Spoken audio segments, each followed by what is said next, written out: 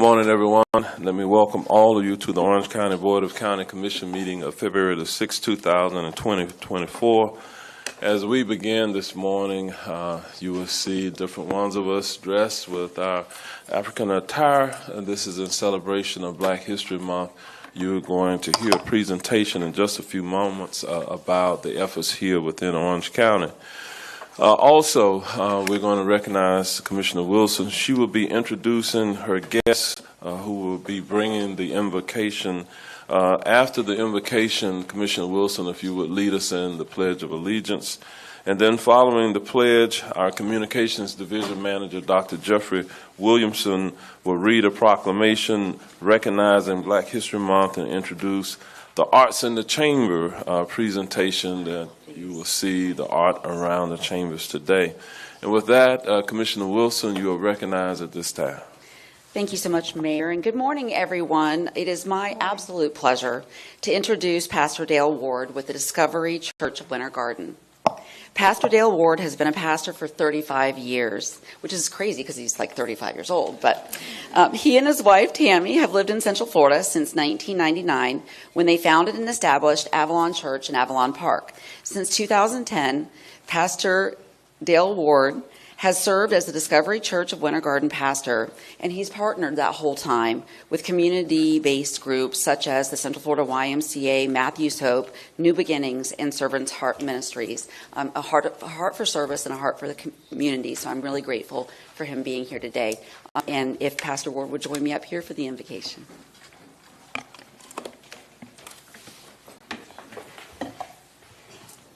Good morning, Mayor, Commissioners. Thank you for the privilege of being here today. Let's pray. Almighty God, we acknowledge your goodness and mercy today, and we thank you for being with us by the power of your Holy Spirit. We ask that you make your ways known to us, show us the path on which we should walk, lead us in your truth, and teach us. For you alone are the God who saves, the God in whom we trust, and the one in whom we wait. Father, we thank you for the blessing of living in Central Florida. Lord, we are grateful to be part of a community where we can openly pray for our leaders who've dedicated their lives to serving our community. May you give them wisdom and grace to govern with integrity, justice, and fairness as they seek to make decisions in the best interest of those whom they serve. We ask for your blessing upon them this day. In Jesus' name, amen.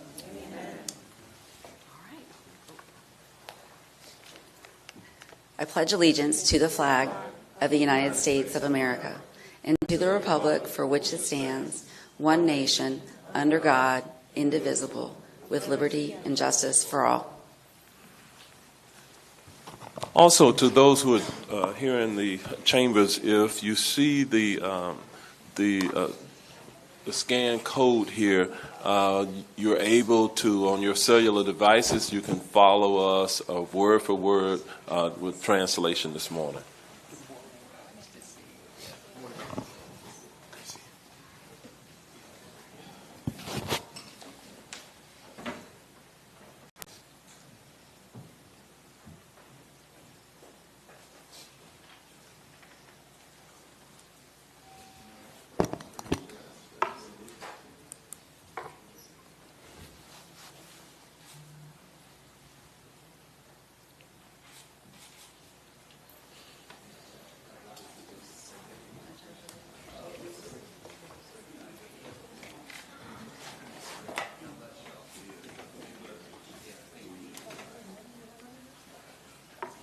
Thank you very much, Mayor. Good morning, Commissioners.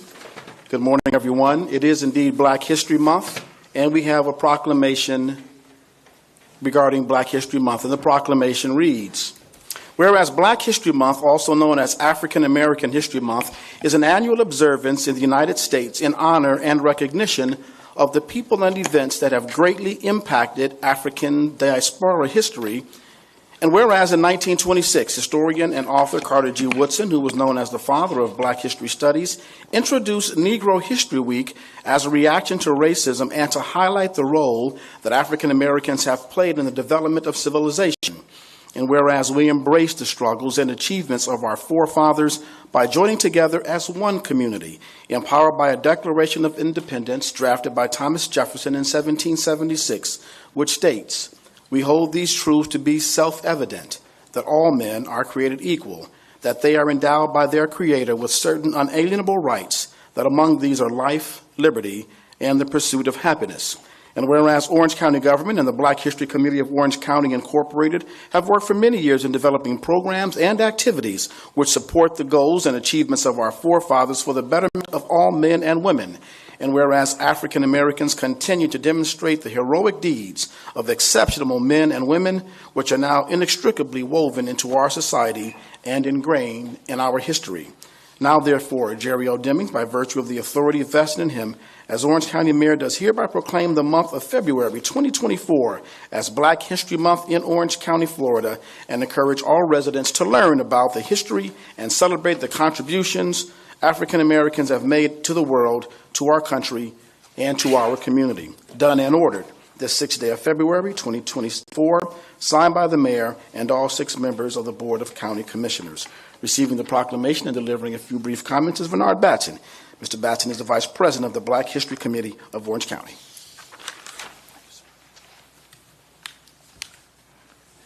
Mayor Demings, Commissioners, County Administrator, County Attorney, Controller, good morning.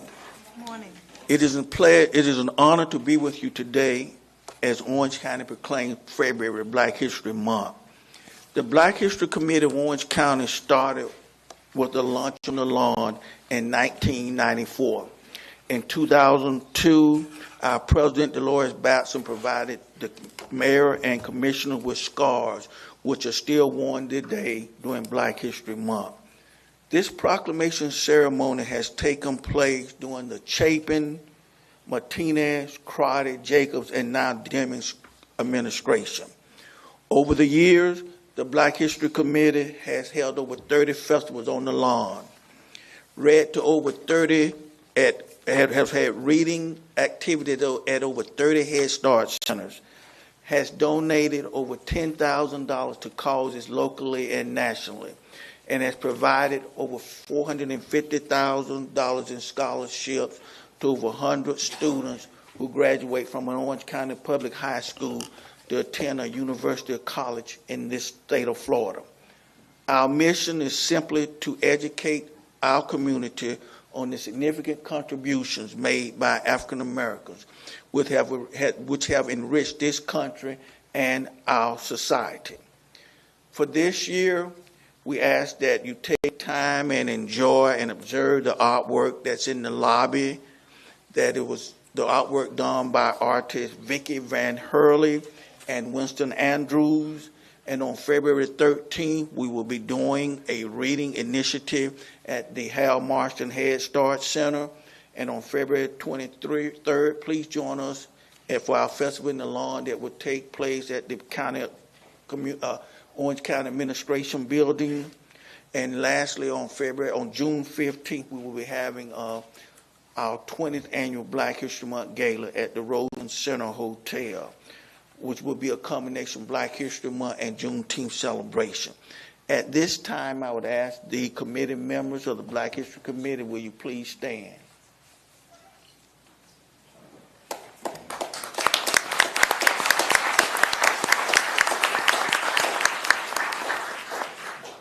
Okay. In closing, I'd like to thank Mayor Demings and the County Commission of Orange County Government for your continued support. Thank you and have a great day. Thank you.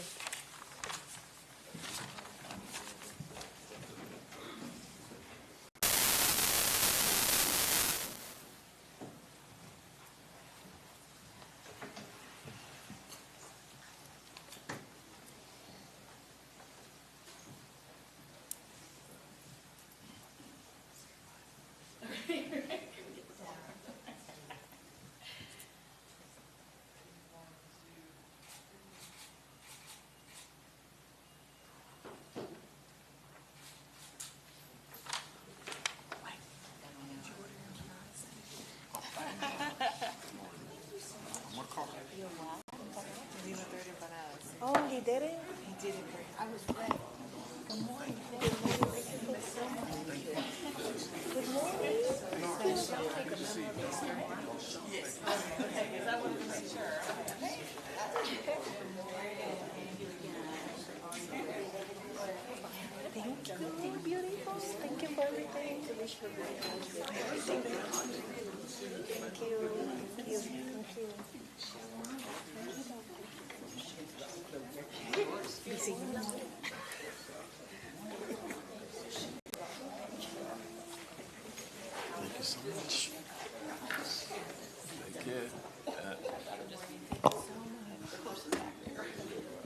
And thank you very much, Black History Committee. Thank you very much, Mayor and Commissioners. As you can see, there is some really beautiful art here in the chambers. To tell us more about it is Terry Olson, the Director of Orange County Arts and Cultural Affairs. Mr. Olson. Good morning, Mayor and Commissioners. Yes, we have our new triannual Art in the Chambers. This is by Patrick Nose, an artist that was born in Haiti. It's called Haiti Through My Eyes. As a child, he was sent to the United States, and where he grew up in New York. And so there's some scenes that you'll find, like that. This one behind you here is from New York. In fact, there's a little bit of a self-portrait and a statement about there's a small kid in the background who's not playing sports, but has got a satchel and is on his way to school. And that was Patrick, concerned about art and not just playing like the other kids around him, is according to his story. But I hope you'll enjoy Haiti Through the Eyes of Patrick Nose for the next few months. Also, while Terry is standing there, many of you probably read the article in the Orlando Sentinel last week. Terry will be retiring from Orange County after many years of service. We will properly recognize Terry at another date. But thank you, Terry, publicly for the years of your service as well. Thank you. I've been blessed to be here at the right time, at the right place, with the right people. Thank you. Thank you. Thank you. All right. Okay, I think that's it for the preliminary events this morning. With that, we're going to move forward to the public comment period of time, where we invite members of the public to come forward and offer any public comments regarding topics of interest or concern that are within this board's authority. However, there are certain matters which are not appropriate for public discussion during this public comment period of time. These matters include pending procurement or land use issues or concerns that should properly be brought to another board rather than this board. This afternoon, we will, of course, have our public hearings regarding various land use issues. And with that, Mr. Thelmuller, do we have members of the public present who wish to be heard at this time? Yes, Mayor. We have 37 registered speakers this morning. Okay. Each of the speakers, so we're going to try to give you 2 minutes. That time will go very quickly, so please use your time wisely. We do want to hear from you. With that, we'll start with the first speaker. All right, folks, I'm going to call your names in groups. When you hear your name, please line up on the back wall. When you approach the podium, please say your name and address for the record. Our first speaker is Pamela Seibel, followed by Catherine Winter and Cole Neesmith.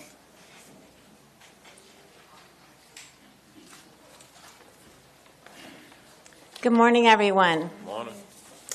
As a resident of a rural settlement with goats, chickens, and cattle as neighbors, I'm here to show appreciation. Pamela Seibel, 16011 Old Cheney Highway, Orlando, 32833.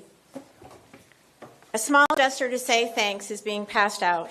I paid for it myself. I'm not a lobbyist. And I provide a sampling of a delicious farm-to-table by local Orange County growers, farmers close to my home. Like Webb's honey, which this honey is from, the agriculture industry is an economic revenue generator for Orange County. Mr. Controller, provides lots of jobs as well as essential components for our daily lives. I'm a country girl. I was raised on a farm. Agriculture is the top third industry in Orange County and ranked second in the state of Florida. With continued reduction of rural and ag land Our food supply is in jeopardy, as well as our rural life supply. Our water supply is also in jeopardy. We're asking for additional protection for our local food sources, food security, by preserving and protecting rural settlements, rural and agricultural land, as well as our essential waterways and water sources. It makes financial sense, essential to our food supply, environment, and our quality of life. Think how we were during COVID. Nobody wanted to be enclosed in walls. They kept calling my husband and saying, I want space, open space, country space. I want a house in the country. Let me give you an example of the value of agriculture. Bees are essential to the ag industry, our food options, plants, and our health. Domestic honeybees pollinate 3 out of 4 agriculture crops in Florida, strawberries, blueberries, etc. Essential to encourage ways to promote farm-to-table opportunities, support the growers, farmers. Once you blacktop, you can't go back. Please consider the importance. Thank you. All right, thank you, Ms. Seibel. We'll move to the next speaker, please.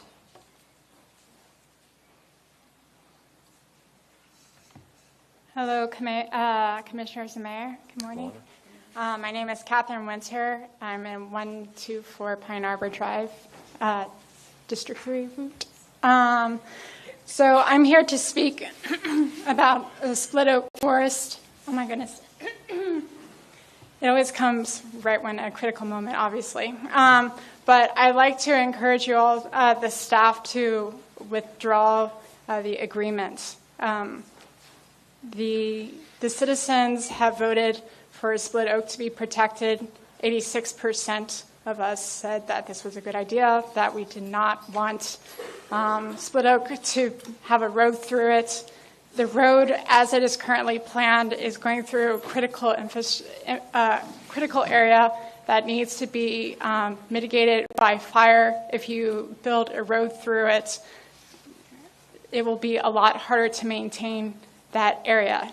And additionally, the pollution from the road will go into where that critical environment is at. So please consider withdrawing the agreement. Do not touch split oak. Please let it be conserved in perpetuity as designed. Thank you. All right, thank you, Ms. Winters, for your comments. We'll move to the next speaker, please. Checking one more time. Colton E. Smith. All right. Next group, we have Tali Sugiwasa, Maria Severda, and Melissa Marshall.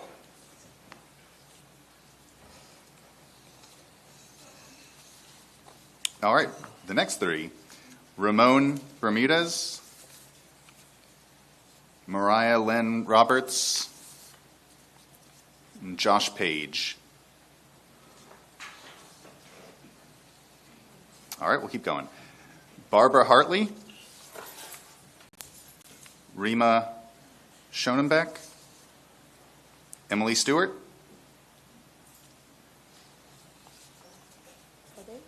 Mayor, this list is getting smaller.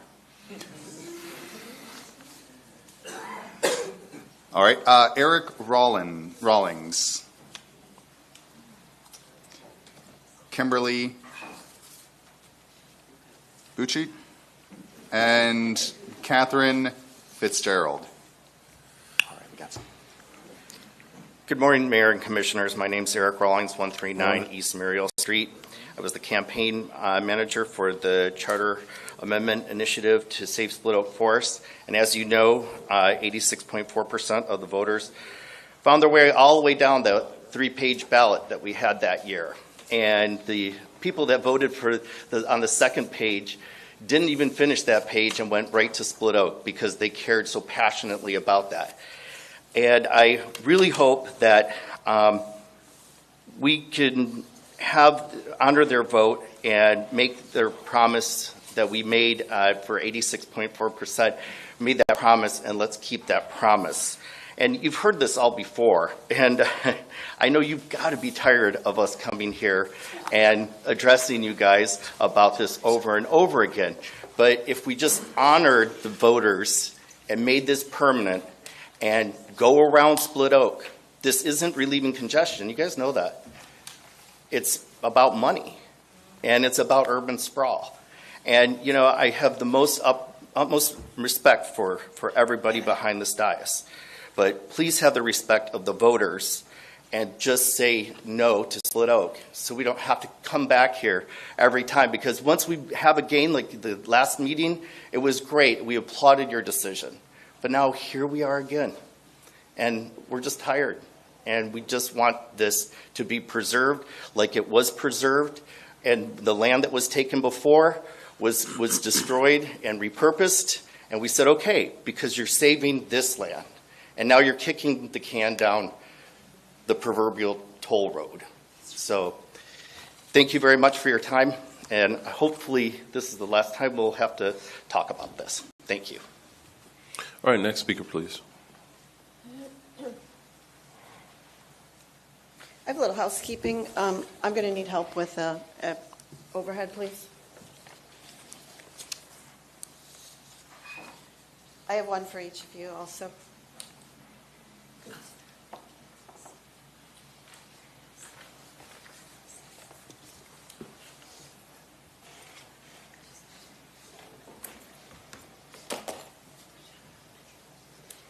Thanks. That's good.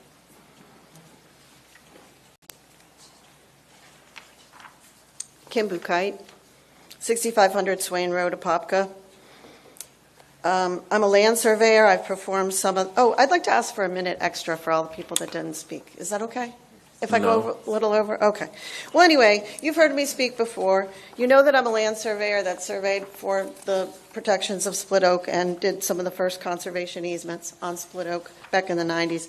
I advise and research on these type of matters for my clients on an everyday basis. This is complex, and we're not going to solve all the things today.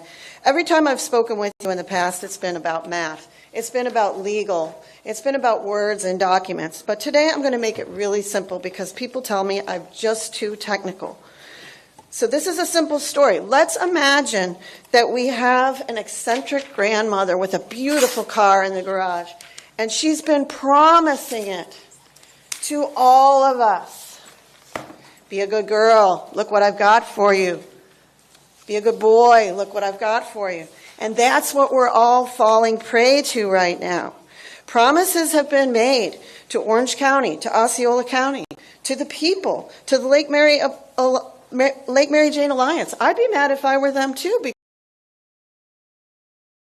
and things promised to them about this land that we're talking about for donation lands. There's agreements with CFX. There are permits with the Water Management District and the Army Corps of Engineers setting aside this land. How many times are we going to set aside the same land for different purposes and double dip on all of these acreage calculations? City of Cocoa Beach has their supply wells out in this vicinity. Their water supply with access needed to maintain that. How many other promises have been made to God and everybody? So let's do better. Let's stop the crazy grandmother from making all these promises for the one car. Did that make sense? Thank you. All right. Thank you, Ms. Bukite, for your comments, and we will move to the next speaker, please. Good morning, Mayor, Commissioners. Kathleen Fitzgerald, 518 Oxford Court, Orlando, Florida, 32803. These meetings have taught me that public comment is always limited to arbitrary time allotted, not the time needed for this board to become well-informed. Kim Bukite, whom you just heard, and Valerie Anderson are both experts on the geography and the biodiversity in Split Oak. But they cannot, in 1 or 2 minutes, show you surveys and maps and provide meaningful analysis of the forest and neighboring lands, habitat restoration, and wildlife corridors. Instead, this board seems to rely on staff reports and other biased analyses by people with a personal, political, or financial agenda. Val and Kim should be special guests of this board and given extended time to share their knowledge and to respond to the misinformation being promulgated. Our Orange County Charter states that revoking the protections that were enumerated when the forest was created is not allowed. Val and Kim can explain the full story behind the greenwash version being pushed on this board. If you'll listen to them, the facts will give you the confidence to notify the FCT that you do not support the release of land for the Osceola Parkway extension. Thank you. All right, thank you for your comments. Ms. Fitzgerald, we'll move to the next speaker, please. Mayor, next to the speakers are going to be Gretchen Robinson, Kristen Long, and Katrina Shaddix.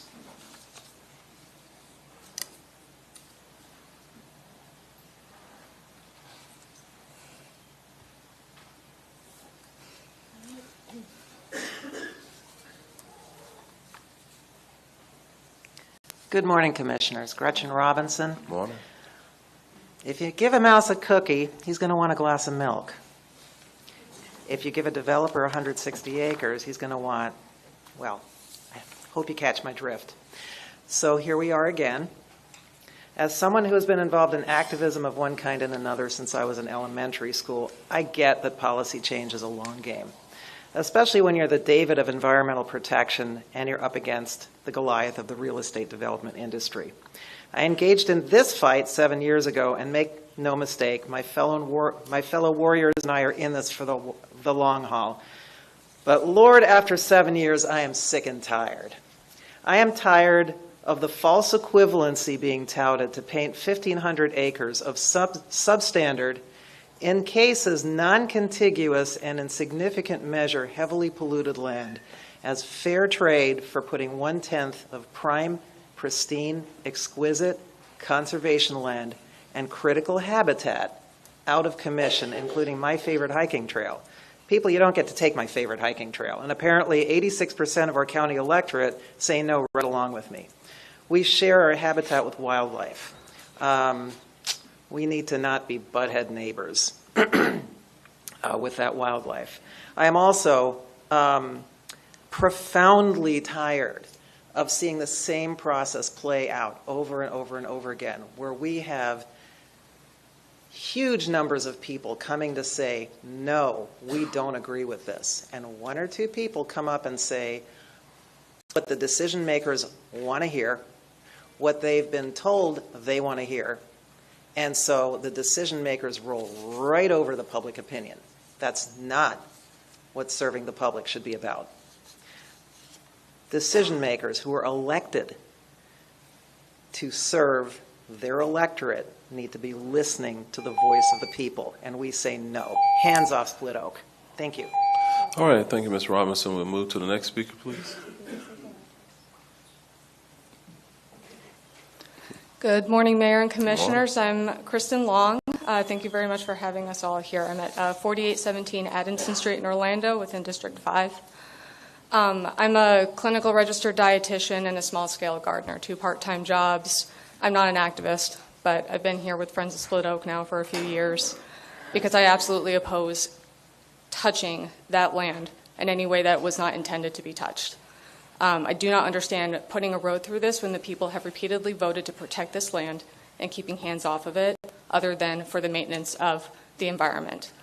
And in terms of this land swap, talking about putting, far more acreage under protection, the way that I see it is that if Split Oak isn't protected, then no land is protected. I just simply don't trust that land swap, and I don't believe that will actually happen. So what I'm asking for, just as a regular person here, is for Split Oak to be protected, which is what the people have asked for. And also, I'm asking for my vote to be protected, because if my vote doesn't count for this, then it cannot count anywhere else. So please, please hear us out. Thank you very much. All right, thank you, Ms. Long. We'll move to the next speaker, please. Was there a Katrina Shaddix? All right. Next set of speakers are going to be Jim Irwin, Val Mobley, and Matthew Groszolski. Thank you.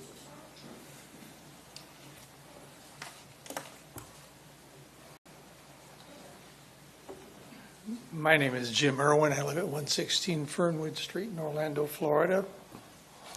the land swap deal is a mirage. It was never meant to be serious. Anybody who has studied restoration, for instance, the Disney Wilderness restoration, knows that $13 million is laughable.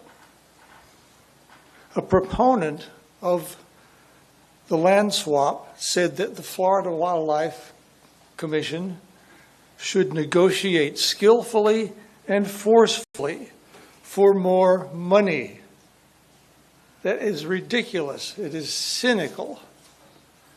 No appointee of Ron DeSantis or employee of the state of Florida dare do such a thing.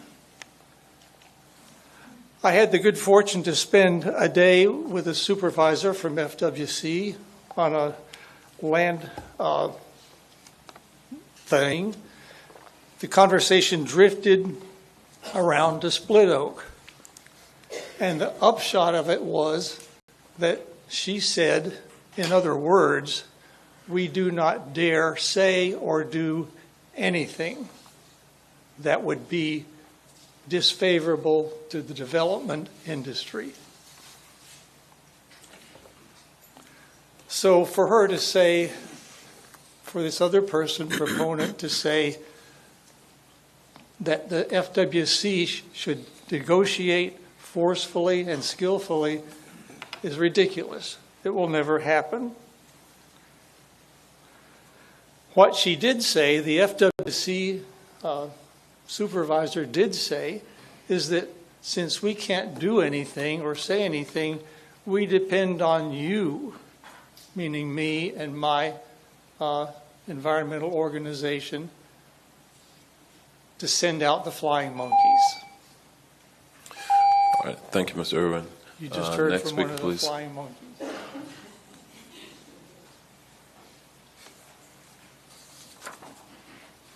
Good morning. Good morning. I'm Val Mobley from 226 West King Street in Orlando. I'm here today representing the League of Women Voters of Orange County. And please remember, we are a nonpartisan political organization. The League has consistently supported the protection provided by Florida's Constitution, that's Article 10, Section 18, as it protects our Florida Forever conservation lands forever, with one exception. The land no longer has conservation value. That is simply not the case at Split Oak Forest. But you all know this. We've been addressing this matter for many years, and you know that the exchange of property that has been suggested is fraught with problems, not the least of which is the precedent that it would set for conservation lands statewide. If Split Oak Forest isn't protected from development, no natural lands are safe in this state. And you, unfortunately, will have a hand in spoiling the state we all love. The League of Orange County expects you to uphold Florida's Constitution. If the rule of law is not respected in Orange County, how can we expect better from our representatives in Tallahassee? We're counting on you to abandon any perceived ties to building this road through our forest. Thank you. All right. Thank you. We'll move to the next speaker, please. Hello, Commissioners. My name is Matthew Grholski, Winter Park 32789, District 5. So I'm here because I'm representing the Sunrise Movement Orlando, one of the largest Generation Z climate change advocacy organizations in Orange County and nationwide. I'm here to actually talk about something else, though. One, I am up in Tallahassee. I'm, of course, an LGBT activist. I'm fighting a lot of battles that I'm not winning. I'm a Gen Z, student, LGBT, non-binary Floridian. I'm not winning that much. After subcommittees in which I'm misgendered, I face a lot of hate, I actually go not in just my car to cry, but also forests. That is where I feel the most safe and most secure. Having a forest means that there's mental health empowerment. That is something that can be said for so many people. People feel at will. They feel like they can meditate in the forest. Having mental health empowerment doesn't just bring fiscal benefits. It also leads to people wanting to continue living. Desecrating split oak forest is going to lead to people not feeling that they can have a secure and safe space in Orange County. I say that we need to withhold the agreement. That's it.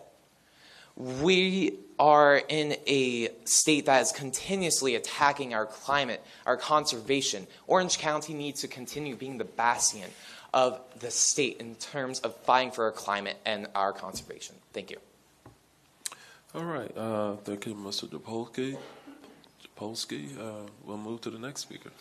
All right, next set of speakers is going to be Jeffrey Dorian, followed by Gerald Loyola and Hannah Yamaguchi.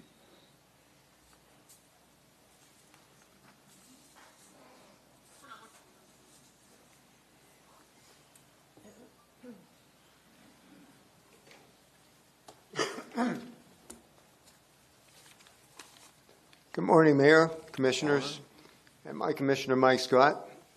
Jeff Dorian, 100 East Anderson Street. My topic is a change of pace. I'm here today to back the tax. I mean, in support of bringing back the sales tax to improve transportation. I moved here 3 years ago from Fort Lauderdale, where I spent most of my life. I live a few blocks from here in senior apartments, and I use the local bus and train on occasion. For most of my life, I watched highways being built and widened in South Florida, and traffic just got worse. We learned too late there are better solutions. I read the last plans for the penny sales tax. I like the proposals, and it's smart to plan development around mass transit, like I believe the county is considering with its Vision 50.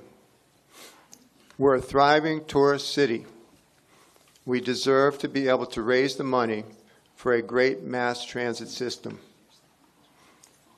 I'm on a fixed income, but I think the acts that tax supporters are nearsighted. I say we back the tax. All right. Thank you, Mr. Dorian, for your comments. We'll move to the next speakers.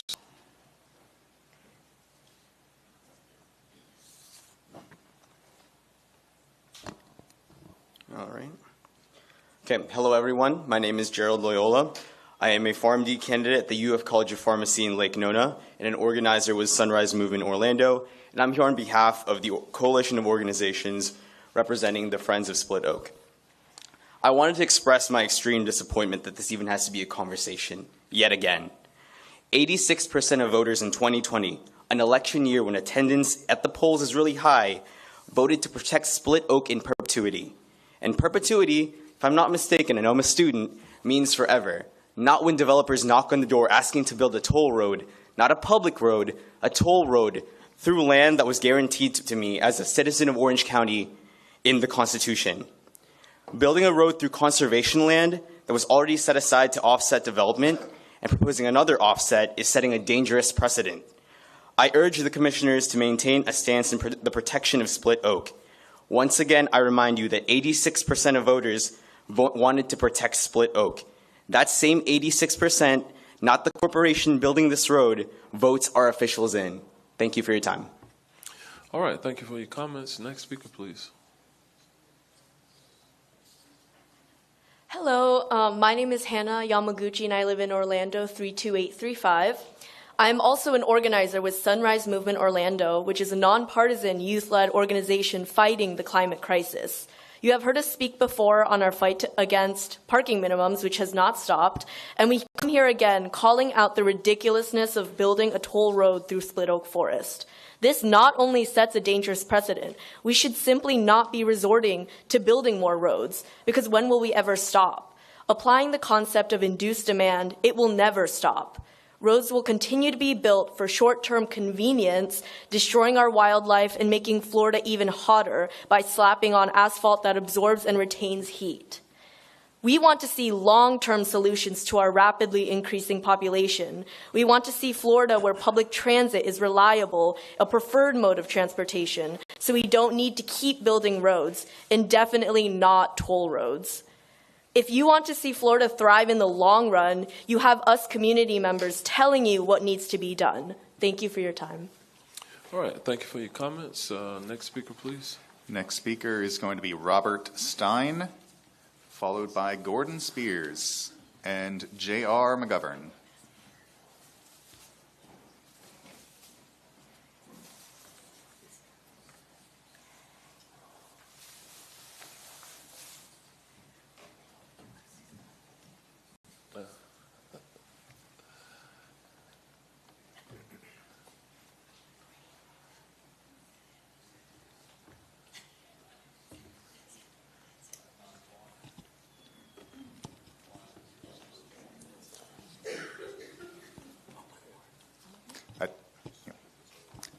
I think you might be up, Gordon. Thank you. My name is Gordon Spears. I'm here to speak in favor of the preservation of Split Oak Forest in its entirety. As some of you may know, I serve on the Orange County's Planning and Zoning Commission, local planning agency representing District 5. Typically, items of importance in planning come to us for deliberation for our recommendation to the Board of County Commissioners, but in this case, we were never consulted about this. Therefore, I'm here to you in person to speak about this issue. As you know, in 2020, 86% of the voters in this county, 503,000 voters voted in favor of preserving Split Oak in perpetuity. And yet the county has voted against that. And this does nothing to foster public trust in our county government.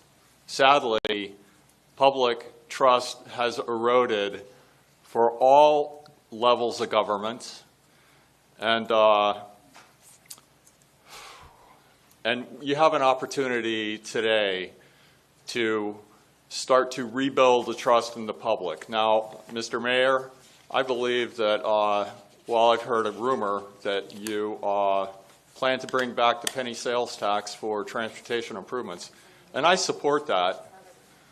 But without public trust in our county government, I don't see a clear way for a penny sales tax to go through.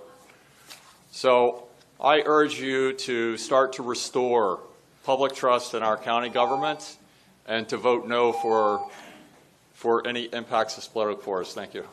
All right, thank you, Mr. Spears. Next speaker, please.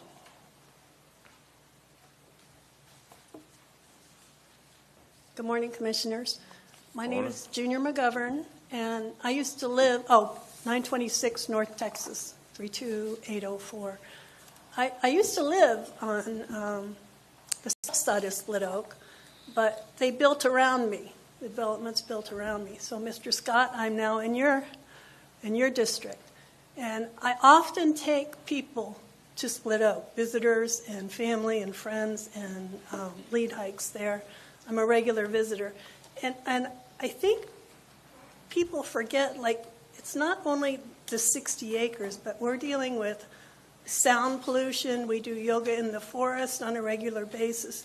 It's really hard to do those activities and hiking with trucks running past. And I just want to support the animals that are there because they can't speak for themselves. And the endangered and threatened species that we've found as an organization. So thank you for listening, and I hope you support Split Oak too. All right, thank you, Ms. McGovern, for your comments. We'll move to the next speaker. All right, next batch of speakers is going to start with Sharon Robbins, followed by Daniel Hart and Suzanne Arnold.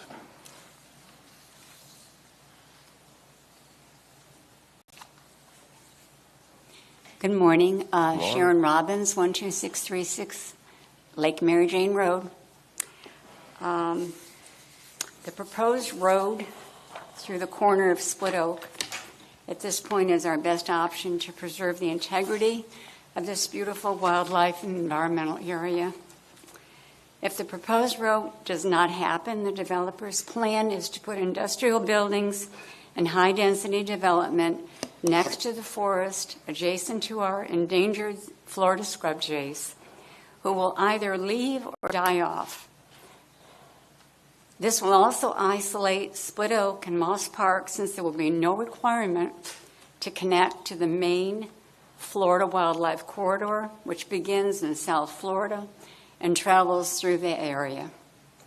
With the present rate of commercial and residential construction in the area, a road is coming, and the route that hugs the corner of Split Oak may not work with the same connection points in the future, leaving a more impactful route through Split Oak Forest, which would be disastrous for all of the wildlife, especially the endangered gopher tortoise, for which this special land was set aside.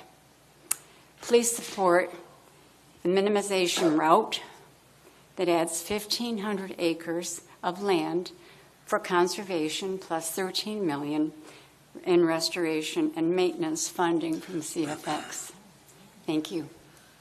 All right, thank you for your comments. Next speaker, please. Morning, Mr. Mayor and Commissioners. Daniel Hart, 13105 Fernway Road, 32832. I'm not going to have to start with why we're here. I just wanted to bring up, you as a board, you are receiving quite a bit of political pressure, and it always keeps coming back to the vote. I want to bring up the amendment that was on the ballot.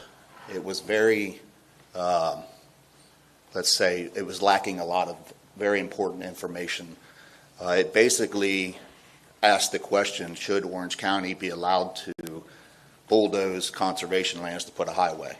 Well, if it's brought to you like that, how are you going to vote? Of course that's how you're going to vote. Nowhere in there did it explain the processes that had already gone through. The agreements between Orange County, Osceola County, and the Florida Communities Trust had already been done, gone to the state, and approved. In May of 2020, that letter was sent by county administrator to the state, and it was approved. And in November, what was put on the ballot was just not fair. It wasn't fair representation of us receiving 1,550 acres in addition to the preserves that we already have set around there. Over 50 years ago, it started with Moss Park, and then Split Oak, Isle of Pines Preserve, Eagles Roost, Crosby Island. They all total about 3,000 acres. You have the opportunity to increase that by 1,500 acres and have 4,500 acres of preservation and preserve. So I'm asking you, the road's coming. I'm asking you to support the minimization route. Thank you. All right, thank you for your comment, Mr. Hart. Next speaker, please. Hi, my name is Suzanne Arnold. I'm the communications chairperson for the Lake Mary Jane Alliance. I live at 13306 South Lake Mary Jane Road. And I wanted to tell you, the Lake Mary Jane Alliance, just a little bit about us. We're a grassroots organization with over 600 properties in southeast Orange County. The Alliance formed in 2005 to help preserve 465 acres of environmentally sensitive land that is now, it's a green place land, now known as the Isle of Pines Preserve. The county paid $7.6 million for this land, plus they had to put in money for restoration and maintenance to add, excuse me, to add hiking trails, et cetera. This land is adjacent to Moss Park and to Split Oak. Our organization then started getting involved with all sorts of different kinds of meetings. We've attended hundreds of meetings for Orange County over the years, for the Narcoossee Road Development, Innovation Way, Split Oak, Sunbridge Parkway. We've teamed with other rural settlements across Orange County to help them stand up to unacceptable development and urban sprawl. The Alliance has been fighting OCX since 2012, when the road was going to divide Split Oak down the center. We asked When asked if the road should go through conservation land, the answer should always be no. But stopping the road at this point from going through the center of Split Oak will not stop the road. Stop it from going through the corner of Split Oak. Any way that you look at it, we really feel that the road is still going to come. This is going to cause more long-term environmental damage to Orange County lands with intense development up against our current conservation lands, and also isolate these lands from the Florida Wildlife Corridor.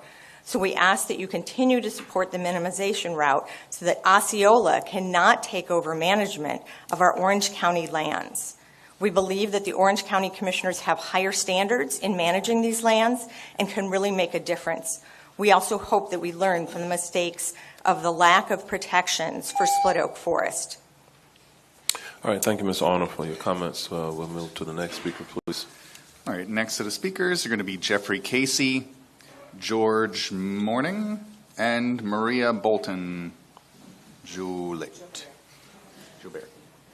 That one.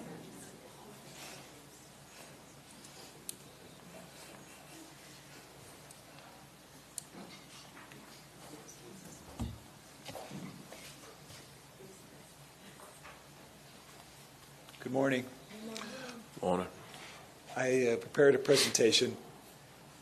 We're just waiting for slides. I'm Jeffrey Casey. I live in Tangerine, the rural settlement, at 7459 Sadler. I'm here with my partner, Grace Janisha, and I'm also the chairman of the Tangerine Improvement Society Traffic Safety Committee. They said I could use the clicker, but I've never used this one before. Can we? Okay. I'm here in reference to your upcoming agenda for traffic. Specifically, there's a vote for changing the speed limit on Dora Drive. I understand that these are on the basis of a study that was done by the Traffic Engineering Division in 2022, and I don't know if it's procedurally appropriate, but I'm asking for some counter votes to lower the speed limits to something that's more appropriate to bicyclists and pedestrians. We've responded to the study that was as presented to us, our community has. Our roads in Tangerine need to go on a real speed limit diet. And to our own road that my partner and I live in, we like to walk and bike, and we really can't step outside our driveway. Next slide, please. The data is in on the crash severity around our road. It's already been presented to us.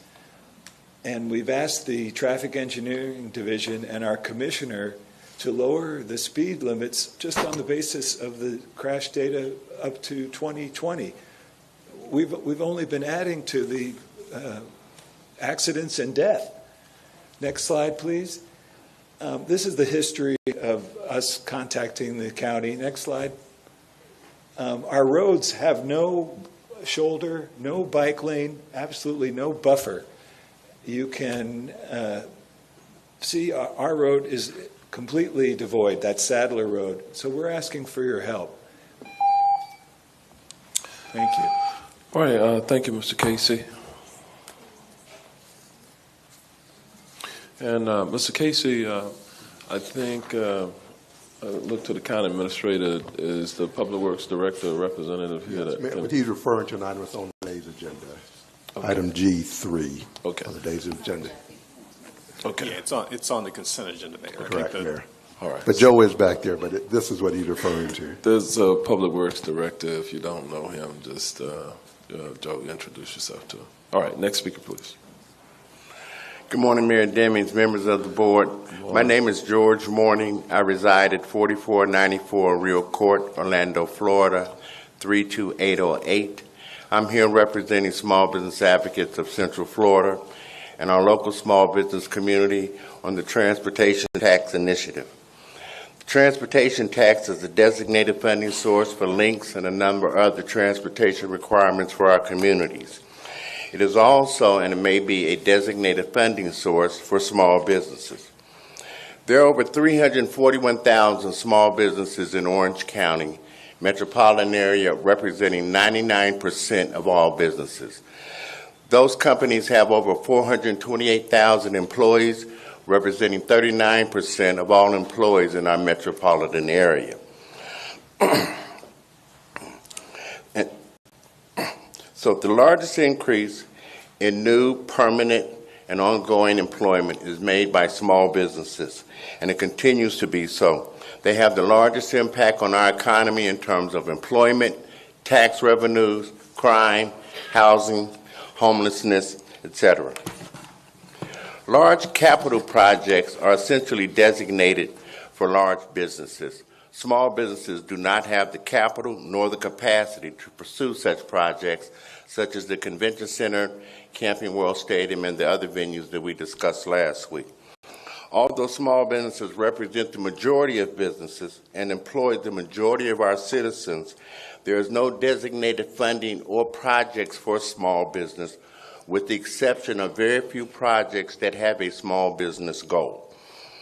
Using an estimate of 20% for small business participation, the transportation tax could provide a permanent funding source of over $100 million annually for 20 years for small businesses.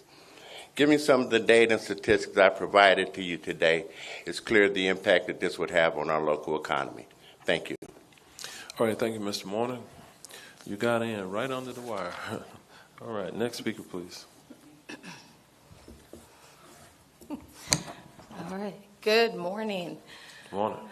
Long time. Maria Bolton Jobert, 1377 Page Avenue, Orlando, Florida, 32806. 86.4% of voters. And the voters are watching.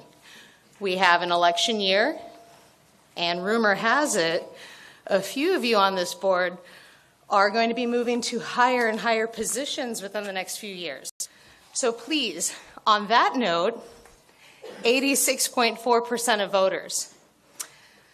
And I am going to tag on what Gordon said, the penny sales tax for mass transportation.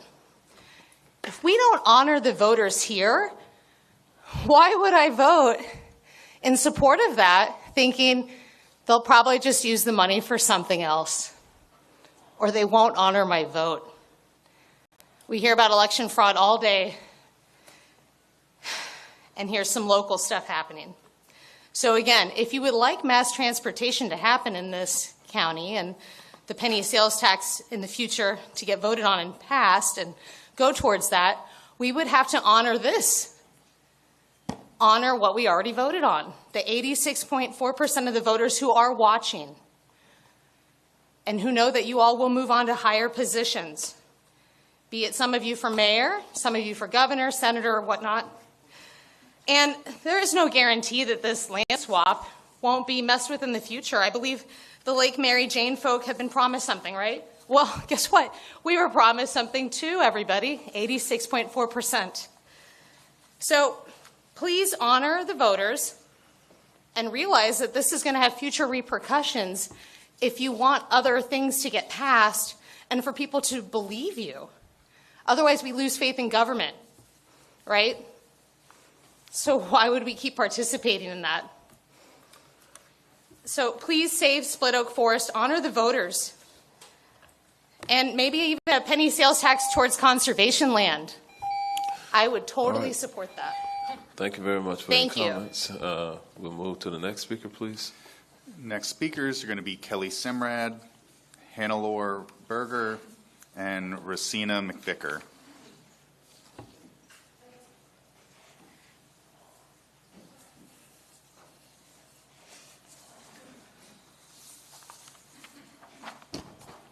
Good morning, Mayor and Commissioners. Morning. My name is Kelly Simrad. I reside at 3111 Amalfi Drive.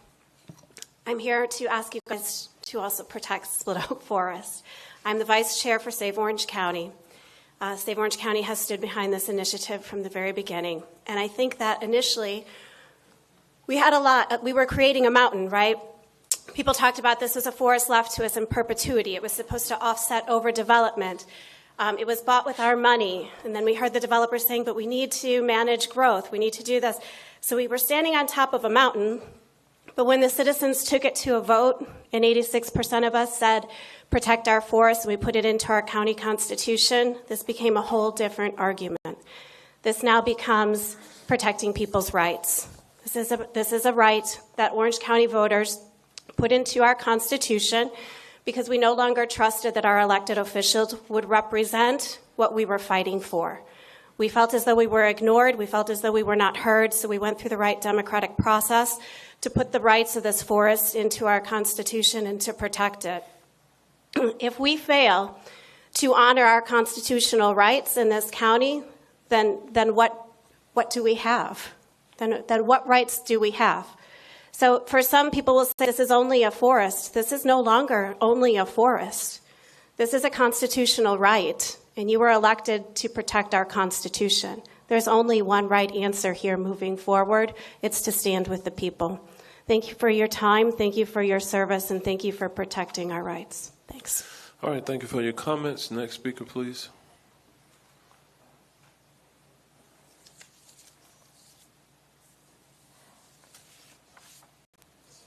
Hi. My name is Hannah Laurie Berger. I live at 120 Hibiscus Court, Orlando, Florida. I'm here to talk about a human case. So I came home from work the other night, and I saw on the TV, on the news, 2 policemen handcuffing a woman and escorting her out. She runs an unlicensed care facility. And the night before, she gave medication to one of the patients and they died. And the coroner called it murder. A couple days later, Eric Sandoval knocks on the door. The lady opens the curtain, closes it, and doesn't open the door. So he had a big list of unlicensed care facilities. And guess what? Most of them are here in Orange County in Orlando. Shame on us. So these facilities are dirty. Things are broken, they don't get fixed. They don't have a medical person on staff. I call them the forgotten people. And I know it's been here before, but this is the moment that we do something. Do you want to be in one of those facilities? No, I don't either. And in the spirit of the old hippie that I am, we should form a love bug facility. Get churches involved. Have people, train them, volunteers. Go visit these facilities. Open the curtains, let the sun in. Let these people know that we still care. So, this is the time to do it, and this is the moment. Hey, I did it. So thank you very much. Thank you for your comments. All right, next speaker, please.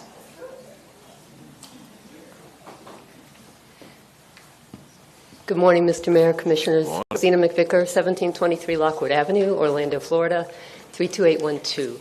I'm here to talk to you about your Animal Services Advisory Board and our committee, my group of colleagues, and some of the things that we've accomplished in the last few years. It was my pleasure to be elevated to the board in December of 2019. I've had the opportunity to work with some amazing people.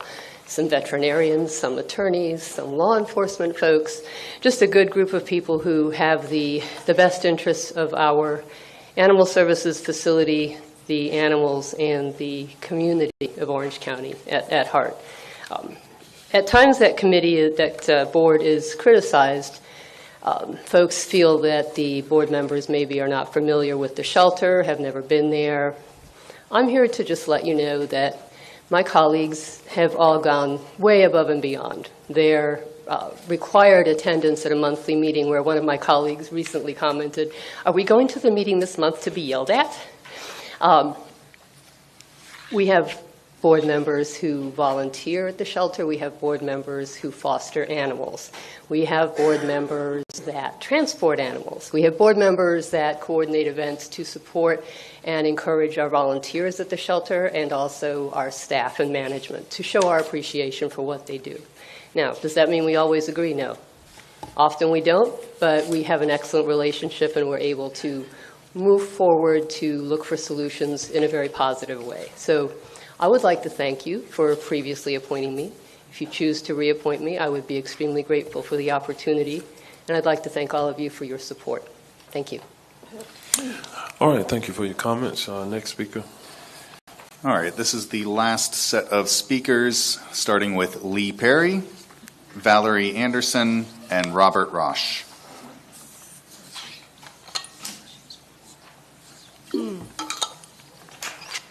Thank you all so much. My name is Lee Perry. I reside at 2008 Carina Drive, Orlando, Florida 32810.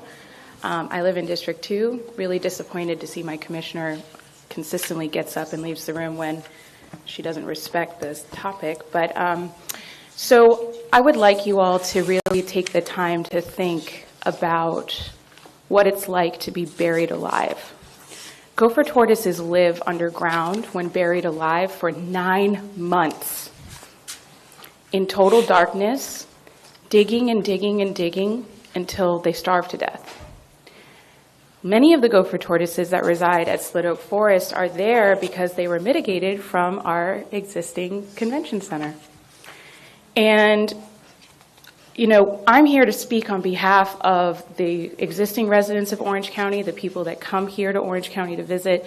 We already don't have enough water to sustain the people who are currently living here, let alone the thousands of acres that they plan on developing out past the Osceola line and Deseret Ranch. I'm not here like some other people in the community who are speaking on behalf of their own backyards and their own protection of their own home. I understand that's a valid reason to come out and speak, but I'm talking about the bigger picture. I'm talking about our future, our survival, and sprawl is expensive and dangerous. It harms our wildlife. It harms our ability to have clean air and clean drinking water. And at the end of the day, the developers who are going to profit the most off of this do not live here, and they do not care. Last but not least, look at all of the data, please, not just what the Orlando Economic Partnership brings you. Look at the data from your own Back to Nature Wildlife Refuge, where they're seeing more animals come in sick, more animals that can't go off and die in peace. They're bringing diseases back home. Look at what's happening and go beyond to get the data that really shows the impact of this toll road. Thank you. All right, thank you for your comments. Next speaker, please. Good morning. As I always say, when we're restricted in our time in this manner, 2 minutes in heaven is better than 1 minute in heaven. Valerie Anderson, 1750, Moss Court, Kissimmee, Florida. I would like to take a larger picture view. Supporters of this road perhaps can't see the forest for the trees of Roberts Island Slough. Supporters of the land swap are failing to see the broader impact that the proposal would have. Conservation land is difficult and expensive to acquire, as you may know, because on your consent agenda, you're acquiring conservation land. Unlike for toll roads, local and state government do not have the power of eminent domain to take land for conservation. Once purchased, conservation land also has a limited set of ways that you can protect it. One way of protecting conservation land is to layer conservation easements, mitigation, and methods of getting the money to onto a single piece of property. Split Oak has that. Other conservation lands do not. Another way is to create contracts between multiple parties so that there are many stakeholders who can speak up when something wrong is happening on the conservation land that they have a responsibility for. Split Oak has that. Supporters of the road also assert that the swampland has value as a wildlife corridor. I asked them to please produce a map showing which conservation land this swap deal connects Split Oak, Moss Park, and Isle of Pine to. Is it TM Econ Mitigation Bank? Because it doesn't touch that. Is it Halscott? That's 4 miles away. It doesn't touch that, and it's broken by the Innovation Way overlay. This is not a wildlife corridor currently. And do you know who's destroying the wildlife corridor? Sunbridge Development and Deseret. And so to say that this is some benefit to a wildlife corridor is absolutely ridiculous. I have 3 asks for you during the next board meeting. 1, make a decision to craft your own legal position regarding Split Oak and stop taking the developer's position. Defend the rights of Orange County and its citizens. Describing the charter provision, seriously, guys. All right, thank you very much for your comments. We'll move to the next speaker, please. Good morning. Robert Rosa, UCTP, American Indian Movement, Florida. I'm not going to repeat what everybody so eloquently said up here in regards to the pristine property, saving it from utter destruction, but I am going to say that amongst everybody I see here, they have fought adversity to be where they are today. And just because it's a law or you can do it doesn't mean you should do it. We got to remember, especially in this month, that slavery was legal. Segregation was legal. So just because it's legal to do something doesn't make it right. And we need to care about our lands, about our waters, about our wildlife. Because everybody here I know loves fishing. But when it's gone, what are we going to do? What are we going to eat? When the last tree falls, what are we going to breathe? Are they going to sell oxygen just as they do water? Water, a commodity. When in your lifetime did you think water was going to be a commodity? But there it is, right up on the stock market. Is oxygen going to be a commodity next? Is this where we're going to? You have the power to stop this. Save Split Oak.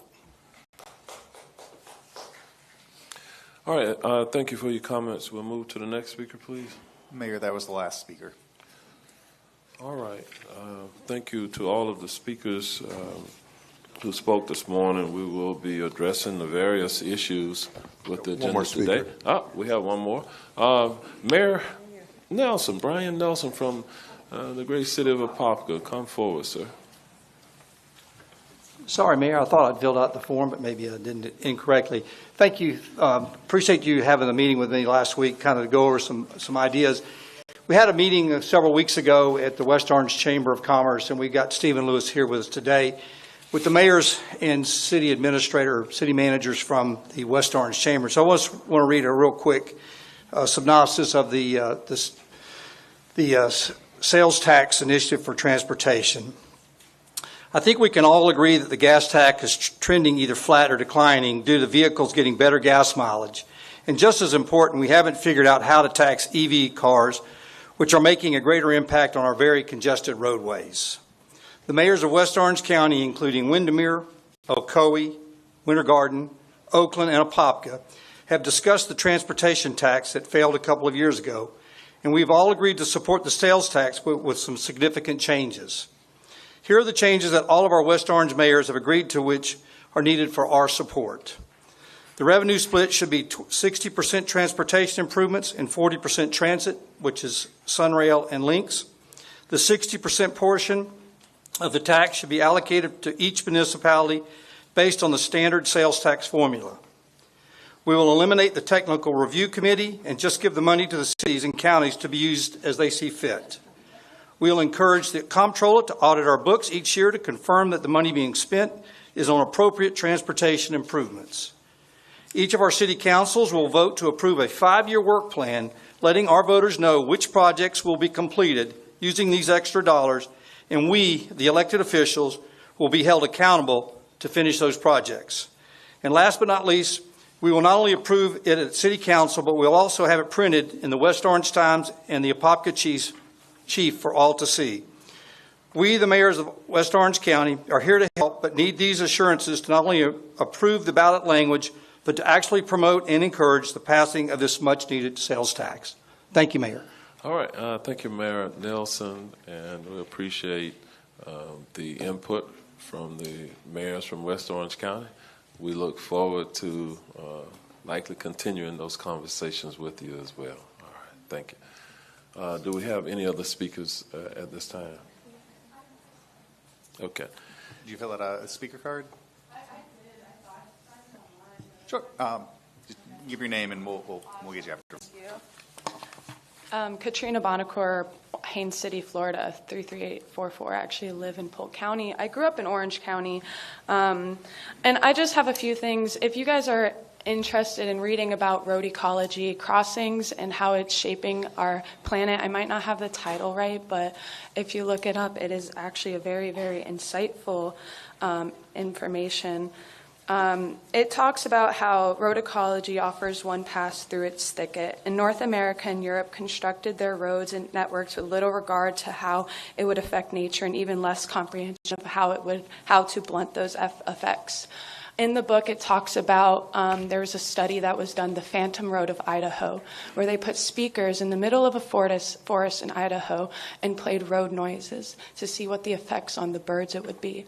And they studied those birds, and by the time winter came, with their expect, a majority of them left, and the ones that did stay actually ended up not being able to prepare themselves for winter. Instead of hunting and foraging with their ears, they had to spend a majority of their time looking around for predators. So this road is going to affect the wildlife regardless, with it being built, regardless of where it goes, and how we have this opportunity in Florida to connect our natural areas to the corridor. We have the ability to think before we build them and understand that we have this ability to build these roads with the thought of wildlife rather than the thought of wildlife after we build them. And I think we should really think about what lasts doesn't come easy, and what's easy won't last, and just coming up and building these roads through these wildlife without even considering them. And just to reiterate a lot of what people said today, really, really, please don't allow this, and really think about the potential of roads in the future. Thank you. Can you give us your name one more time? Katrina Bonacore. Katrina Bonacore with a C. All right, thank you. And hopefully we'll reconcile and we have her information. All right, thank you very much. Do we have any other speakers? Okay, have you filled out a card? Yeah, I filled it out online. Okay, maybe you were one of the names they called early, and I don't know if you missed when they called the names. There were quite a few names that were called earlier, and it did not appear that the individuals were present at that time. So come forward and give us your name and your address.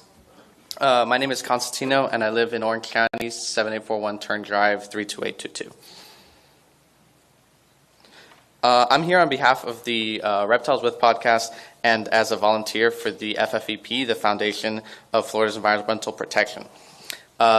As has been said before, Split Oak is land reserved for conservation, and to this day it maintains that value. Originally a mitigation to offset continued land development of our county. Now we're being offered another mitigation on that very mitigation. Not to mention, this land swap scheme is not a fair trade. The CFX's offer is for conservation land, wherein protected gopher tortoises have been relocated and the protected endemic Florida scrub jay is called home.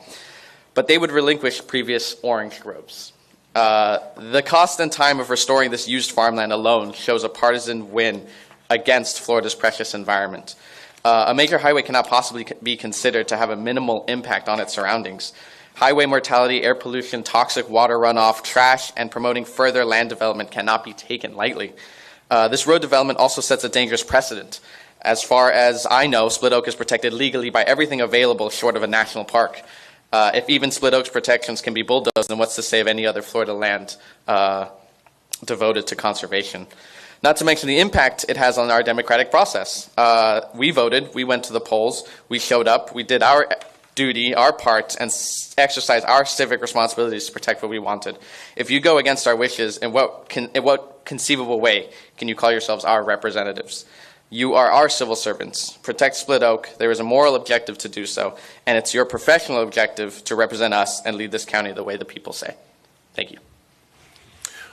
All right, thank you for your comments. Do we have any other speakers? All right. With no other speakers, then we're going to close the public comment period at this time and move forward on our agenda to the consent agenda. And with that, I'm going to recognize the county administrator, Mr. Byron Brooks, who will present the consent agenda. Thank you, Mayor Demings.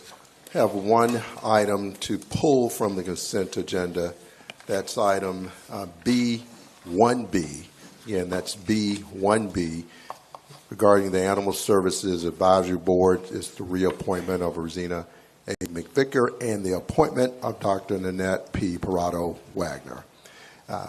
So that item being pulled for discussion by the board following this item. And with that, Mayor, staff presents the remainder of the consent agenda for board action. All right. Well, with that, do we have a motion? So moved, Uribe. Second, Scott. We have a motion by Commissioner Uribe, second by Commissioner Scott. All in favor say aye. Aye. Opposed, no. Motion passes, and it is unanimous. With the action that was just taken on the consent agenda this morning, we heard a lot from members of our community regarding preservation of environmental lands. Well, there was multiple items on our agenda this morning that did just that. On today's agenda, there's a contract for the construction of a trailhead facility on the Ken Bosserman Econo-Lahatchie River Preserve. The construction of this trailhead facility will allow Orange County to open the preserve in the future for nature-based recreation on the Ken Bosserman Econo-Lahatchie River Preserve. Also, on the consent agenda that we just passed, there was a purchase of environmentally sensitive land in East Orange County. The preservation of the 5.01 acre parcel will add to an existing ecological corridor of 9,000 plus acres, which includes the Hal Scott Preserve, Pine Lily Preserve, Long Branch, and Hidden Pond Preserve. To date, Orange County has purchased and preserved some 509 acres since the board approved the $100 million to purchase environmentally sensitive lands. And also, on the Orange County's Community Action Division item this morning, we entered into a contractual agreement, or will enter into an agreement with LBJ Behavioral Services, Inc., which is an Orlando-based nonprofit mental health care provider. There's been a lot of question and I think concern in our community about the availability of mental health treatment facilities and services. And so this particular partnership will allow LBJ to provide public-focused services within Community Action's 8 different community centers, which are strategically located throughout the county. And lastly, we did approve a speed reduction program. There was public comment this morning about that. In fact, with the item that was on the consent agenda, we approved speed reduction for seven different road segments across Orange County, and we will look to continue to augment that with our Orange County Vision Zero initiative, which is led by Public Works in applying a comprehensive strategy when setting speed limits. And when we set speed limits, we have a number of criteria that we look at, and factors such as pedestrian and bicyclist activity, crash history, land use context, roadway geometry, roadway functional classification, traffic volume, and observed speeds. So just wanted to give our audience some feedback this morning about some of the things that's been done. We will be discussing Split Oak later on the agenda this morning. Hopefully the update that will be provided to the board will also provide an update to members of the public within the context of where we are as a county, in terms of the positions that this Board of County Commission has taken. Some of what was said this morning, quite frankly, was not accurate, and so we want to make certain that you have accurate information about where we are as a county, and you will hear some of that this morning. And so before we move forward on the agenda, we'll take up the item that was pulled, which was B1B from the consent agenda. Commissioner Bonilla, you recognize at this time. Thank you. So I pulled this because, for a long time we've been having some complaints about, for as long as I've been here at the county, we have been having complaints about the Animal Services Advisory Board. I'll just say that. A lot of people definitely is very passionate about the shelter and animals, of course. And there's a lot of people who do want to sit on the Animal Services Advisory Board, and this particular position here is termed out. So there's other people who have applied to be on this board, and I feel that we should be giving other people a chance to sit on the board and not reappointing someone who's already been termed out. So that's one of my reasons. Besides, again, as long as I've been sitting here, there's been complaints about the advisory board. But there's been some complaints, and if you listen to some of the meetings and stuff, there's been complaints about some of these members as well. And there has been disappointment too about someone not being reappointed, who people have felt has been doing a good job. So I really don't know what's going on there, but one thing I can say is that if someone's termed out and there's other people who have applied, that should be looked at, and we should give other people an opportunity to be on the board. All right, we understand your position. The Membership and Missions Review Board did recommend an appointment to the Animal Services Advisory Board, and you heard from Ms. McVicker earlier. I'm going to ask the county administrator do we have Ms. Summers here or someone from Animal Services that might be able to kind of speak to the where we are? Yes. Okay. I thought I saw her. Okay. Is she over there? Yeah, there she is. Okay, there she is. All right, Ms. Summers, tell us what's going on. We do hear oftentimes positive things, too, about what's happening with animal services and the investments and that the county is making in the facilities and staffing and a number of other things. So tell us a little bit about this potential appointee. Yes, so thank you for acknowledging the positive. I will say any animal-related issues definitely bring out strong opinions, which is what you're talking about with probably hearing some of those concerns. So from our standpoint, we support the reappointment of Rosina McVicker. This would be, I believe, her third term. From our standpoint, she brings a wealth of experience and knowledge to the position. The advisory board has been operating in what we think is a satisfactory manner. We've been involved in a lot of positive and productive discussions, especially over the past few years with her as an integral member of the board. So we don't have any issue with continuing the appointment of Ms. McVicker.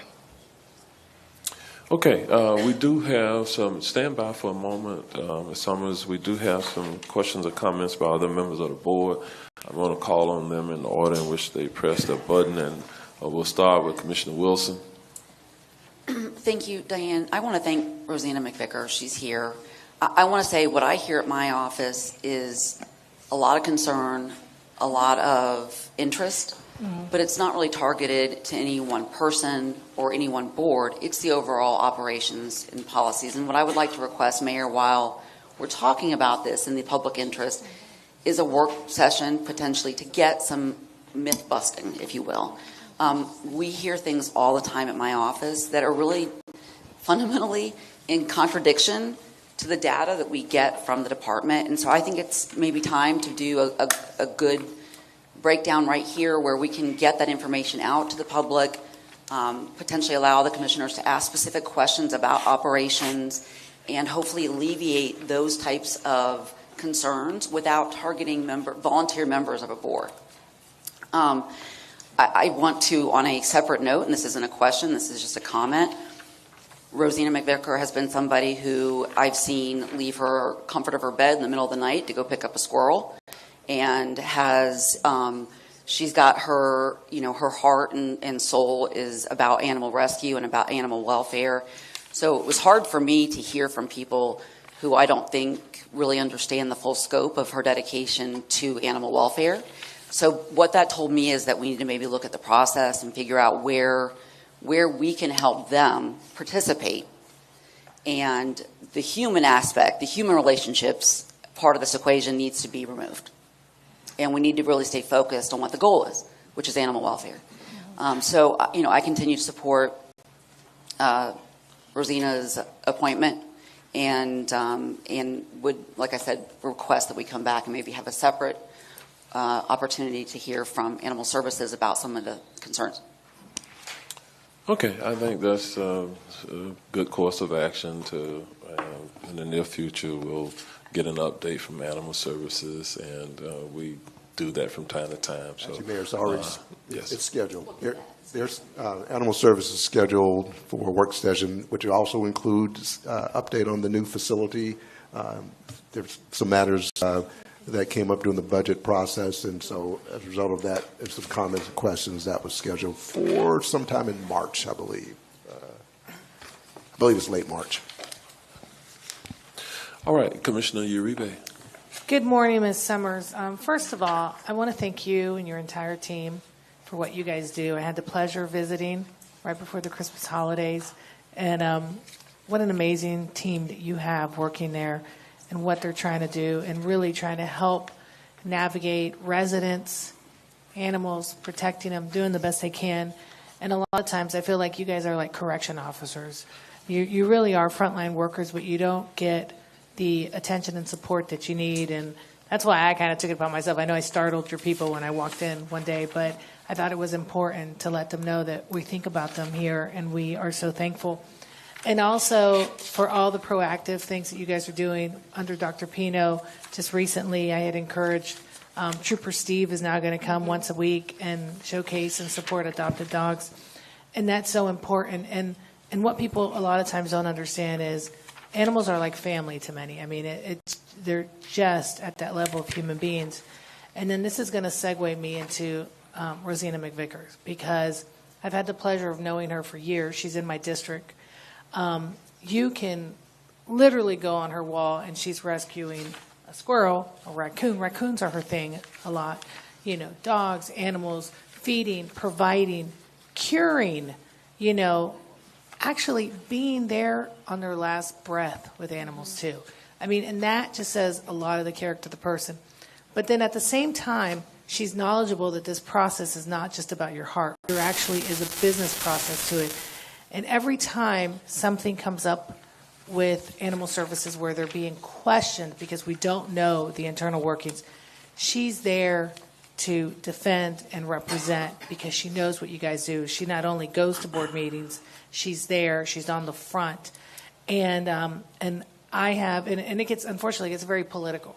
But this woman is incredible. There isn't a person out there who doesn't understand what she does, how she does it, why she's so committed, and why she unanimously was offered to be reelected into that position because of her dedication, because of all her time and talent and treasure that she brings to the table. So thank you guys for acknowledging that. Thank you, Rosina, for everything you do, continue to do for our community. And while I think it is important that we have a work session, because I think there's a lot of myths out there that are not true, almost to the border of you guys not actually loving and protecting and doing the best that you can with the circumstances you have. So I actually hope this will help you, and I will continue to find opportunities to highlight you that I can, and appreciate you guys. But I too, I do not believe that we need to take this out on one person who has proven time and time again, who has earned the respect of not only you all, but other rescues in this community. And that says a lot, because this is a industry of helping, and also, quite candidly, finding people who are rescuing but aren't rescuing, and making money, and the bad and the good. So I want to stand with Rosina and the support of your staff to allow her to continue in her session. And we'll see this as a case by case, but I look forward to allowing you all to have the light to really show what's going on. Thank you. All right, with that, we have no further questions or comments by members of the board. However, the action item for B1B not only was about the reappointment of Ms. Rosina A. McVicker in the at-large category, but also the appointment of Dr. Nanette P. Parato Wagner to succeed Dr. Bruce Bogoslawski, the veterinarian representative category. And so it's a two-part action. Is there a motion for approval of the item? A motion for approval. All right, we have a motion and a second for approval of the subject item B1B. All in favor, let it be known by saying aye. Aye. Opposed, no. The motion passes and it is unanimous. Thank you, Ms. Summers, for your presence this morning as well. Look forward to the update that's scheduled in the future when we will talk more comprehensively about the work being done there.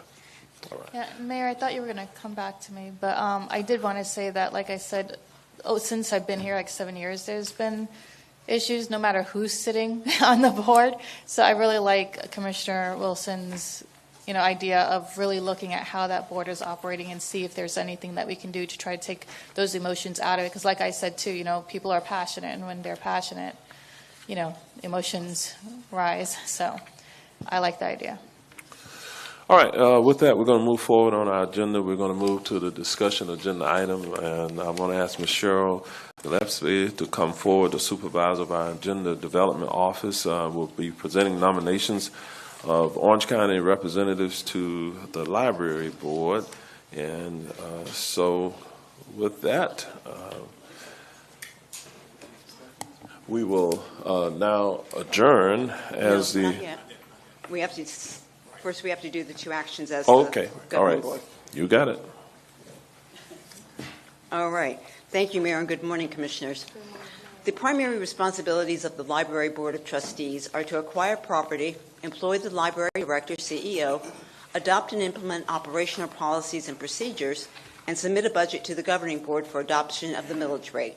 It meets the second Thursday of each month at 6 p.m., and financial disclosure is required of its members. There are 5 members appointed by the governing board, 3 members representing Orange County and 2 members representing the city of Orlando. For Orange County, the term of Crockett Bohannon expired December 31st, 2023, and Lizanette Tam resigned her position, so there is a vacancy. We received 2 nominations. Commissioner Gomez Cordero nominated Crockett Bohannon for reappointment, and Mayor Deming has nominated Vanessa M. Tomlin for appointment. So there is 1 nominee for each slot. So the first action requested is the nomination of Crockett Bohannon as an Orange County representative to the Library Board of Trustees with the term effective February 6, 2024 and expiring December 31st, 2027. All right. With that, are there any questions regarding this item? Okay. So if there are no questions, we'll go ahead now and adjourn as the Orange County Board of County Commissioners. Mayor, we have to go through the We have the to go votes. through it. Yes. You need a before we can do that. motion. Okay. All right. Is there a motion for approval of the recommended item? Second, Uribe. Motion by Commissioner Gomez Cordero, second by Commissioner Uribe. All in favor say aye. Aye. Opposed, no. The motion passes and it is unanimous. Okay. The You second got one more action- then, right? Yeah, okay. One more. The nomination of Vanessa M. Tomlin as an Orange County representative to the Library Board of Trustees with the term effective February 6, 2024 and expiring December 31st, 2024. Motion for approval. All right. If there are no questions, we have a motion by Commissioner Uribe, second by Commissioner Gomez Cordero. All in favor, let it be known by saying aye. Aye. Opposed, no. The motion passes, and it is unanimous. Looks like Commissioner Scott was not present for that vote. Now, we will adjourn as the Orange County Board of County Commissioners and convene as the Orange County Library District Governing Board with the inclusion of Ms. Stephanie Hadoshia from the City of Orlando. Welcome, Ms. Hadoshia. And with that, we'll move forward. Okay, we have 4 actions for the governing board this morning. First is the reappointment of Crockett Bohannon to the Library Board of Trustees as an Orange County representative with a term effective February 6, 2024, and expiring December 31st, 2027. All right, is there a motion? So moved, Scott. Second Motion Gomez. by Commissioner Scott, second by Commissioner Gomez Cordero. All in favor say aye. Aye. Opposed, no. The motion passes. The second action is the appointment of Vanessa M. Tomlin to the Library Board of Trustees as an Orange County representative with a term effective February 6, 2024, and expiring December 31st, 2024. All right, is there a motion? So moved. Herdosia. We have a motion by Ms. Hadoshia. The second I heard come from this direction, Commissioner Scott. All in favor say aye. Aye. Opposed, no. Motion passes, and it is unanimous. For the next item, the term of City of Orlando Representative Ashley C. Mejia expired December 31st, 2023. The City of Orlando is requesting Ms. Mejia's reappointment. So the action is the reappointment of Ashley C. Mejia to the Library Board of Trustees as a City of Orlando representative with a term effective February 6, 2024, and expiring December 31st, 2027. Motion for approval. Second. All right, we have a motion for approval. Who was the second? In favor say aye. Aye. Opposed, no. Commissioner Gomez Motion Cordero passes, made the and it motion. is unanimous. And the fourth action is approval Commissioner of the Gomez January... Cordero made the motion. Is approval of the January 10th, July 13th, and August 8th, September 11th, and September 26th, 2023 meeting minutes of the Library District Governing Board. All right, is there approval for the So minutes? moved. Wilson. Motion by Commissioner Wilson, second by Commissioner Moore. All in favor say aye. Aye. Opposed, no. Motion passes, and it is unanimous. All right, now we are adjourned as the Orange County Library District Governing Board, and we will reconvene now as the Orange County Board of County Commissioners. Thank you, Ms. Hadoshia. That hopefully went very quickly and painlessly for you. All right. Next, we'll move forward on our agenda to the work session. I'm going to ask Mr. Byron Brooks, the County Administrator, to come forward regarding the presentation on the potential for a transportation sales tax. No action today is being recommended on this item. This is just information and then for discussion by members of the board. With that, Mr. Brooks, you're recognized. Thank you, Mayor Demings, and good morning, Commissioners. As the Mayor noted, and today, as well as his memorandum that he sent 2 weeks ago, the intent today is for an open discussion by the Board of County Commissioners as it relates to transportation sales tax initiative. The Mayor's intent was to indeed start this process this time around with the open discussion. So I don't have a 1-hour presentation to give. We don't have the 1,000-page document this time, but rather we're looking forward to a discussion. I have a brief background here to talk about the 2022 effort, a few milestones for you, and hopefully in about 8 minutes be out of your way so that you can start your open discussion. I want to quickly remind the board about what drove the 2022 transportation sales tax effort. And it was a bottoms-up approach. As you know, it started with community engagement. It established the plan. It established the process.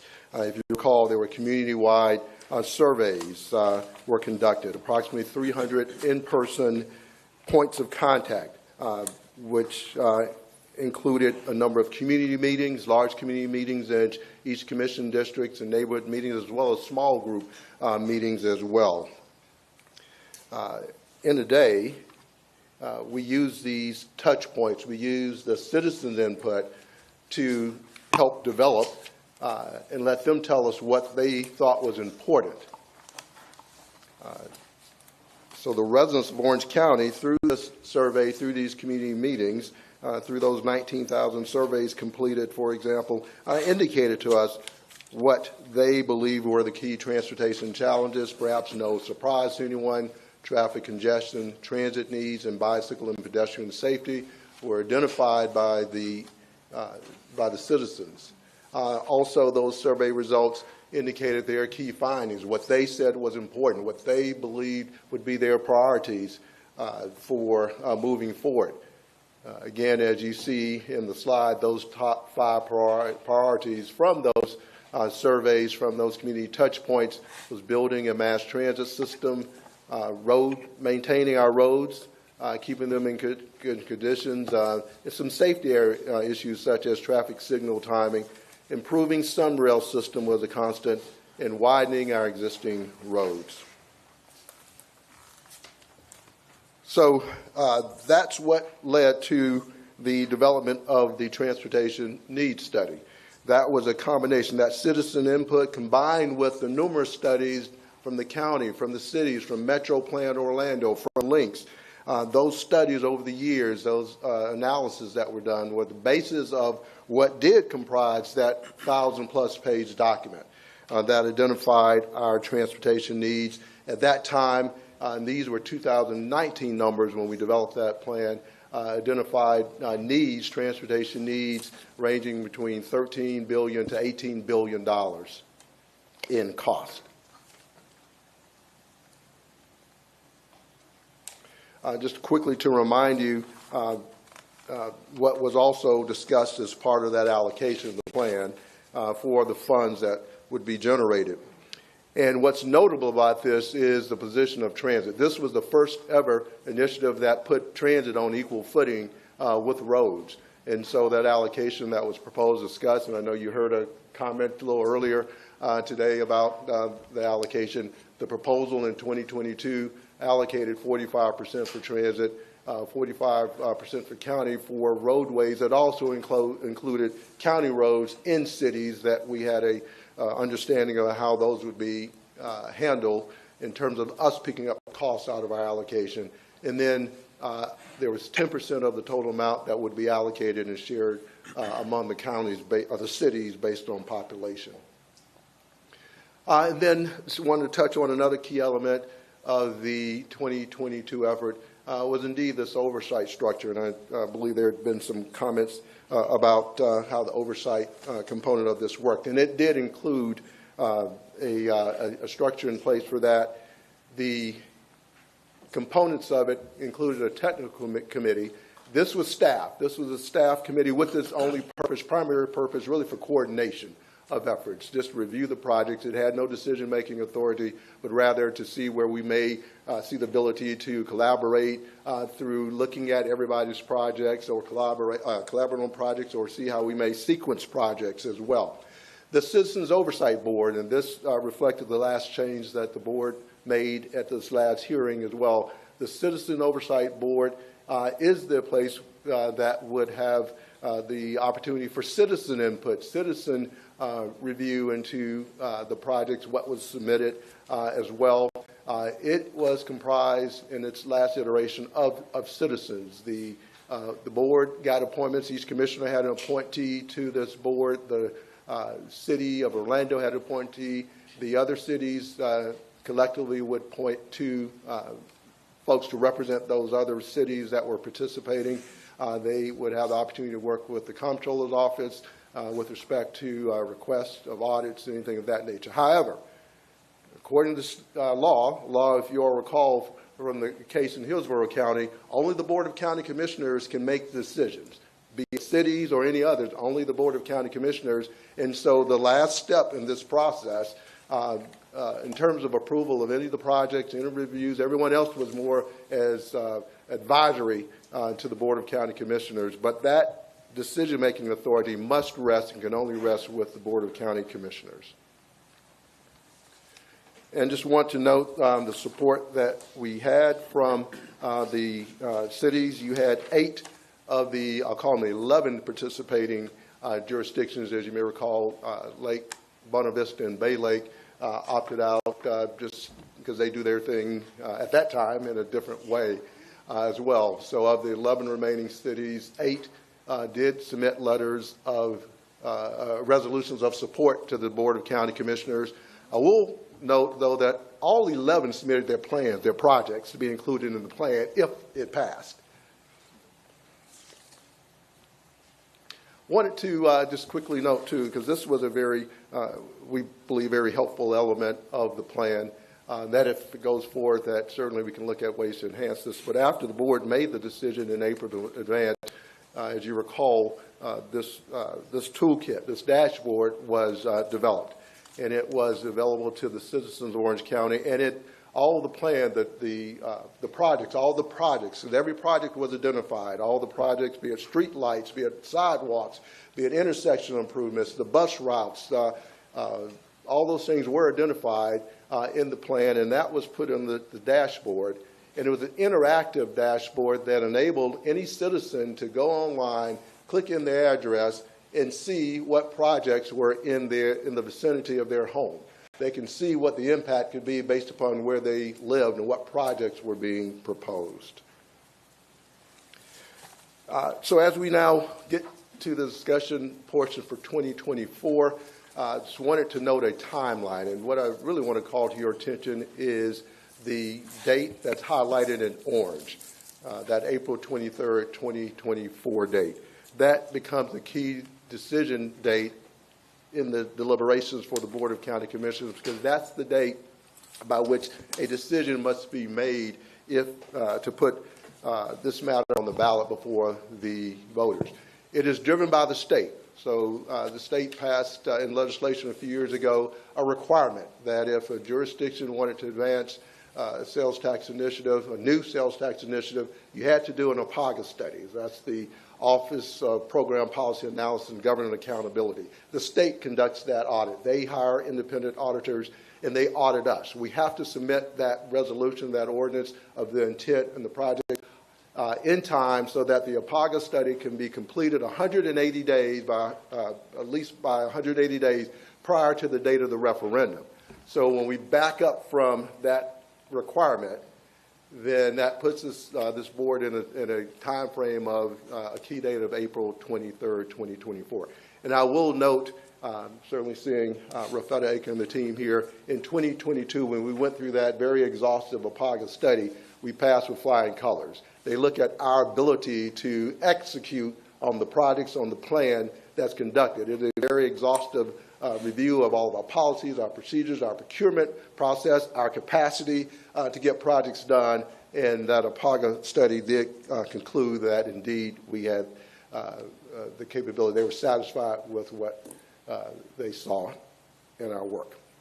And very quickly, I just wanted to pivot and react to this about the Accelerated Safety Transportation Program, because I think it is important for the community to know that this Board of County Commissioners has not just sat silent or and done nothing over that past period of time. In addition to the over $75 on average $1 million a year that our Public Works Department is doing with respect to safety improvements and sidewalks, in addition to the additional amount that goes of about $80 million a year that goes to links, the board adopted the Accelerated Safety Transportation Program, which is a $100 million initiative to look at how, and the intent was to look at our existing resources. Out of our existing resources, could we pull and squeeze and tighten to even get more dollars for transportation safety improvements? And so this was the plan that the board approved last year that identified programs focused on transportation and, on safety and transit elements, amenities, and some services. It was designed to be done in a 5-year period of time. This was a financing, as you all recall, so this is a one-time pot of money available to us. Nowhere meets the needs that have been identified. It was a one-time pot of money. And this work is underway. In fact, you may recall last board meeting, the board approved some contracts that were related to this. And in about a month or so, Links will be bringing forward its first agreement associated with this effort as well. And so it is moving along. And that last note about the GIS tool, Hopefully in the next 2 months, within the next 2 months, we will have that tool available for citizens to follow the Accelerated Safety Transportation Program so that they can see where we are on those projects that were identified for this program. So as we now kind of, again, focus on matters that certainly may be of interest to the board, as you all are discussing and considering what you may want to do in the future as it relates to sales tax, there obviously are items that we know are of interest to the board, interest to the community. Watching the economic trends, both locally and nationally, it certainly are one of those factors. And so as we continue in the discussion, or if that's what the board so chooses, we certainly know that you will have great interest in the economy and what it portends. Our county fiscal position, what I'll say is, as you all are aware, we are on very sound financial footing. The issue, the challenge is the revenue sources available for us for transportation are limited in terms of the needs. And that's why Orange County, much like many other jurisdictions across this state, as well as across this country, look to sources like the sales tax. That's why it's available, in this case, the Charter County Transportation Sales Tax, because those revenue sources that are available for transportation, because they are so significant in terms of the need, it needs a revenue source that can keep pace. Gas tax doesn't keep pace. We have the impact fees. The board has maxed the amount of impact fees that can offset some costs of new development as well. You've done that. You've taken that action. And so we use some additional current state sales tax, but those needs, as you saw, are certainly notable. And the transit component and those discussions have certainly gotten even more prominent in any consideration of the sales tax. As you all know, on the Sunrail transition, Secretary Tyler noted, we anticipate perhaps by the end of this year, starting in 2025, the local will have to take on that funding responsibility. The conversation now, DOT will take on an operating. They will continue to support us for a while on the operating side, but the local governments, the local funding partners will have that responsibility. As we've known for many years that day is coming, would come, and that day is now coming. That will hit on our books as a responsibility for our share. The Sunshine Corridor, you've had a lot of conversations about that. The Sunshine Corridor, that project, in order to advance that project, it will take local funding as well. Obviously, we are fortunate there have been private sector parties that have talked about contributing to the project. We will look for federal and state dollars, but they will take a local share for the capital as well for operating. And then just a couple other points, almost done, with respect to items that may be of interest to the Board of County Commissioners in terms of the November 2024 ballot. As most of you may know, Orange County Public Schools intends to place the renewal of its capital outlay surtax, the half-cent sales tax. It's currently in place now. They're going forward for renewal, and they anticipate putting that on the November ballot. Clearly, you all have been following the Charter Review Commission, and whatever measures come out of that makes its way to the ballot, that would be considered. And then, as a point of information, obviously not in Orange County, but a point of information, Seminole County will be going, or anticipates going to the ballot in November as well for renewal of their infrastructure sales tax as well. And then just an update on the numbers. Before you, if you all remember, in 2022, that estimate 1 penny of sales tax at that time was estimated to create about $596 million a year. Current estimates show that 1 penny is estimated to generate about $759 million. So it certainly has increased in terms of the revenue amount. Conversely, the expenditure amount has increased substantially. As part of this process, if there's interest in continuing the discussion, we will update those numbers as well so that $18 billion worth of needs that you saw before, we know. Without a doubt, we know what our estimates are coming in now in terms of the projects we're doing. So we know that number will grow as well. What I just wanted to note that as I conclude, key steps that we envision over these next couple of months, depending upon the discussion today. We know that what's critical, those critical steps, clearly Commissioner's involvement in this planning and this development and the project and the approach, and so we look forward to that. The community engagement, I think it's important to continue that. That was such an important, valuable part last time around. Discussion with the municipalities. We sat down last time. We had an agreement, understanding with the municipalities last time around. We would continue with that same discussion this time around. We need to update the transportation plan. We have engaged a consultant to start that work. Lynx is doing the same. They've engaged consultants to start their work of updating the transportation needs plan. And we had a number, it was a very intensive staff effort, and we had a number of committees, about 10 staff committees that were involved in some way that we would get activated.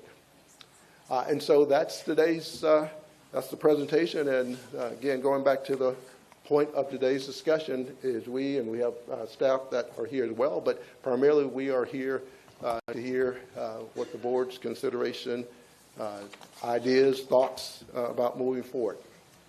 And that concludes the presentation, Mayor. All right. Thank you, Mr. Brooks. If you'll stand by. Just the only thing that I would add is that this is the opportunity that our Board of County Commission has to have this discussion in the sunshine before all of our citizens. We have not made any decisions at this point about moving forward with an initiative to advance the transportation infrastructure sales tax referendum to the ballot at this point. In order to do that, what Mr. Brooks has pointed out, there's a lot that has to be done, and there's a timing issue. What I will tell you and all of our public is that I frequently hear complaints from our residents and visitors about the lack of a true multimodal transportation system within our community. And they complain, in other words, about traffic congestion. And they complain about how the need to continue building roads impacts our environment in a negative way. We heard that quite a bit this morning.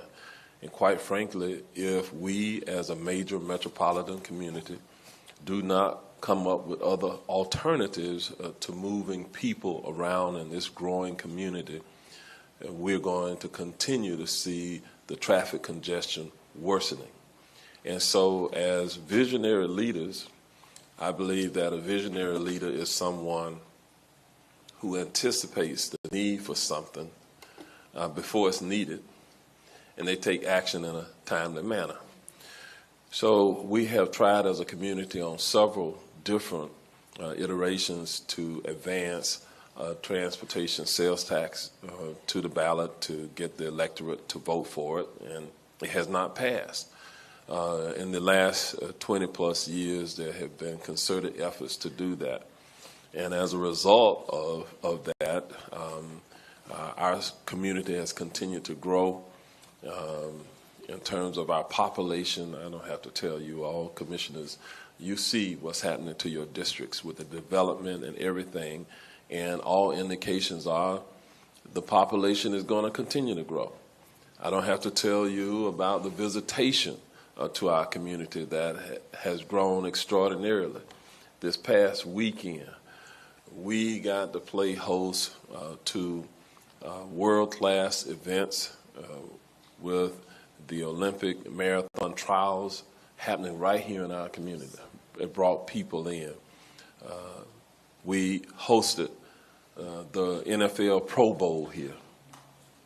We opened a new jazz entertainment club at the Dr. Phillips Performing Arts Center. We hosted MegaCon.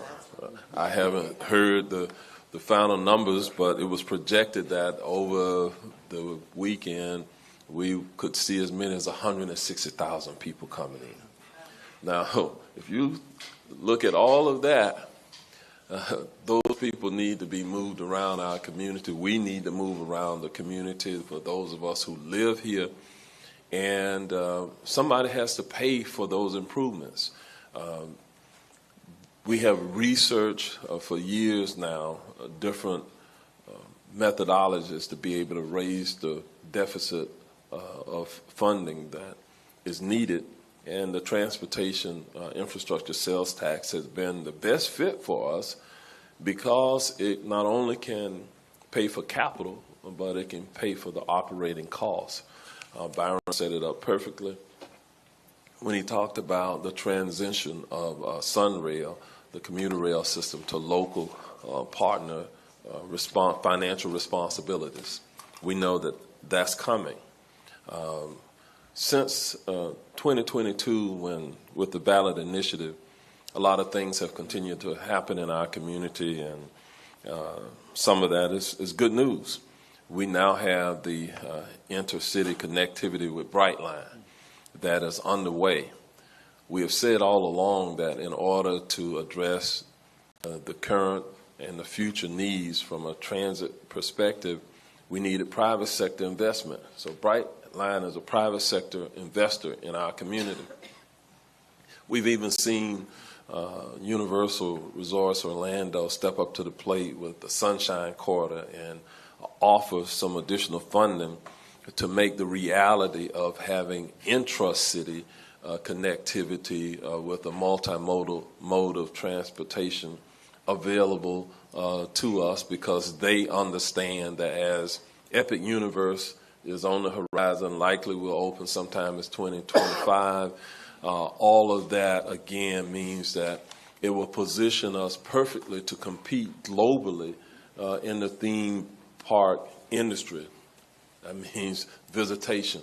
That means from an economic perspective, we will make significant dollars because of that, but quite frankly, we run the risk, if we do not resolve some of the transportation issues, with losing our competitive edge with other localities in the U.S. domestically and with the foreign or the global competition that's out there.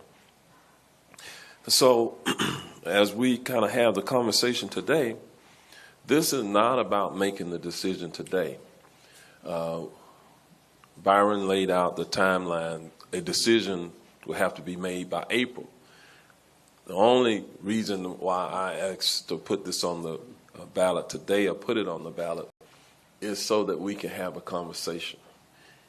If this Board of County Commission, through consensus, has no interest in having a conversation about the potential for a sales tax, then we can stop right now.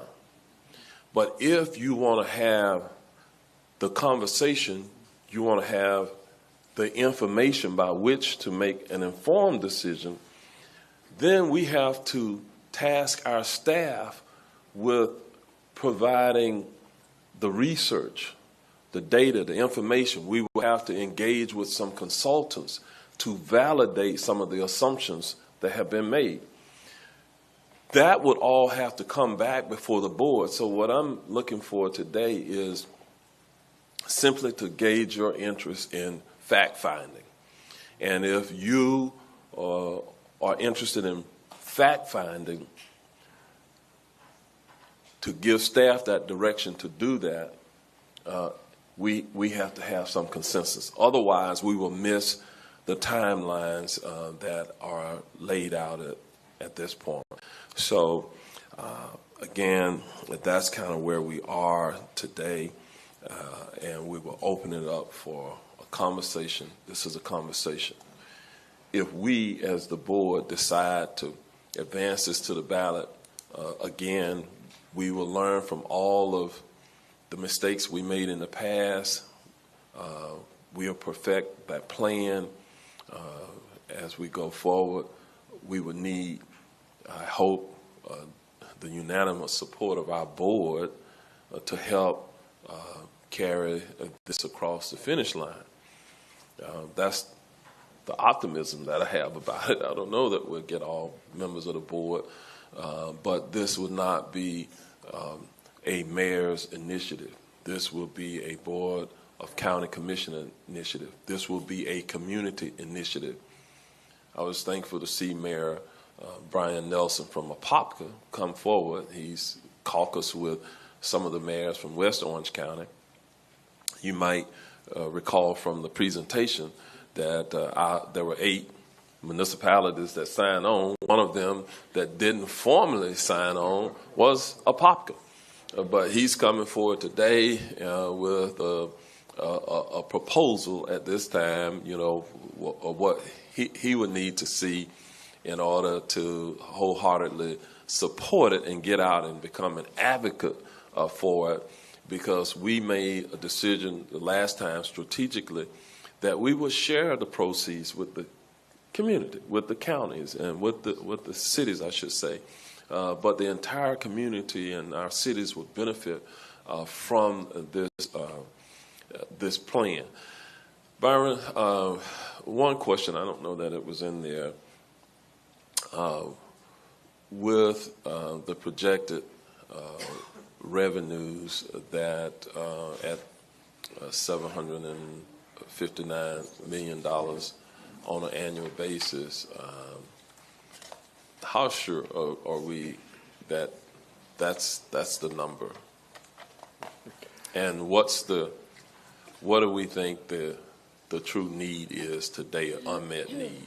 What's the estimated value of that? Sure. So on the revenue side, the 759 is based upon the most recent, let's say last month. We just look at what the sales tax collections have been. And so our budget office, OMB, I don't see Kurt, but OMB just simply looked at what our current collections are with respect to sales tax, what a penny of sales tax is generating now, and that's his estimate based upon that.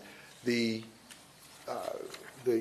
estimates that you see going out 20 years or 30 years, the assumptions in that was a 3% increase. So we looked at current year, then multiplied it out, but with the 3% increase built in. That's the part, that's the estimate. Kind of look back over time and what it may do, and as the comptroller oftentimes points out to us that it doesn't go straight line, it kind of goes up and down, but nevertheless, over that period of time, we get there, that's that estimate. With respect to the expenditure side, Mayor, we have not yet updated that that number, the 18 billion or so from the 2022, which was actually a 2019 estimate based upon the factors that we were using. We've not yet updated that. We have engaged with a consultant to begin to do some preliminary. That's one of those tasks, working from that last list. We have some assumptions based upon what we've seen, our cost escalation, some factors, construction index factors, but we decided because transportation may be unique in some ways, we'd rather, before we put a number out there, we'd rather wait and get that estimate from the consultant's work. Okay. And there's a lot of other information needed, but I'll open it up. We'll start with Commissioner Wilson. Thank you, Mayor. Thank you, Byron. I fundamentally believe in good infrastructure investment. So I had a couple thoughts, but then I also had a question. Having a little postmortem on this and talking to residents, consistently what the residents in my neck of the woods shared with me was that they never really got an understanding of how this would benefit them. And they continue to share with me, even now, that they're hurting, that the cost of living continues to go up, inflation is going up. Our millage has been steady, but property values are going up. So they're continuing to pay more. And so, I don't know what the number crunching would be for something that would be able to potentially offer, less of a millage going forward in our continuing, if we're watching property values go up, if this passes. Because I do think that what they took away was that this potentially could be a windfall for developers who are paying into prop share, who wouldn't have to maybe do that to the extent anymore, or impact fees, because that's double dipping and you can't do that anymore from my understanding. And maybe we can get further into that, because my area, there was many different agreements with private development interests that when we went out to talk to residents, pretty much there was nothing to bring them, because all those roads were already spoken for in development agreements through either prop shares or they were waiting for other pieces to come together in a development component. and there was no real plan for transit. I don't know if you recall, but in the last meetings that we had, the legend for the map, they put the actual key, the legend, right over Horizon West, where we've added, 50,000 new residents. And so I think having tailored what I feel like the last one was to, I called it your existing customers, right? The people that already get transit, the people that are already in areas that are getting more attention. And then a lot of these areas that are in our growth centers that are growing really fast and have been told, this will be paid for by this shared development agreement, they're going to be waiting another 10, 15 years. So, trying to address that, at least in our areas of new growth. Additionally, I think hearing the dialogue at the CRC meeting, the CRC has a subgroup, of course, looking at transportation, and I think it's been a really interesting dialogue. They asked the Christian Service Center, they asked Eric Ray to come in and speak. And I thought it was a really interesting thing that what was supposed to be a 15-minute presentation about homelessness and how transit and transportation affects homelessness ended up being like a 2-hour discussion. And what it informed me of, and I feel like it's something that can really be helpful if we move forward with this, is that there were no voices for that interest as we developed a plan. And so having somebody like that from our homeless services that is really boots on the ground, that can help us explain, help explain to the public that an investment from this type of investment may have effects in employability, educational opportunity, and thus, potentially helping us with our homelessness. And so we know the rents are going up and continue to be too high. They've been really high. And we didn't really have an answer to that. And voters spoke and said, we're still suffering, but then we couldn't do anything about it, right? We got preempted. And what they said was, we don't have enough capacity right now to consider investing like this. But maybe we asked them the wrong way, and maybe we offered them the wrong trade-off. So I just kind of wanted to put those thoughts out there. And if my colleagues haven't had a chance, go back and maybe take a look at the minutes from that CRC meeting. It was very interesting in giving a voice to maybe the voiceless that were not involved in that last discussion. I think the environmental community, has the seat there, right? We definitely heard from the usual suspects, right? But what their takeaway, my environmental community takeaway was, this is going to be more pavement. This is going to be the add another lane approach. And so it was really hard to build consensus in that community. So if we're losing our social services community and our advocates there, and we're losing our environmental community and our advocates there, and we keep going back to the same people that have been in this conversation, maybe it's time to reframe the conversation. Commissioner Wilson, you wouldn't know this, but in terms of the potential for some kind of millage reduction, I have asked the staff to do some preliminary research on that. And again, if we get serious about the potential there, we have to understand what that would mean on our overall budget, because public safety pressures and a number of other things about funding all of those things becomes part of it.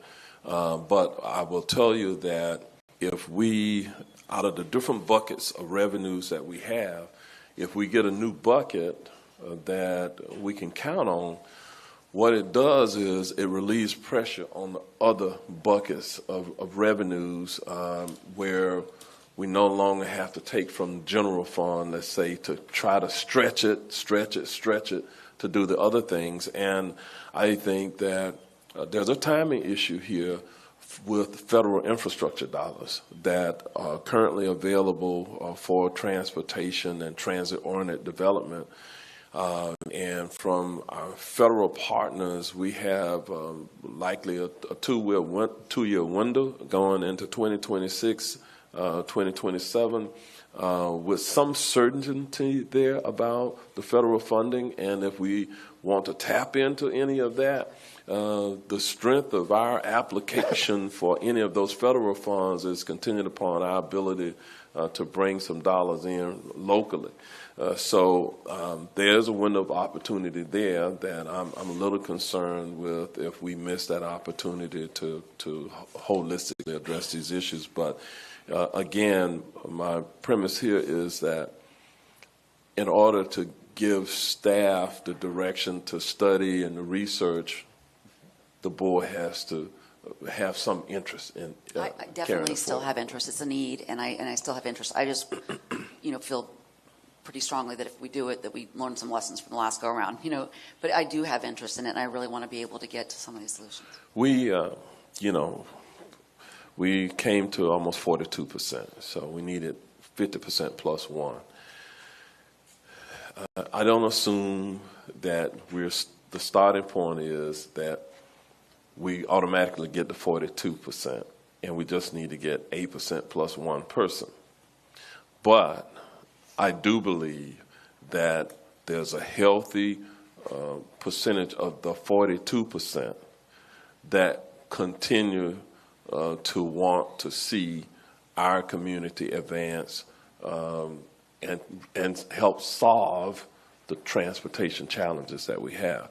We do need to speak to the rest to convince them how do they see themselves in the narrative of this story as benefiting somehow in the very near future. And one way to do that is if there was some type of millage reduction or what have you that we could afford to do with the promise that the percentage of people who will pay the sales tax will mostly be our visitors. That was a question that I had, Byron. What's the estimate of the percentage of visitors who will pay the $759 million? I haven't gotten an updated number. I don't know if there's Kurt, any of y'all, it's a pretty simple question. I think out of the estimates from the state. I just personally hadn't updated. Okay. Commissioner Wilson. So that was some summation of sort of my thoughts going into this, and I look forward to more conversation. So I do appreciate you opening the dialogue. The last piece is, and I plugged for it the last time, I'm going to continue to do it. If you haven't ever looked at his work in the towns and counties that he's worked in, Ian Lockwood with Tool Design, the consultant that worked with the City of Winter Garden, it's really important that we get the right consultants to the table. And the West Orange community, when I met with them the last go around, this was somebody that Mike Bullhofer, if he's enjoying his retirement somewhere, that he recommended. But I got to meet with this design group, and the approach is very different. But I think it's worth looking at. I think it's worth investigating, and I just ask that we take a look at that recommendation based on the work that they've done. So if you haven't looked them up, take a look at his work. I'm not plugging for. I don't work for him. We got a procurement process. No, I understand. No, I understand that. I understand there's a procurement process, but I do think it's important that we look for a design or consultant group that matches the needs of our growing community, and I think it would be an important piece of the puzzle. All right, Commissioner Bonilla. I just want to say that I know a lot of work had gone into this last time, and the staff did an amazing job just out there in the community and all the time they put into it. I do have a question about that procurement. Was there a procurement for anyone? Were there any consultants used on this last time? Last time? Yeah. Yes, there was. Was there a procurement process for the consultant? We used, I think, was it continuing contract? Yeah, through the continuing contract, services contract. Yeah, the continuing services contract, which, I talked to you. I was a little concerned about that because, it was with the rent stabilization, we ended up doing that same process, continuing contract, using GAI for that. And, it was a terrible report that we got from them. Yeah, it was horrible. I'm glad everyone agrees with me. So it's just, I think we definitely should do procurements for some of these things, and those continuing services contracts, some of the contracts that are being given to them, I think we should go through the procurement process instead, so we could get more specialized people on these types of projects. I do want to say though that we've been been, staff has been very busy, the last couple of years on Vision 2050. So we had Vision 2050 going on. We had this transportation sales tax thing going on. I mean, it was just a whirlwind. And, I've been thinking, like, I would have liked for this conversation to had started last year so that we could have had more time to really go into it. And the commissioners, us, would have had more ability to be able to work on this. But, I kind of feel it's kind of late at this moment. And then looking at that, saying, I wish this had started last year, though, and we would have had more time. Again, we were so busy with Vision 2050, and we're still busy with it. Now, this year, we're working on Vision 2050, we're working on Orange Code, we're working on Vision Zero. I just don't feel that we have the time for this right now to really get it to where it needs to be. And I think that, there's a couple issues I have, too, with moving forward with the sales tax, taxing ourselves more. And I say ourselves because we're also taxpayers. When I see things like, we're voting on, we turned it down, but, staff recommended a development that would have cost the taxpayers over $300 million in, roads, new roads, widening roads, just to benefit one developer. That development had no benefit whatsoever to the community or to Orange County, but would have costed money, would have went through two. I just learned, I thought it was one conservation land new road would have gone through. Learned it was actually two conservation lands, one owned by the county and one owned by the state. Also, it would have risked 90,000 jobs, which I just learned that after that case too. I went to Tallahassee for East Central Florida Regional Planning Council, and one of our speakers happened to be someone with the Florida Economic Department, where they have a new branch for military installations, and he gave me the numbers. I actually have the brochure here. 90,000 jobs in Research Park is dependent on that military installation, and that was risked by this development because of transportation traffic issues.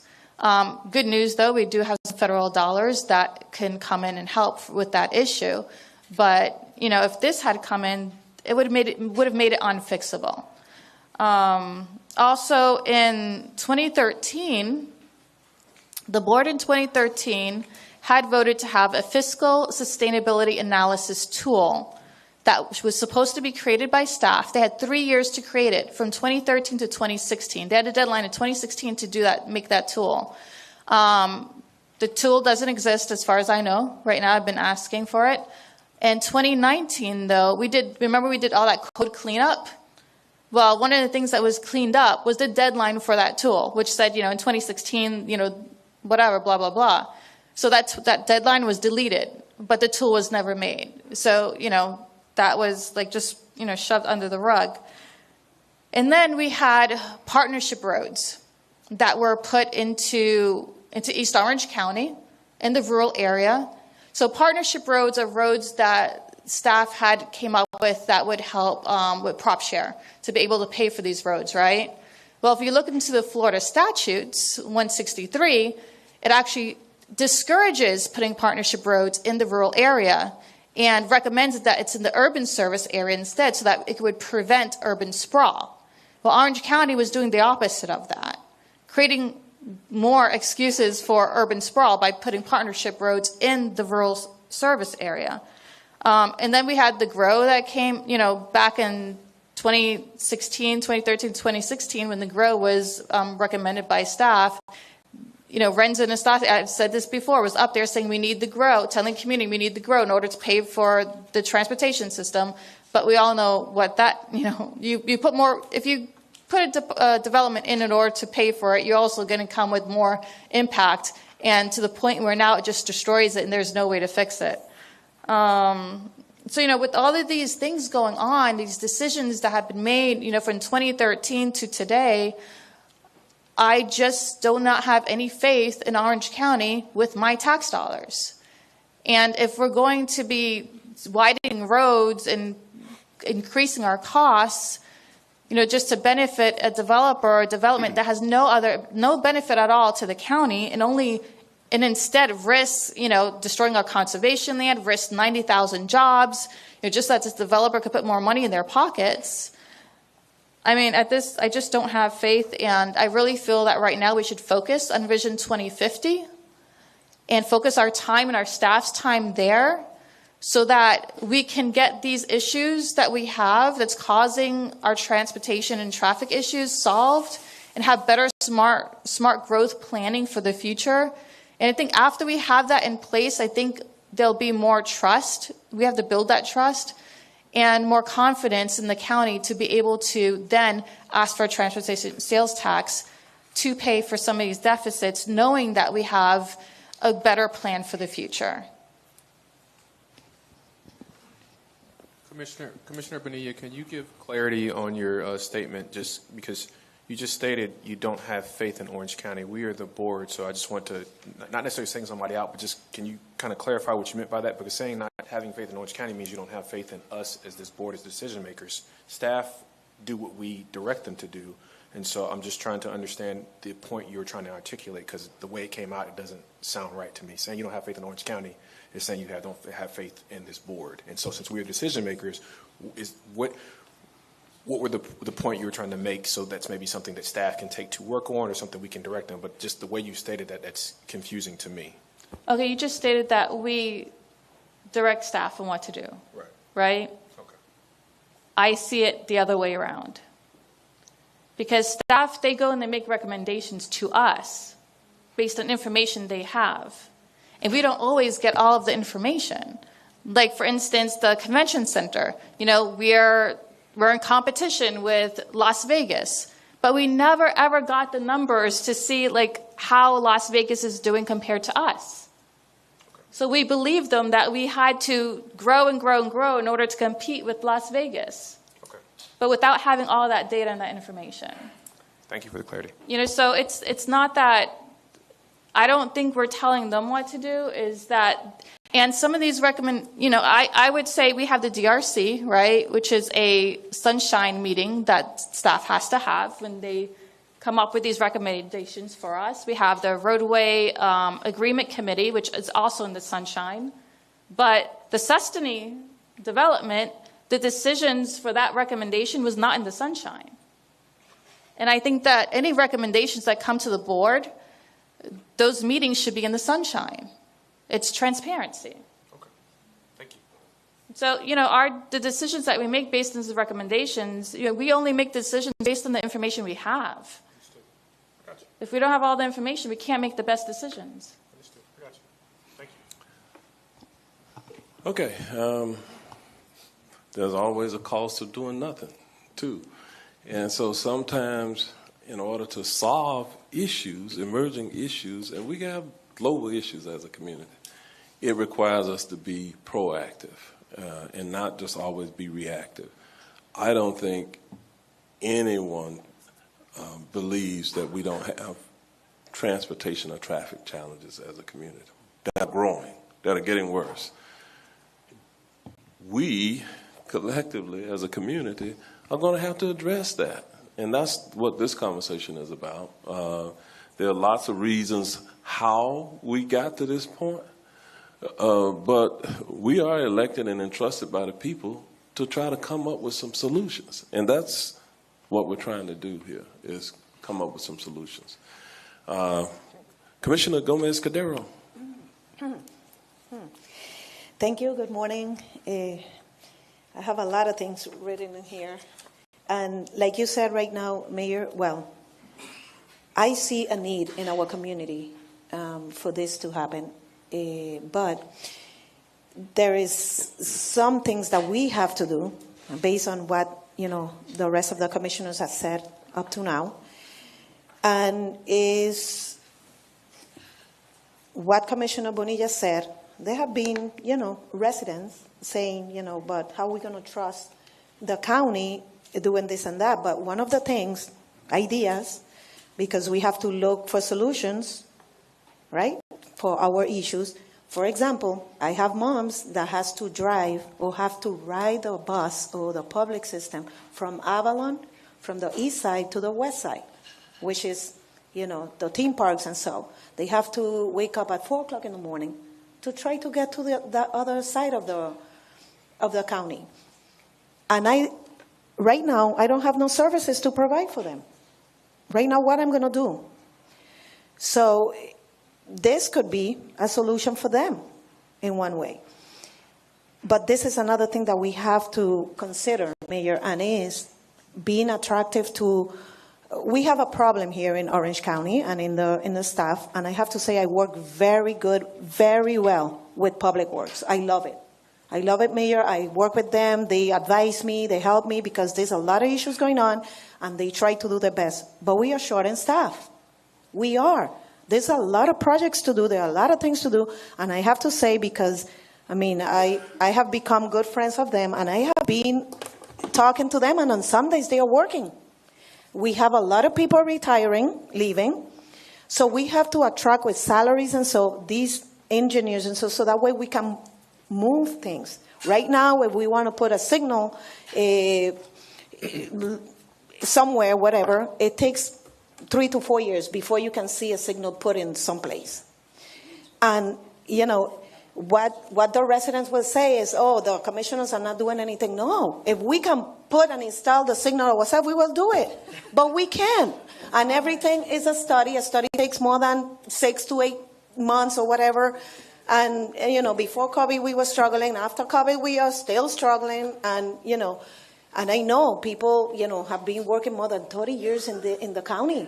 Now we don't have them. So we need, and then I don't know how the process of hiring, is going, if it's slow or whatever, that we are behind in all the projects, in everything. Since I start here, I'm in my 6th year, and I still have pending things from 2019. So it's not that, it's not nobody's fault, let's put it this way. Things happen. But what can we do, Mayor? We have to let the people know that this money, if this goes through and so, that is going to be used properly to help exactly what the need is for. For example, one of the things that we have here, it says that we're going to do let me see, it's going to be for improving traffic signal timing. It's going to be also for installing signal. Correct. Okay, see? All of these things that the people doesn't read there, it comes back to us and say, oh no, it's not, like the information needs to be more, complete. Like, for example, there were over 300 meetings for when the campaigning was going through. And people get through it, but what are we going to do different this time for people that didn't have a clue, and I don't know why, because it was all over the place, but they didn't, what are we going to do? How can we work together? Because I remember the mayor saying once, if it's not now when, if it's not us who, it's true, but how can we fix this? How can we provide better services to our residents, right, in our county? If this costs a lot of money, if we see, the billions of dollars, that are going to come in, are we ready, are we ready, Administrator, are we ready to provide this as soon, let's see it pass, right? And in January, it kicks in. Are we going to have a plan already set, or are we going to have to wait, like a year before we can see some results, which I think that's how it's going to be, or we are planning to, hire more people, provide more, salaries that can, bring these engineers. Are we, because like Mayor said, we are talking. This is our conversation, right? So we don't violate no sunshine or whatever. So what are we going to do? Another thing is that a list of cities that, are supporting our aid. We have 14 cities. We still have 6 that, what are the 13. position, their position? 13 cities. 13. What are their position, in regards to this? Mm-hmm. So that would be something that we would like to know. And the other thing is, Commissioner, a procurement, process take a lot of time. And we have to have like an answer or a decision making in April.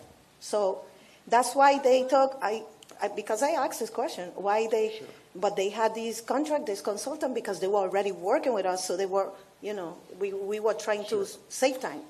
So that's why.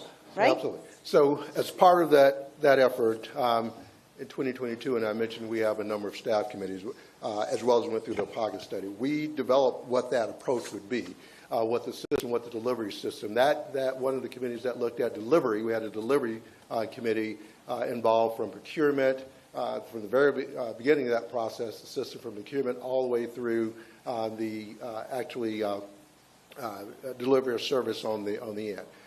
We identified an approach. So we did have an approach. In part, it was based upon what we've seen other communities we actually visited, other communities that had the sales tax in place. Broward County had a number of conversations with Broward County, for example, Palm Beach County, and some others that had the plan in place, and Seminole County as well. And our proposal was to set up, our structure was to set up it would have been a sales tax office and sales tax structure. It's kind of a compatible type of structure. That's what most of the other jurisdictions that have this in place, they can't absorb no other jurisdiction is able to just absorb this within their, at this magnitude, able to absorb this within their current structure. And so we had developed that. That was our plan. That was our approach, as well as we came up with the approach of the consultant services. And so we had RFPs that were ready to go to solicit for consulting services to support each of those areas as well. With respect to our delivery schedule shortages, be it staff shortages and so forth, one of those factors with respect to the public works and some of those projects is a function of funding, though. I mean, some of that's about funding, then some of that's about supply chain management, supply chain issues, like you mentioned with the mast arms. And many of you all know, because we've had these conversations, some of that's on the delivery end, not on our end. We placed the order. It just takes longer for manufacturers to develop and produce, rather, some of those elements as well. But to your point, in terms of how were we planning to approach the sales tax and deliver those services and ensuring that we could get it done, we did, as part of that last effort, we did develop I wouldn't call it an alternative system, but it is a comparable setup, a structure that would have assisted, and it would have helped the whole process because it wouldn't have clogged up our current procurement process or service delivery with these. We had another structure, and again, it was based upon what we have seen as successful in some other jurisdictions that had large-scale sales tax initiatives. That's how we were going to deliver the services or the projects. That's how we were going to deliver the projects. So that was on our part, as well as in Links had a good portion of that.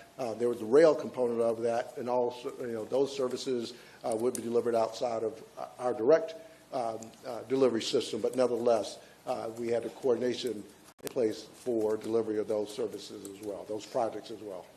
Thank you, Byron. And I have two more questions, and it's for you as well.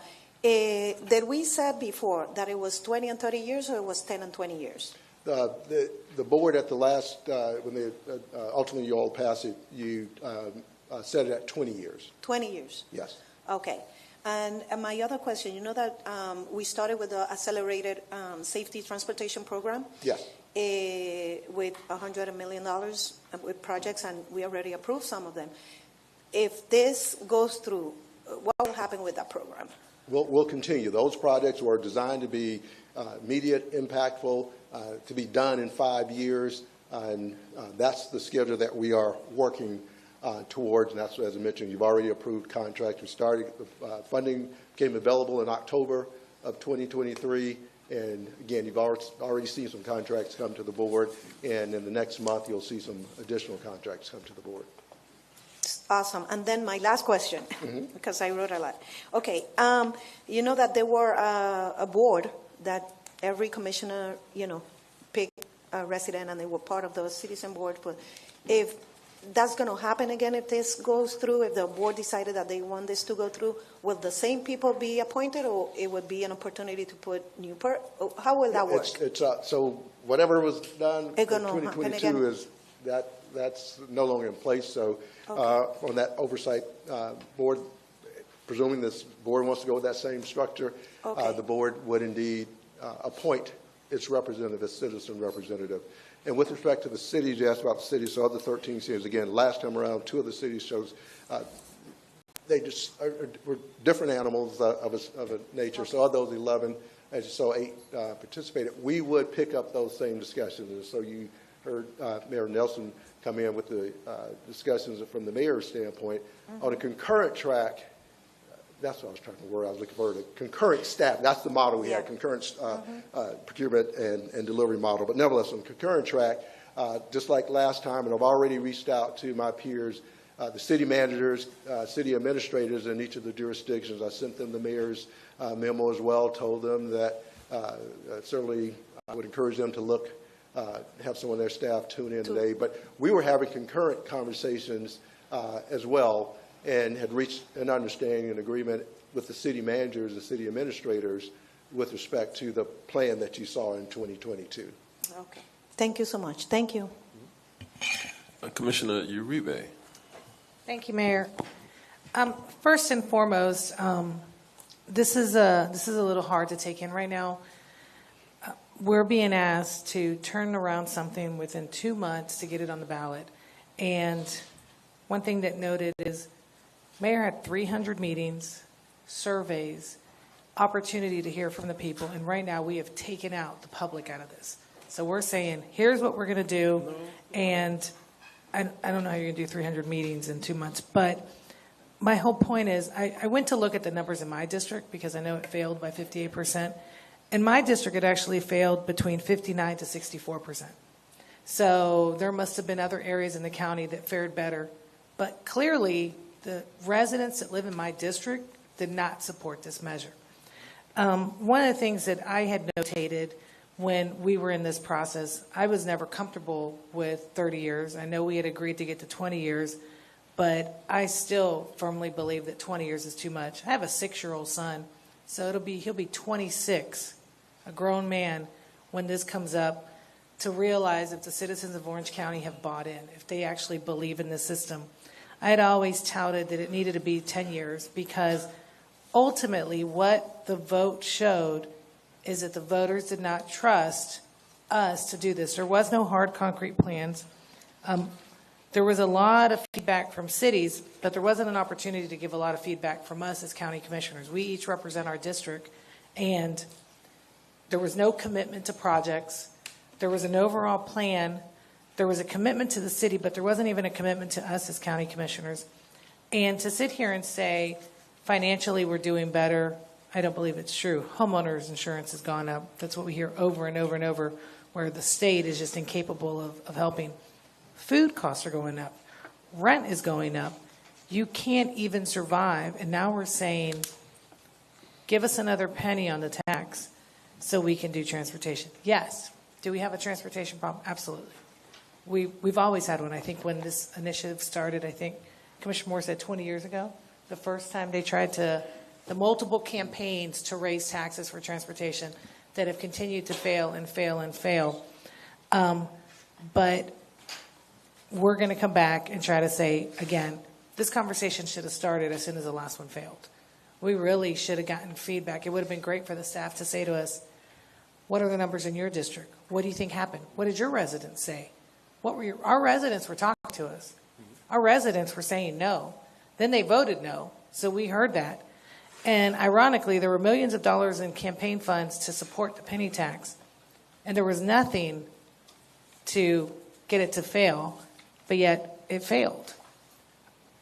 I think we're missing the thing that had made me uncomfortable when we did this 2 years ago, when we were in the final hours agreeing to the oversight committee, and we were in the final hours agreeing to the 20 years, is the guiding principles in all of this that didn't make me feel comfortable, but I felt we got there, and I felt that we could give the voters that opportunity to speak by voting. So when we took a vote that day, we took a vote to take it to the voters and allow them to say yes or no. They overwhelmingly said no. They said no to us. And now we talk about this plan. We heard Mayor Nelson come with their demands as a city, and I think he spoke on all the cities on the west side saying, we want, for us to support this, we want this, this, and this.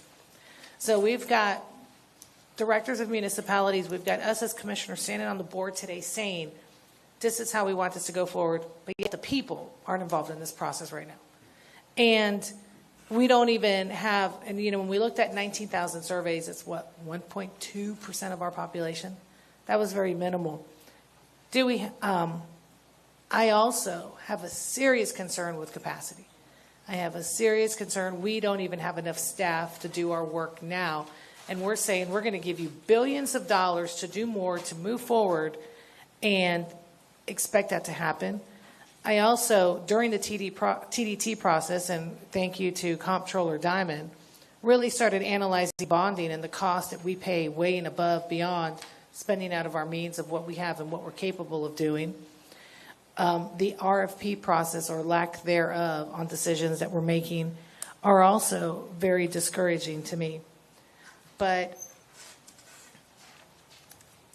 And then lastly, looking at what the CRC is actually trying to do and measures that they're trying to do to quote unquote represent the voters in the other half of this. There's a lot to dissect here. I did read through all those pages 2 years ago. I analyzed, I highlighted, and I came forth with a lot of thoughts, and a lot of the thoughts unfortunately didn't come to fruition. The oversight committee, which I thought far and beyond, the voters deserved an independent oversight committee, and also I felt that 20 years was too much.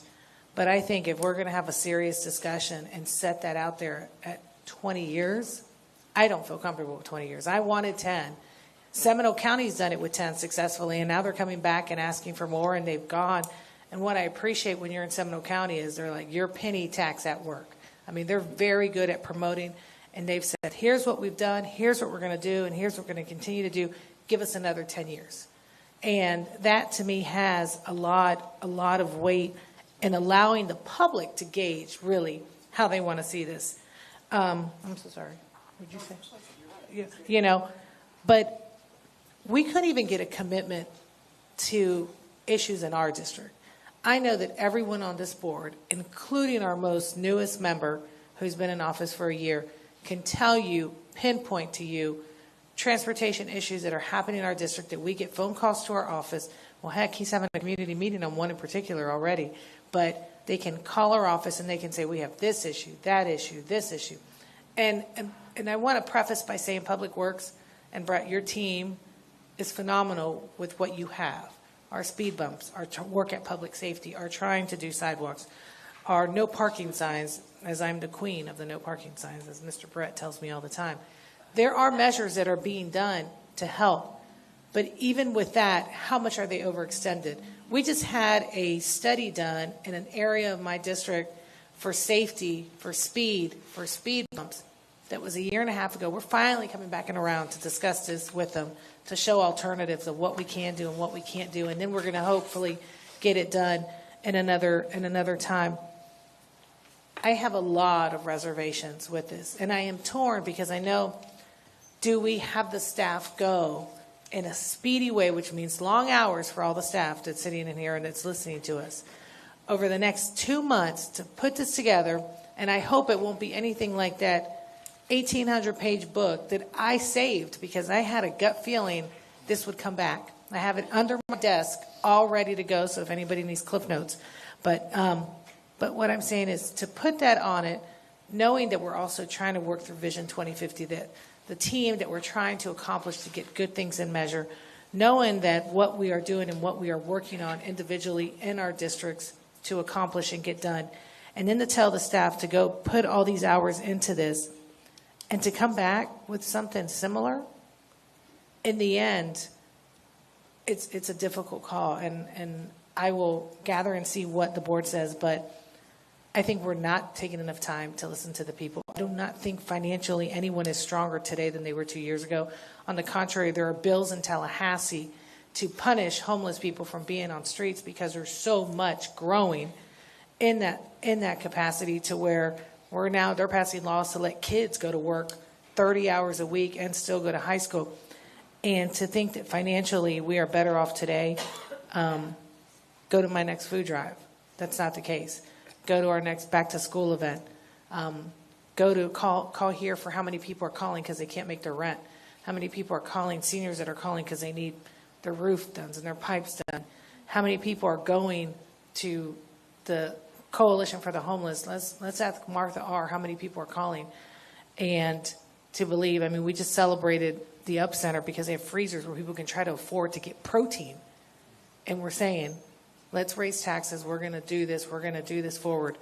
I do appreciate the initiative the mayor has done of $100 million, which is pennies compared to what we need to do, but to see some movement to gain that support for we can go to our residents and say, this is what we've done in our district. I'm excited about seeing sidewalks and the CDBG grant that's coming and those $219 million that are going to help our communities. But to think that people are ready to go and say, I want to support increasing my taxes, it's going to be very difficult to pass. I feel that it's going to be very difficult. And if it's going to be anything similar to what we did 2 years ago, I would not even support what we did 2 years ago. So unless there's some real work on this, real acknowledgement of projects, real guiding principles that are going to lead us forward, I have a lot of concerns because we know the issue exists, but are we really going to put together something that's going to be open and inclusive of everybody to have, while public transit, infrastructure, even trails, even public safety for bicyclists. We had a lot of bicyclists testify during that process. So there's a lot of need out there, but I am concerned. And I, at this point, don't even support a 20-year. I would want to prove to the public that we are going to be prudent with their dollars and we're going to show them what we can do. We have enough shovel-ready projects sitting in Public Works that we could actually turn over and get done. And I think if we want to have a real dialogue about this, it's going to have to change from what it was in the past. So my concern is putting this extra work on the staff for 2 months to see if we want to move this to the ballot. But I already have many, many reservations, and one of my biggest concerns is the capacity of us even being capable, and the bonding and the financial cost that will incur outside of that. Just a couple of points I do want to clarify. You made reference, again, it goes back to a comment about RFP process and about continuing services.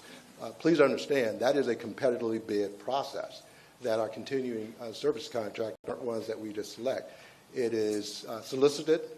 They go through the same process, RFP process, and those consultants are retained for that specific purpose. We give a list, we give an array of the type of services that they can perform, and their dollar thresholds associated with that. So those are a competitively bid process. They go through the same process. The board, a commission member serves on it. It comes to this board for approval, and it's, again, just a list of surveys. So there is a very thorough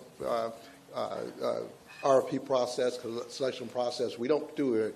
Orange County government, we don't do anything outside of those policies, those procedures. So I just want to lay that, it was mentioned, and I heard you make a reference to it. With respect to the plan, again, what I'll add is, in that plan, I think you would see most of those projects that were in your community, or those projects that are on the list to be done, were captured in that plan. It did reflect our CIP. It did reflect short-term and long-term CIP. It did reflect those projects that were in the Metro plan. I meant specific, where we were allowed to offer projects that were specific to our districts that we were aware of, because there was not a commitment 2 years ago to any specific projects. It was said here. Every project was on there. That's how we had that interactive tool that you can go and see the project by where you live. Which was not even bilingual, by the way, at that time. But the projects were there, so the very specific project, every project was listed and identified in there as well. So I just wanted, so that it did actually identify the projects, and it captured most of those, the community meetings that you'll go to. You hear oftentimes you hear a lot of those commitments.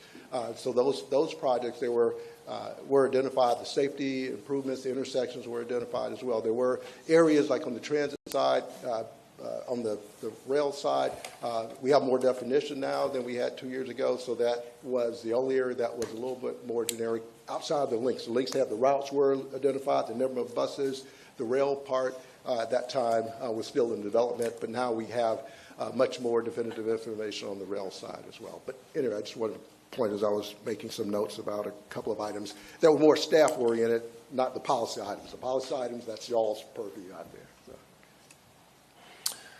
All right, Commissioner Moore.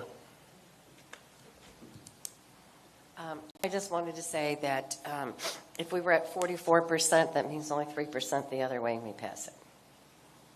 We were at 42. Oh, we're at 40. All right, 4%. Sorry, I got a bad cold, so you see me sneezing over here. I can't do my mouth. Anyway, you know what I hear every day in my office is they want speed bumps, they want chicanes, they want the roads slowed down more, they want speed studies, they want road widening. I mean, that is the number one interest and concern and complaint that I hear every day. So I think we would be derelict in duty if we didn't take a look at it, because that's the number one thing. And we're doing Vision Zero. We want our people safe, and our people cannot be safe if our roads are not safe and we don't get some of these things done.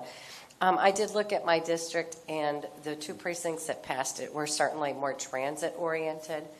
And so I think we'd have to look at tweaking the percentage between transit and roads, because that's why it didn't pass, at least in my district. I can't speak to the rest of yours. And so a lot of these issues really could be decided pretty quickly with a little bit of polling. And so we could try some different things, right? Your idea, if was 10 years help us?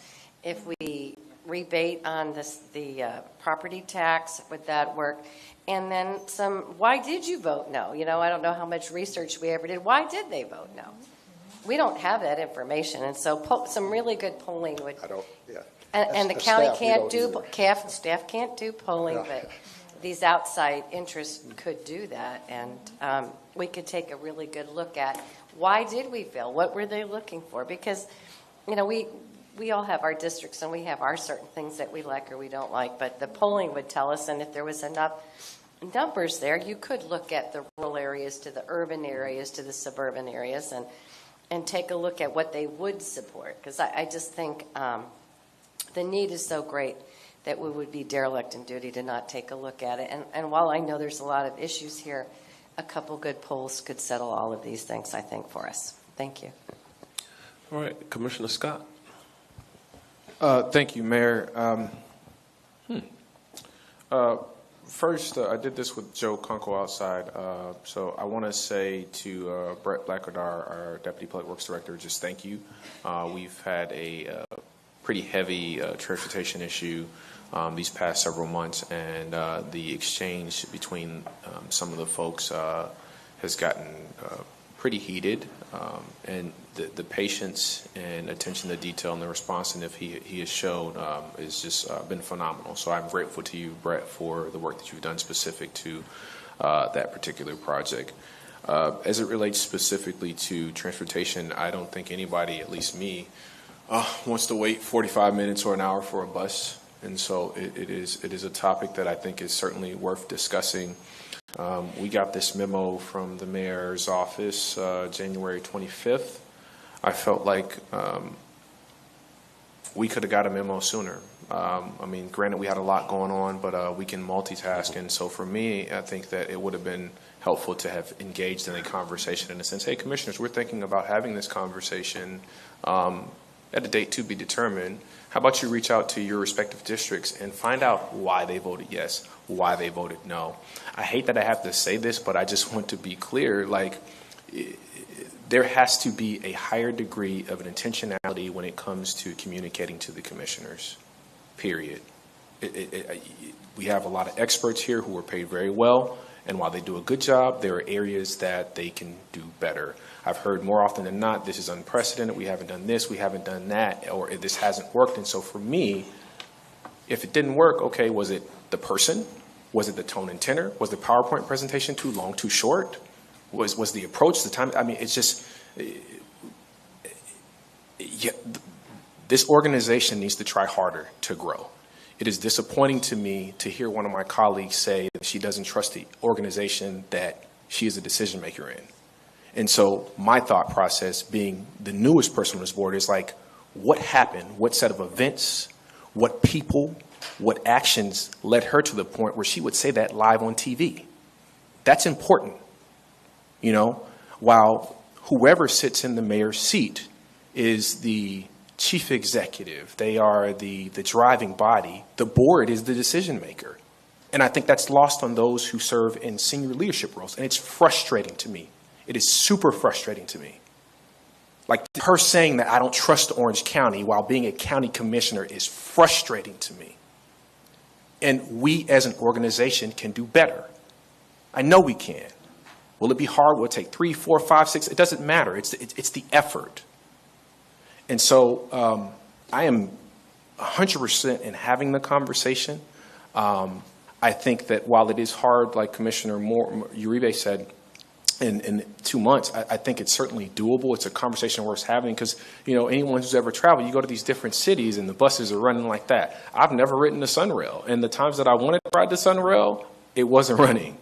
And so really looking at, you know, what is the benefit to the folks who will use it every day and are articulating that, saying, hey, this is what we want to do with your money. This is when we're going to do it. And here is how it's going to benefit you. What do you think? But this memo should have came 3 or 4 months ago. Because had it came 4 months ago, or someone said something, then I could have been intentional with my district and had some meetings. Hey, we're thinking about having this conversation again. How did you feel? Tell me why you voted yes. Tell me why you voted no. So that when we had this conversation here, it could have been one with just a little bit more meat from the folks that we were elected to represent. And so I'm just asking for those that work in their respective roles is just look at how you can do things differently. I really don't like to get into this is better, this is good, because I feel like that's subjective. But what I can say is whatever approaches have been tried before, look at them for the pluses and minuses and adjust accordingly. But I am 100% on board in having this conversation. I think that we have the expertise and the skill set to be able to potentially engage in having this on the ballot. But it's going to require some very intentional work on part of county staff, the appointed leaders and management and director and senior staff roles to get us to that point. But I think we can do it. But it's just we got to do better as an organization. Like that is embarrassing for my colleague. I like to call her a friend, to be able to say that she doesn't trust folks in the organization. And so it's not about the trust. It's like, okay, what led to that? Because that didn't happen overnight. And so how do we fix that so that we have a better relationship, a more engaging relationship, one that is intentional in communication, one that's more inclusive in communication, and one that allows us maybe a more collegial access to the folks that are, you know, in the weeds, doing it day in and day out. And so, Byron, I don't really have a lot of comments. I think I've shared with you before kind of what is more the mass transit option, because I've ridden the bus. I've worked with families and youth that ride the bus, and it's not fast enough. And for folks who are working in a theme park or at a hotel, if you've worked in those environments, you know they have points or occurrences, and you get so many occurrences, you get a write-up, and then you lose your job. And you can only say my bus was late so many times before the supervisor or manager doesn't believe you, and now I've lost my job because of the bus didn't come on time, or I just had a set of events, or just life happens. And part of my life was that, you know, in my 1 year or whatever, maybe I had 3 instances where the bus didn't come on time, but that added to maybe family being sick, me being sick, and now I'm out of a job. We have to do what we can to make sure that we provide, you know, the best service possible. And with the recent improvements, you guys have made some strides, but we can certainly do better. And obviously, if the sales tax were to pass for transportation, we can do even better than that. But I think it spins all the way back to the approach. Before we even get into the topic on any given topic, how can we engage in a better, more inclusive environment to members of the board so that we can walk lockstep? And Mayor, that's the only comments I have. Thank you. All right. So appreciate the dialogue. I will tell you that none of us have a crystal ball. And you know, when in 2022, we went through, you know, it was a tough period of time. We went through 2020, 2021. I don't have to tell you all what we went through, but in terms of the impact on our staff, we have had the kitchen sink thrown at us over time. And I think it's a little bit unreasonable to know when to execute something. I hear what you're saying, Commissioner Scott, but really for myself, wrestling with this issue about the sales tax, or when is the best time. I've wrestled with that. Is this the right time? Is it not the right time to move forward? And I wish I had a crystal ball and I could have said the economy would be doing better, a number of things, because really when we started 2023, the economists were projecting that we were likely going to have a recession. Okay. And until recently, those economists didn't change that. So I'm not tone deaf. If I had advanced even the conversation to have that we're having today, at that period of time, you all, the public, would have looked and said, now, is he being unrealistic here? So I don't agree with you that it could have happened earlier. No, we've been wrestling with a lot of issues. We've had board meetings that start one day and end the next day. The preparation for those board meetings and everything that happens here is a heavy lift. It's a burdensome task for us to do. And we've already spent a couple of hours talking about this issue at this point. Our board meetings are laden with just a lot of things. And quite frankly, even the community conversations, I don't think that our community up until now was ready to have the conversation, okay, in all fairness. Because I'm out there, just like you all are.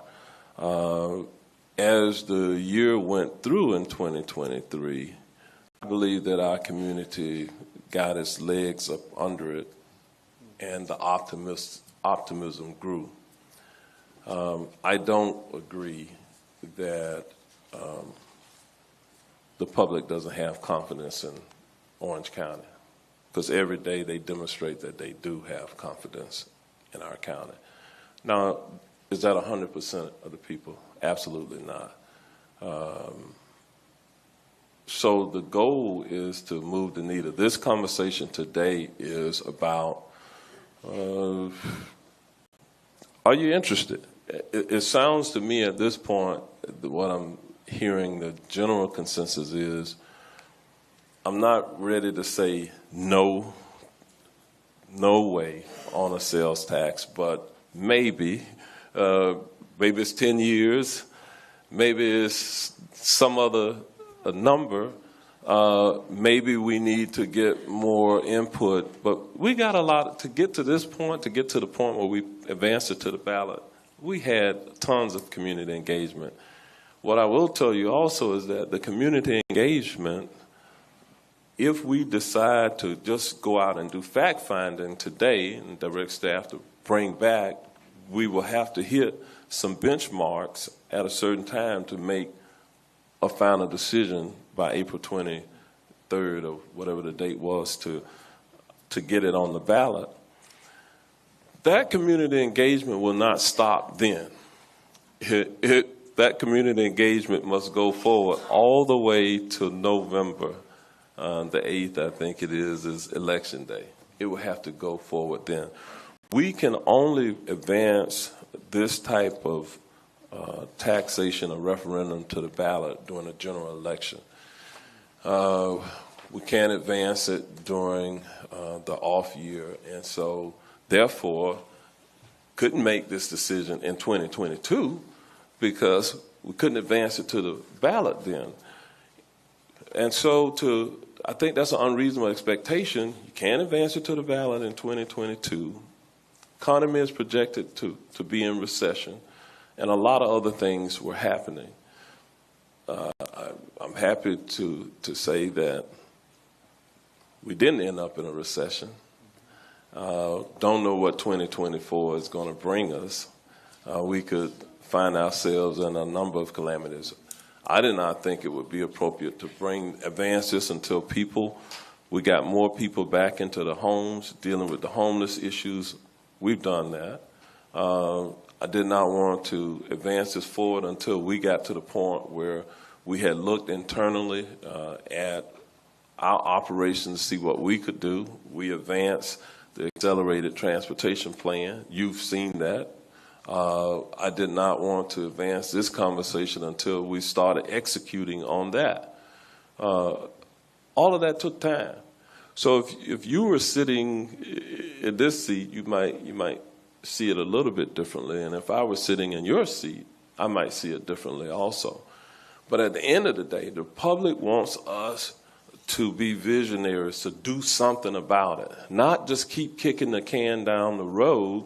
And so that's what this conversation is. And so if I'm correct in at least kind of assessing what I've heard at this point, you need more information by which to make decisions.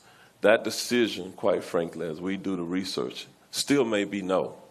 It still may be we do not want to advance it to the ballot, and that's okay. But if we don't get to that point, or we don't do the fact finding, provide you with what we can when we can, then your decision obviously would be no, I don't have any information. So we're willing to make the noble attempt. In the interim, I would encourage every one of you, as we're doing our fact finding within the respective timeline, have your own meetings within the community. Get out there and develop what you think should be the projects in your respective areas. Bring that back. Let the staff kind of deal with that. We will hire some consultants to help us with the process. We will use the breadth of our ability to execute. And I will tell you that this team of people, they are good at executing. We got through COVID, we executed. And that was the toughest time that anybody living now has been through. That's the toughest time that they've been through, and we got through it. So I'm optimistic about it, and with that, unless I'm wrong, unless I have read differently what you said, I didn't hear a total no. We don't want to try it. We don't want to study it. We don't want to research it. Am I right or am I wrong? Okay. So I'm accurate. So we will owe it to you to do all the research that we can to put a process in place. You owe it to us to be more engaged, to have your respective meetings. We're engaged. We've been very Okay.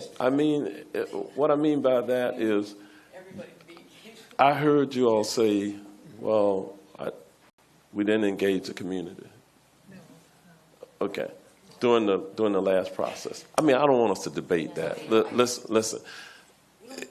It's not a debate, but what I'm simply saying here is help us get the information by which we can make the best decision that we possibly can. We can craft the best plan that we can going forward on behalf of our citizens. That's all I'm asking you to do.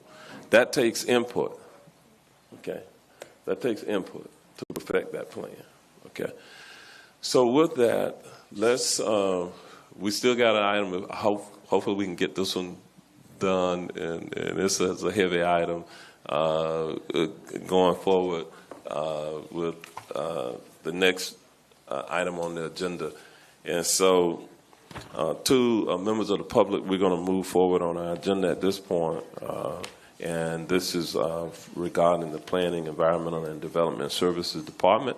Conversation about Split Oak that has been invoked many times today. I think about 30 people or so spoke about Split Oak. And this is an update. We're going to have Beth Jackson come forward. She's going to lead us off, and then we'll go from there. All right, with that, you're recognized. Thank you, Mayor.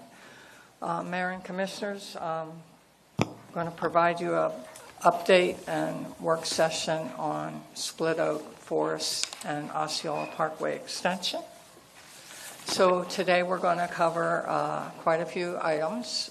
In the background, we're going to provide some information on the Split Oak Forest Wildlife and Environmental Area, cover the December 17th, 2019 BCC resolution, the November 3rd Charter Amendment, and then we'll provide you with updates on agency actions regarding Florida Communities Trust, the board action that was taken on November the 28th, Florida Fish and Wildlife Conservation Commission, as well as Osceola County's statement that they made to us. Then provide you a current status and request some board direction. So Split Oak Forest is a conservation area. It's 1,684 acres in size. 1,004 acres is in Orange County and under the fee simple ownership of Orange County only. Osceola County does not have any interest in our title. Osceola County owns 685 acres. They are the fee simple owner. We do not have any interest in the lands that are owned by Osceola County, any interest in the title. It was acquired in 1994. We were awarded a grant by Florida Communities Trust. The purchase price was $8,613,697. So the grant and interagency agreements were executed. Florida Communities Trust provided $3,631,697 of the purchase price. Orange County's commitment was 2.3. Osceola County's was 2.7. And then both Orange and Osceola County entered into an interagency management agreement with FWC to manage Split Oak Forest. So there were easements granted both by Orange and Osceola County. Orange County has granted an easement to FWC. We are the sole grantee on that easement to FWC. Osceola County has entered into similar conservation easements with the Florida Fish and Wildlife Conservation Commission. We are not part of those easements. They've also entered into easements with South Florida Water Management District. And then the management, again, as I stated, Split Oak is done on our behalf by FWC. So the purpose of the acquisition was for wetland permitting mitigation. Orange County, we paid for the property through a bond. So in order to pay back that bond, we had a mitigation bank with South Florida Water Management District to sell mitigation credits. It's to conserve natural and cultural resources, preserve suitable gopher tortoise habitat, provide nature-based recreational experiences, and the environmental benefits. It does protect a diverse range of natural communities, both imperiled plant and wildlife species, and it's designated as a Florida National Scenic Trail, runs through there, as well as the Great Florida Birding and Wildlife Trail. So on May 2022, CFX passed a resolution in support of the Split Oak minimization alternative. Within that resolution, it stated there's no impacts to Orange County Split Oak's portion. 1.3 miles of proposed expressway crossing through Osceola County at the southern corner of Split Oak Forest.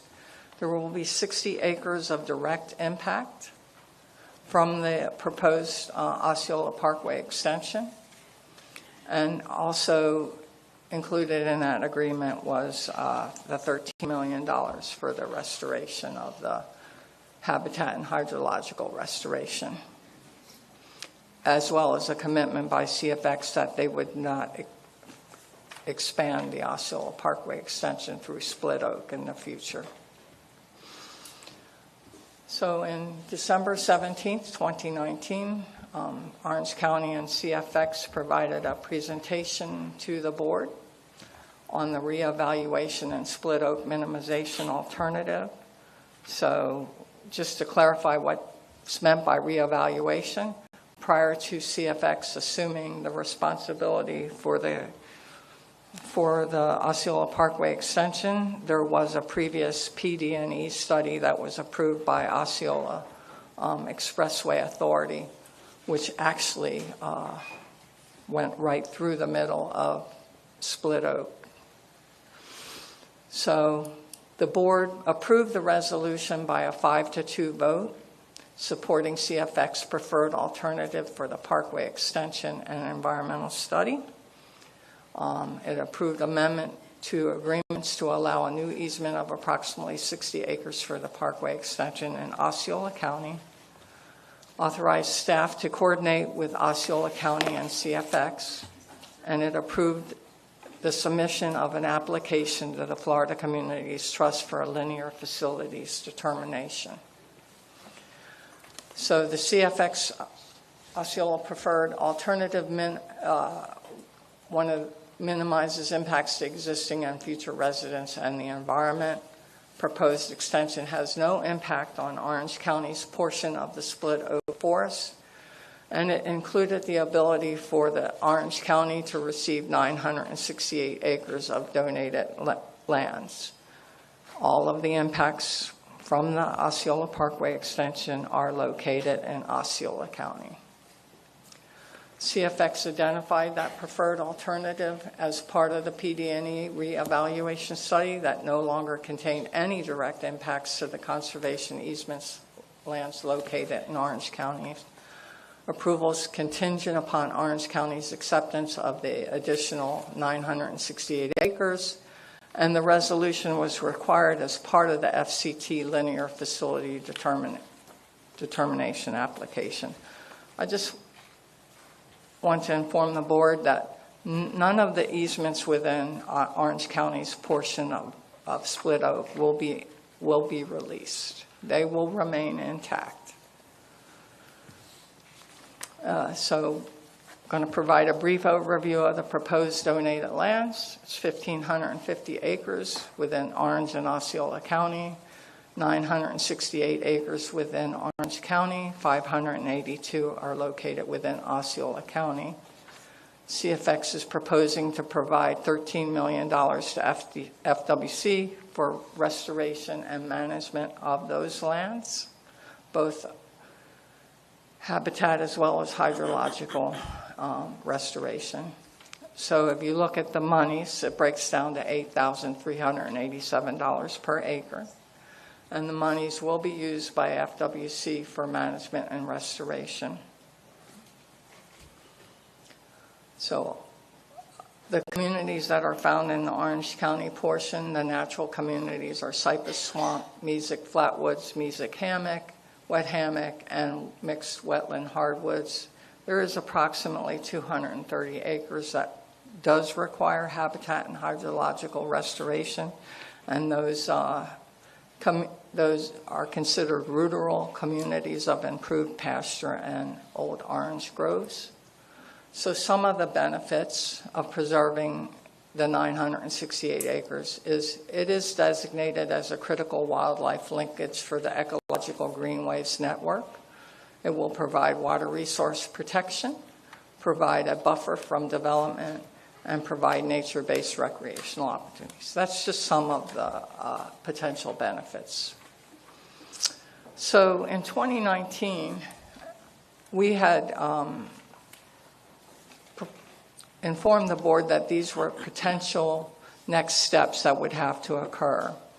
An amendment to the existing Florida Communities Trust Grant Award Agreement, an amendment to the interagency agreement, the current one over Split Oak Forest, enter into a donation agreement to accept the 968 acres, enter into a new interagency management agreement with FWC for the donated lands, placement of a conservation easement to FWC over the donated lands.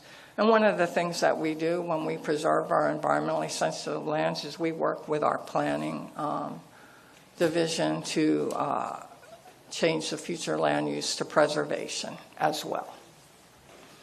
So in November 3rd, 2020, the Split Oak Forest Wildlife and Environmental Area Charter ballot provision passed by 86%. There were prohibitions to that promulgated under Section 1000.01, and the charter prohibitions will not apply to any action, negotiation, amendment, modification, agreement, ordinance, or resolution entered into or undertaken that provides greater, additional, and or more stringent protections for the wildlife, vegetation, and environment, or the preservation of the use of split oak forest as conservation land. The restrictions centered on the amendment of the grant award agreement and an interagency management agreement.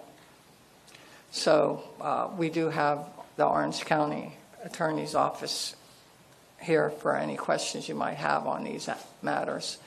The consideration of the amendments to the FCT grant award agreement and interagency agreement by Orange County would require a determination of whether the proposed amendments are strictly prohibited by the charter or allowed as an exception because they afford greater or more stringent protections to split oak.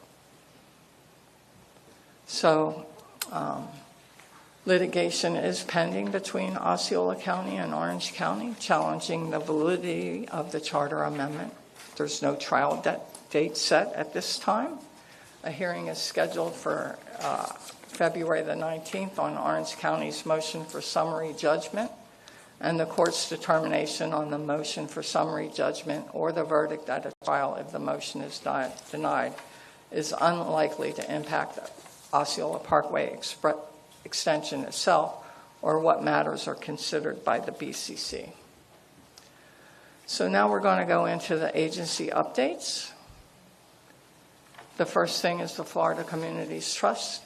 Based on the direction of the board provided in the resolution of 2019, Osceola and Orange County applied to FCT for that linear facilities determination on May 8th, 2020.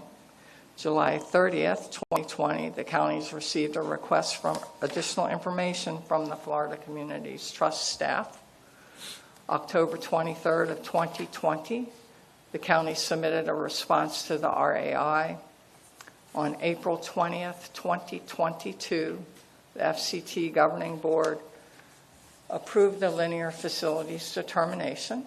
The proposed Osceola Parkway extension would directly impact 60 acres within Osceola County's portion of Split Oak and indirectly impact 100 acres south of the Osceola Parkway extension.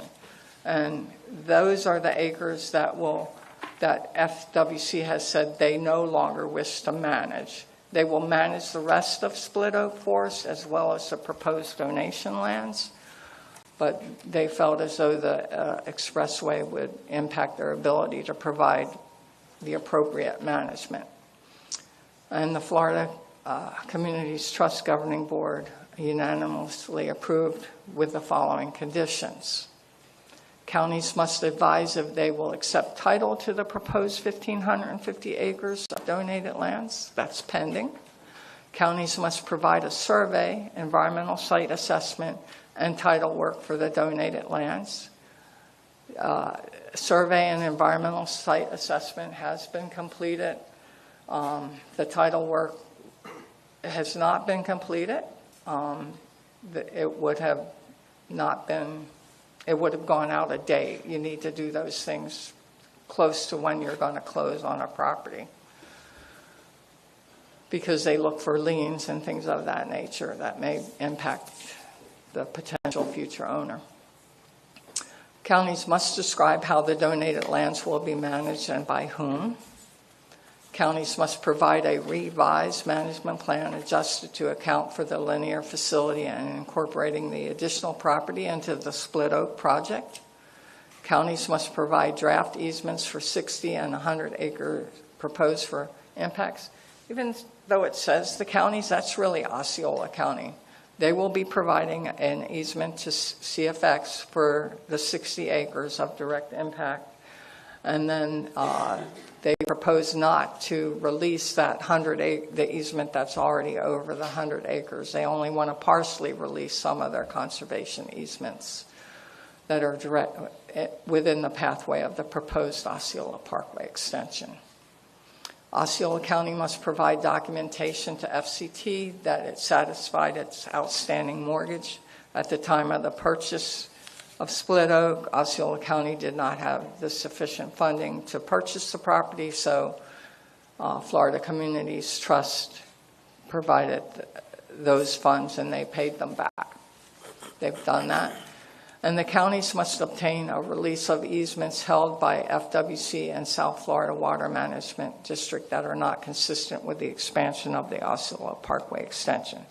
Again, although it says counties, we are not part of the easements that Osceola County granted to FWC and South Florida Water Management District. So they are the ones that are going to need to negotiate those releases. And so on November the 28th, 2023, the board took the following action.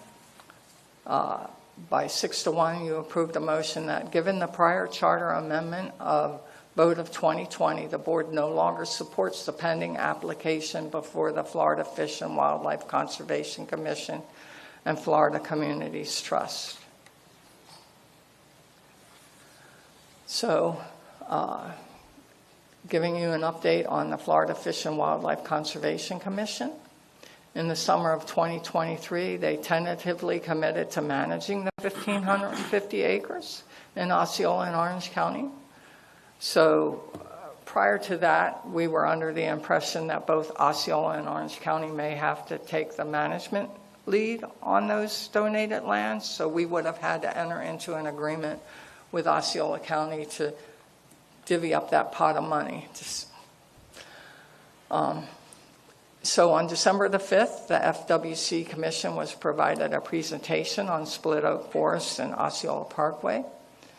The Commission voted 6-0 to direct FWC staff to continue discussions and negotiations with the counties on the release of the easements and provided explicit direction that the decision on the release of the conservation easements should be brought to a future FWC Commission meeting for final action. The next FWC meeting is going to be held the 21st and 22nd. They just published the agenda, and this item is not on that agenda. So after that meeting, and based on the vote that the board took on November the 28th, Osceola County informed Orange County staff that they are willing to accept the entire 1,550 acres in both Orange and Osceola County and enter into an interagency agreement to manage those lands with FWC. They have also indicated that they would potentially be willing to transfer the title to Orange County if so desired in the future. Future board actions would be required to facilitate this potential transfer. So now up to current status. So remember how we had informed the board at 2019 that we felt as though we would have to amend the FCT grant award agreement as well as the interagency agreement over the existing Split Oak Forest wildlife. But based on direction from FCT, these items are no longer required. What is still required is the donation agreement to accept the 968 acres of donated lands within Orange County, an interagency management agreement with FWC for the donated lands, and a conservation easement granted to FWC and FCT over the donated lands. These agreements could be entered into by Osceola County, thus satisfying the conditions of the FCT approval that occurred on April 20th, 2022.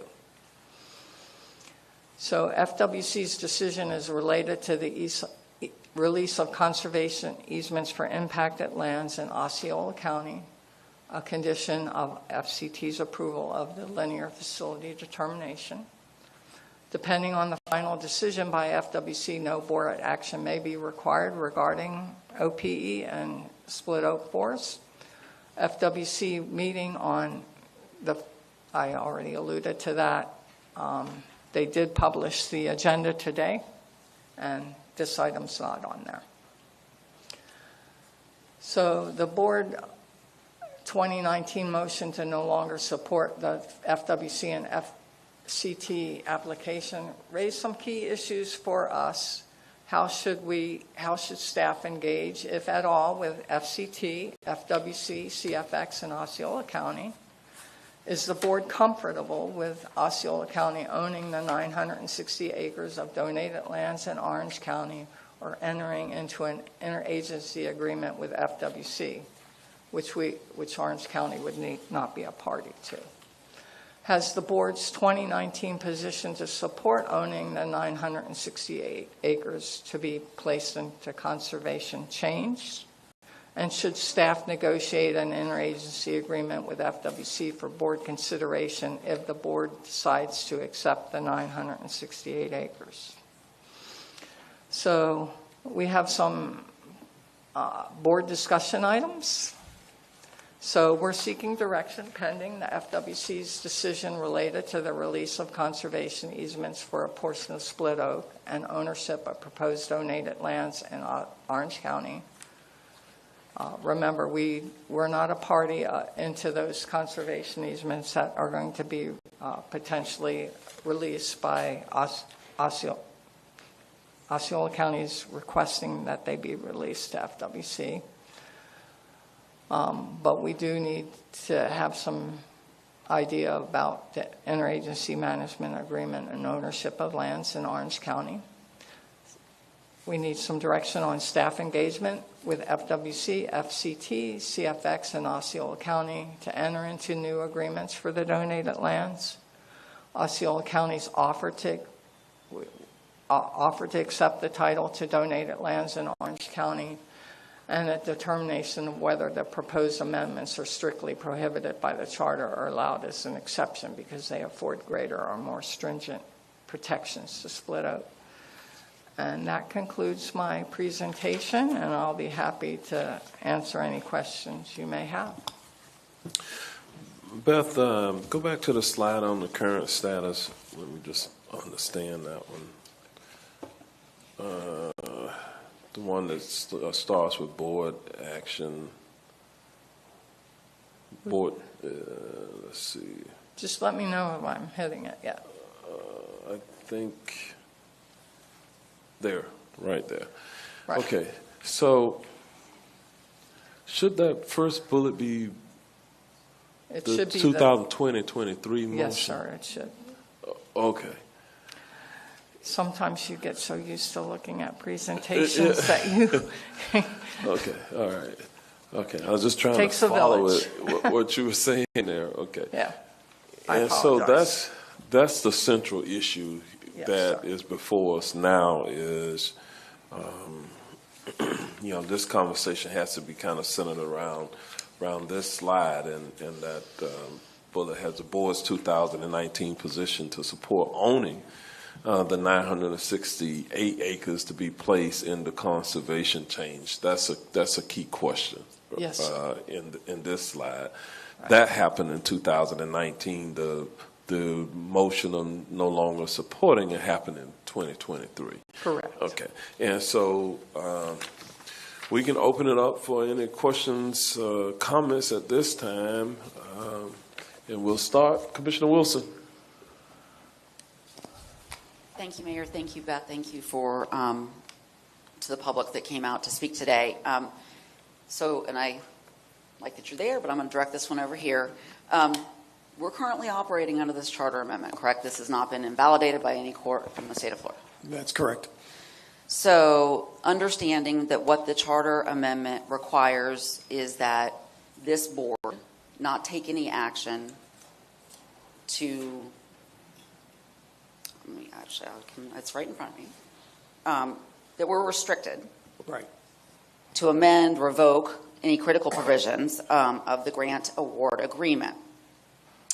And that we cannot enter by vote, consent, or otherwise, right? So even if we have, even a consensus potentially could be something that would be prohibited. Correct.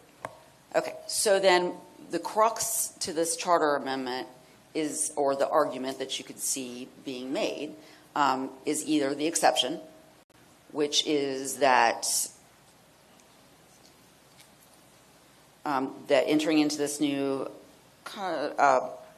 Provides greater protection. yeah, anything that provides greater protection, right? So if it's something that provided greater protection, that we would be able to do that and modify this. Clearly, this does not. I think that there's some discussion that came up about the donation, but I want to actually pivot on that thought for a second, because the word donation is used in a private agreement between Tavistock and CFX. We're not party to that. We have nothing to do with that. It's used again, I believe, in an agreement between Tavistock, Suburban Land Trust, and the Lake Mary Jane neighborhood. Once again, we're not a party to that. But the legal definition of a donation is a voluntary transfer of property from a donor to a donee with no exchange of value on the part of the recipient. So let's just call it a contingency, because that's what this is. And it's a contingency that we are not a party to in any of the agreements that they are negotiating, which puts us very wrong-footed in so many ways. What we are a party to, and what we do have an obligation to, of course, is this charter protection, and understanding that the grant award agreement requires all parties to the agreement to amend the agreement. And what I'm trying to understand now is that if, is this a simple, straightforward answer? No, we cannot amend a couple weeks ago, we were able to amend because we were going in the more protective direction.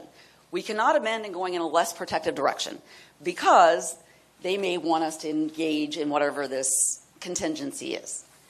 And so, undermining what people voted for is really dangerous in so many ways. And I know that we had a lot of public comment on this, but I think it's important also to understand that this is very straightforward as far as Orange County's role in this. We are a party to an agreement that requires all parties in order to amend the agreement. And we can't agree to that based on our charter. We can't continue down the path that they want to go to for this contingency to swap the land because of our charter. So, my question is really, why are we here? The direction should be clear, that we need to defend our charter and defend the decision that the board made, which was that we would no longer support that charter amendment. That was in the protective way. We went in the protective angle. We're allowed to do that.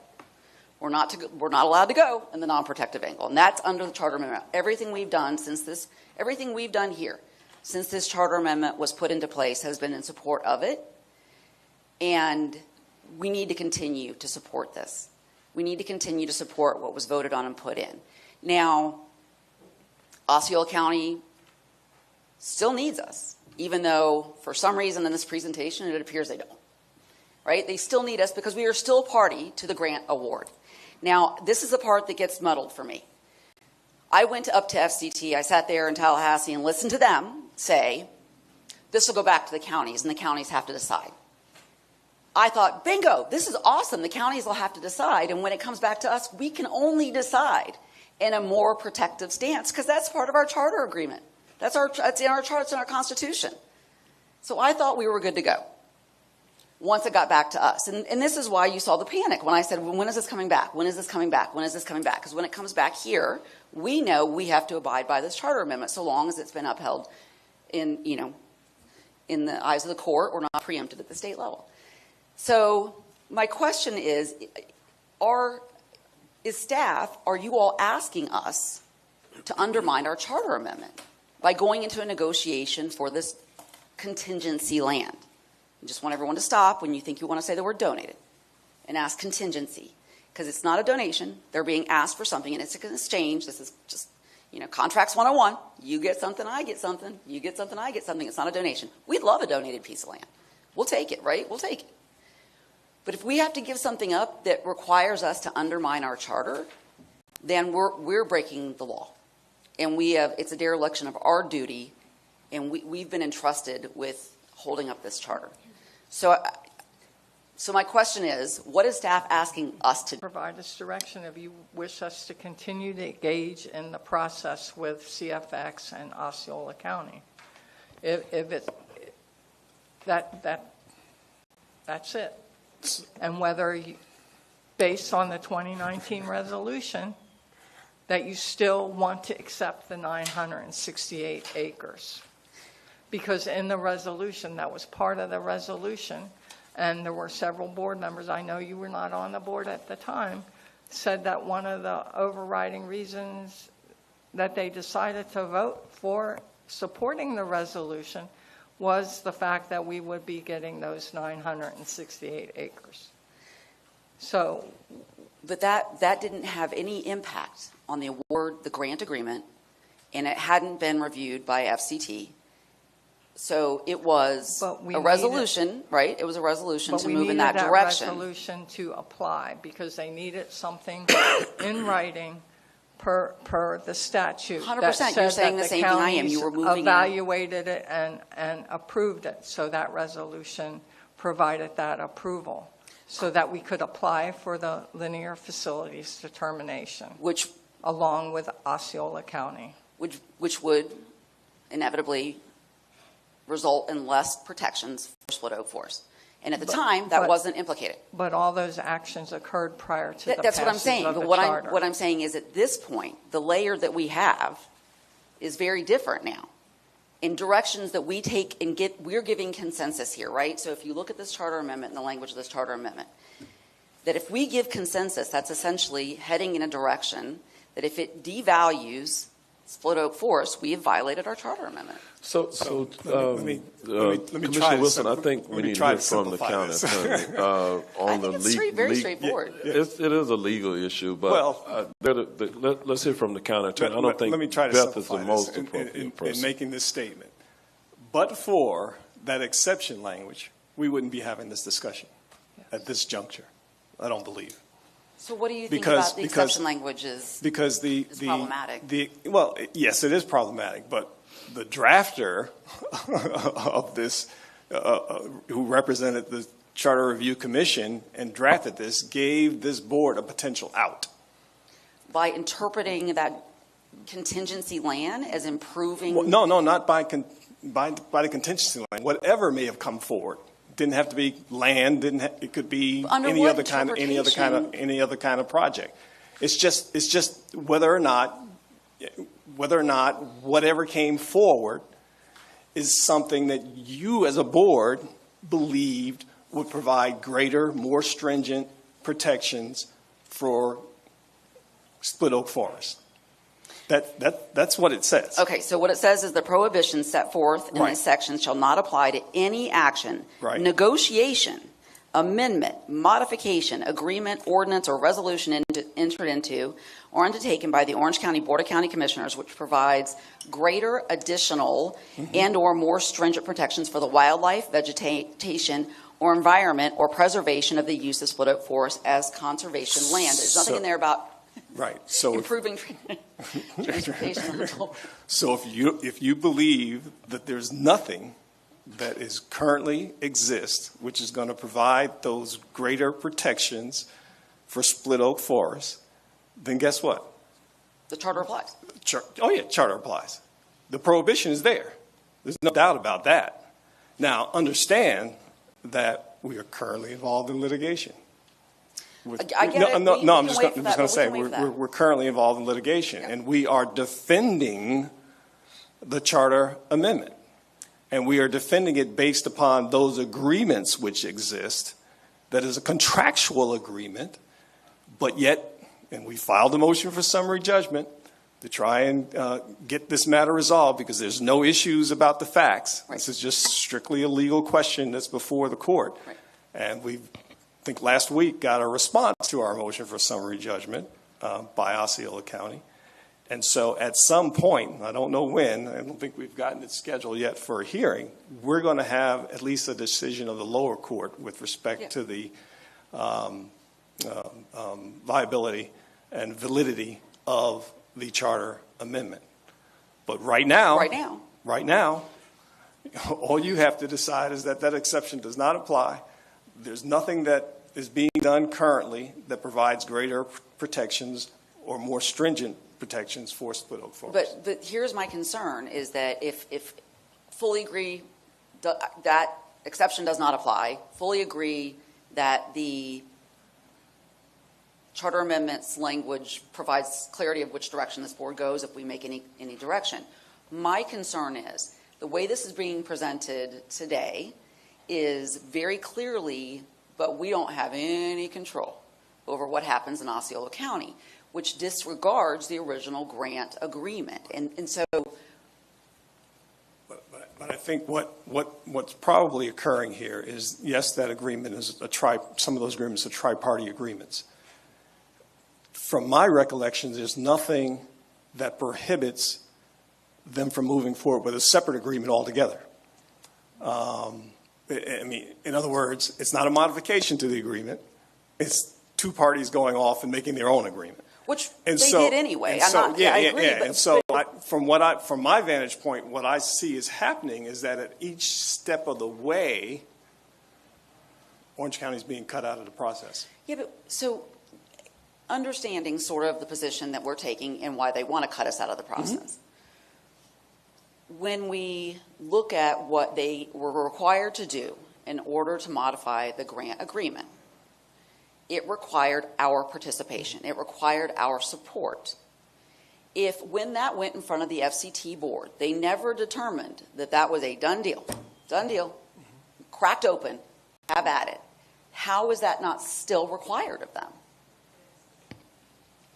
That's a question for FCT. And this is my issue, right? Because we haven't gotten some of these answers. I got a letter yesterday. That's the unknown in all of this. But and hopefully we'll know whenever they meet and give us some indication. And I got. But if the past actions are any indication of what they might do in the future, then the picture in terms of. But what they were willing to do in the past was based on an understanding that the parties to the agreement were all on the same page. And so I think that we're doing a chicken and egg thing because. So in just so that I understand what's happening with FCT, I did get some correspondence that they have not received information, that they had asked for, even though what we were presented today was that they were no longer asking for it. And so I don't know what the status of that is. They are no longer asking or requiring an amendment to the FCT grant award agreement. What they are waiting for is the information that was required as part of their condition of approval, those 7 points. So that package has not been submitted to them. So they are no longer. Go to slide 25. Thank you. Going the wrong way. No.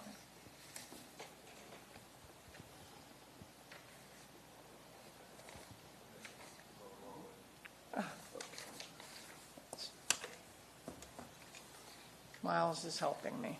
Thank you. These are the actions that are remaining. And so, we told the board in 2019 that we felt as though the FCT grant award agreement would need to be amended. We also told the board at that time that the interagency agreement over the existing split oak forest would need to be amended. Based on new information, and it was verbal, and we have submitted an email to FCT to request that they put that in writing. We have not received a response. Okay, and I don't know who was their point person or who was the point person here. I personally spoke to Callie DeHaven at the Corridor Connect meeting. Okay, because the correspondence, this was as of yesterday, this is dated Monday, February 5th, from William McMahon, who... I personally, we sent an email to Ms. DeHaven on Friday. Okay, so if I can read this from yesterday, thank you for your email. I can confirm that none of the 7 conditions outlined in the April 20th, 2022 agenda item for Split Oak have been satisfied. There has not been any correspondence between FCT and Orange or Osceola counties regarding Split Oak. So I'm not saying that they don't have their own communications dysfunction over there, But what I'm saying is, as a commissioner who's sitting here being asked for direction, I don't think I can do that, hearing that what I'm getting from staff in their communication with FCT doesn't line up with what FCT is actually just telling us directly on the phone. And the package meeting those 7 conditions has not been submitted, because all 7 conditions, the information like the release of the conservation easements in Osceola County, the granting of the easement to the 60 acres to CFX, that has not been accomplished yet. But once it's accomplished, it will be submitted to FCT. So, but that... So you're referring to slide 20. Okay. And I guess I think the other important piece of this is, if this is what they need to undo an agreement that we no longer agree with, the action, and we're hearing a varied report here, because I have information from the project manager that's like, we don't have any of that, no one's talking to us.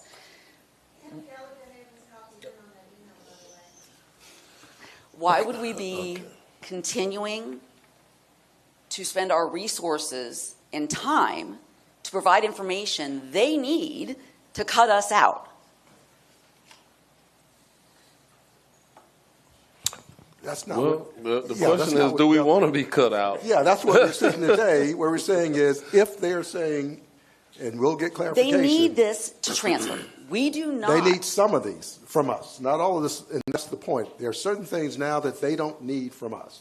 And so it's to get some clarity here on exactly and I don't know what that need is, because that for doesn't us seem to be clear or not. at all. That's what the issue, and that's why the purpose of this discussion is says, if they, I hear what you're saying, we need that confirmation between what's verbally committed, what someone is saying. I think they're referring to 2 different things. I think they're referring to this versus the other matter, but to get that clarification, if they're going down a path that excludes Orange County, I want to know if the board's comfortable with that, which of course you aren't, but certainly if part of that includes the donated land that Osceola County. We're not calling it donated land. It's contingent. We know it's not donated. It's not donated because they're asking for something in return. So we have to stop doing that. It's an absolute disservice to the public to hear donated land, because they think that Green Place is some quid pro quo, because that's what they've learned through this process. This is not donated. This is a developer, 2 developers trying to make sure they can get what they want and manipulating a system. It is not donated. It's contingent.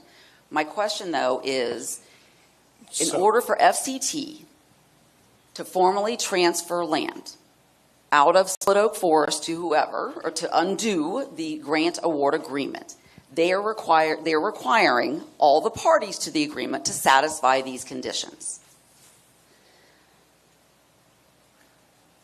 Basically, the first bullet is pending.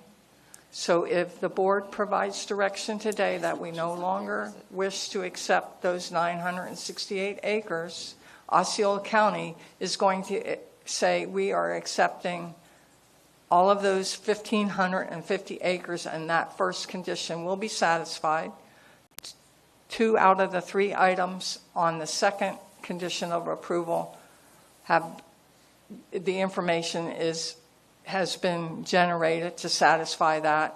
A title search would be done upon the transfer of the ownership of those lands to Osceola County or Osceola and Orange County if the board decides they still want to accept the 968 acres.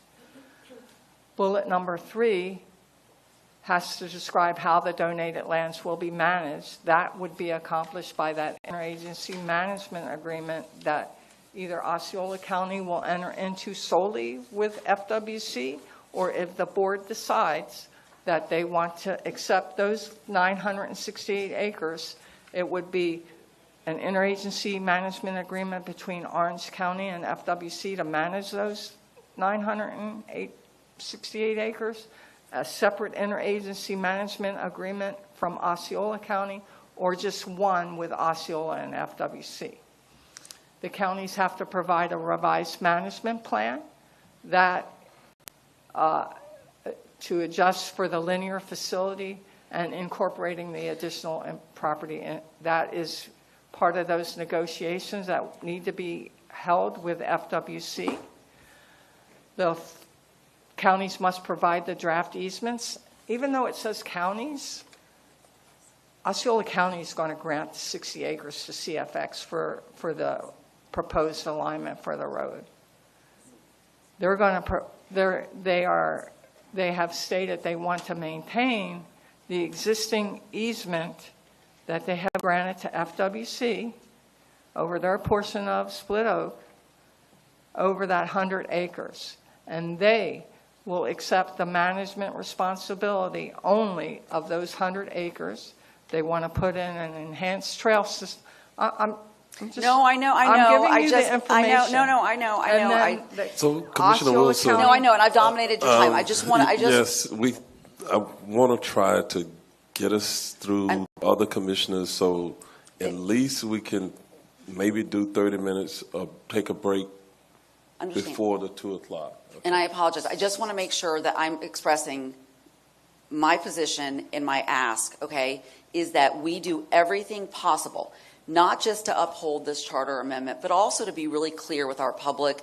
I was really concerned about even the bullet points that were articulated that continue to perpetuate that this is only a 60-acre impact. We know it's not. If they're not even willing to, if FWC doesn't want to look at it, 60 acres of direct impact. Okay, but I'm just saying there seems to be some editorial pieces that I want to be super clear that if we're going to go to bat and defend this charter agreement and defend our investment that was made a long time ago and continuing to be made, that we do it full-throated, that we don't do it like, ooh, sorry, Osceola. No, look.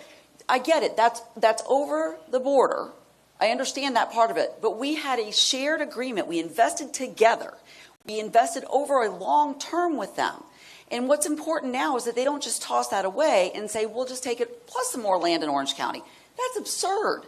That's an absurd position for them to take, that they're just going to take more land in Orange County because of a contingency agreement. So whatever we can do to support you all in defending the charter, in defending our investment, that is where my position is. All right. I think we all share the position. So let's try to manage the time. Commissioner Bonilla. All right, I'm going to start with the question. Let's see. Counties must provide a revised management plan adjusted to account for the linear facility and incorporating the additional property into the Split Oak project. That management plan, is that a joint agreement between all parties? That management plan is generated by FWC. There's a current management plan, and they take that management plan for approval to their ARC committee. Orange County, I'd have to double check, but I don't believe that we signed that management plan. That management plan is generated by FWC because they are the land managers. Okay, the letter from Byron Brooks was, please accept the following as a request from Orange County for a management plan modification to allow for the construction of a linear facility on FCT project, blah, blah, blah, as known, and it goes on. So this letter from Byron, we had requested a modification of this management plan. That was a requirement of the statute for a linear facility determination.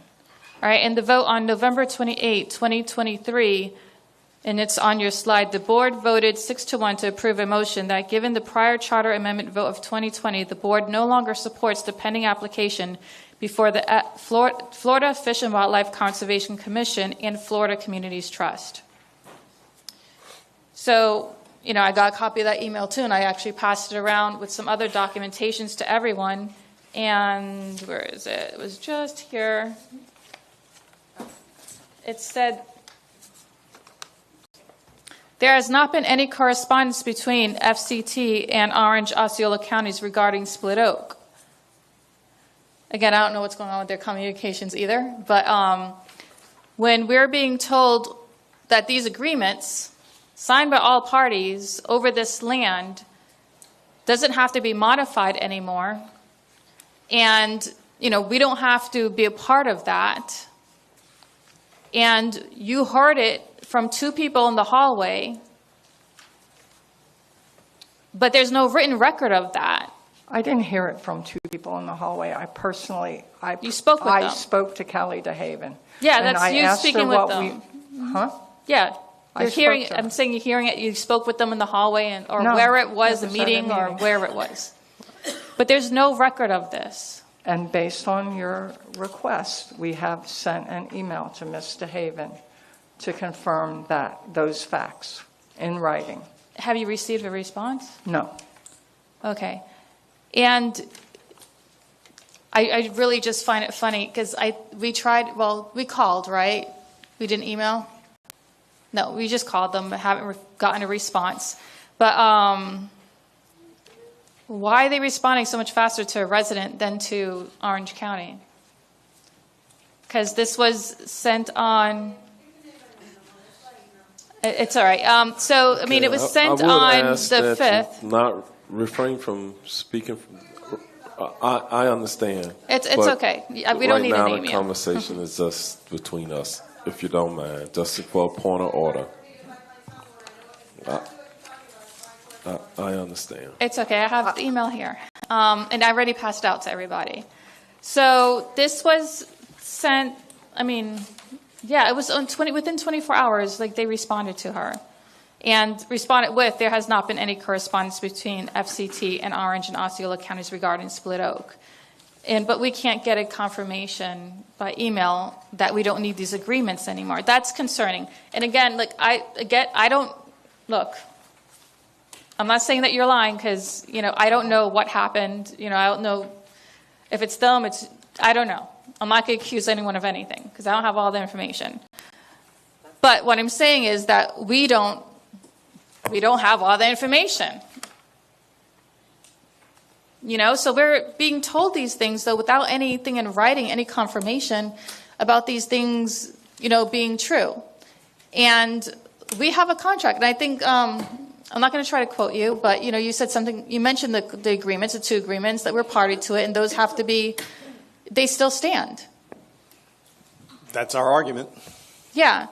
And so what I find concerning, and I think, Commissioner Wilson had alluded to this, I'm not trying to put words in your mouth, but, you're welcome, is that I agree with everything you said, County Attorney. But the presentation we're getting is just something else.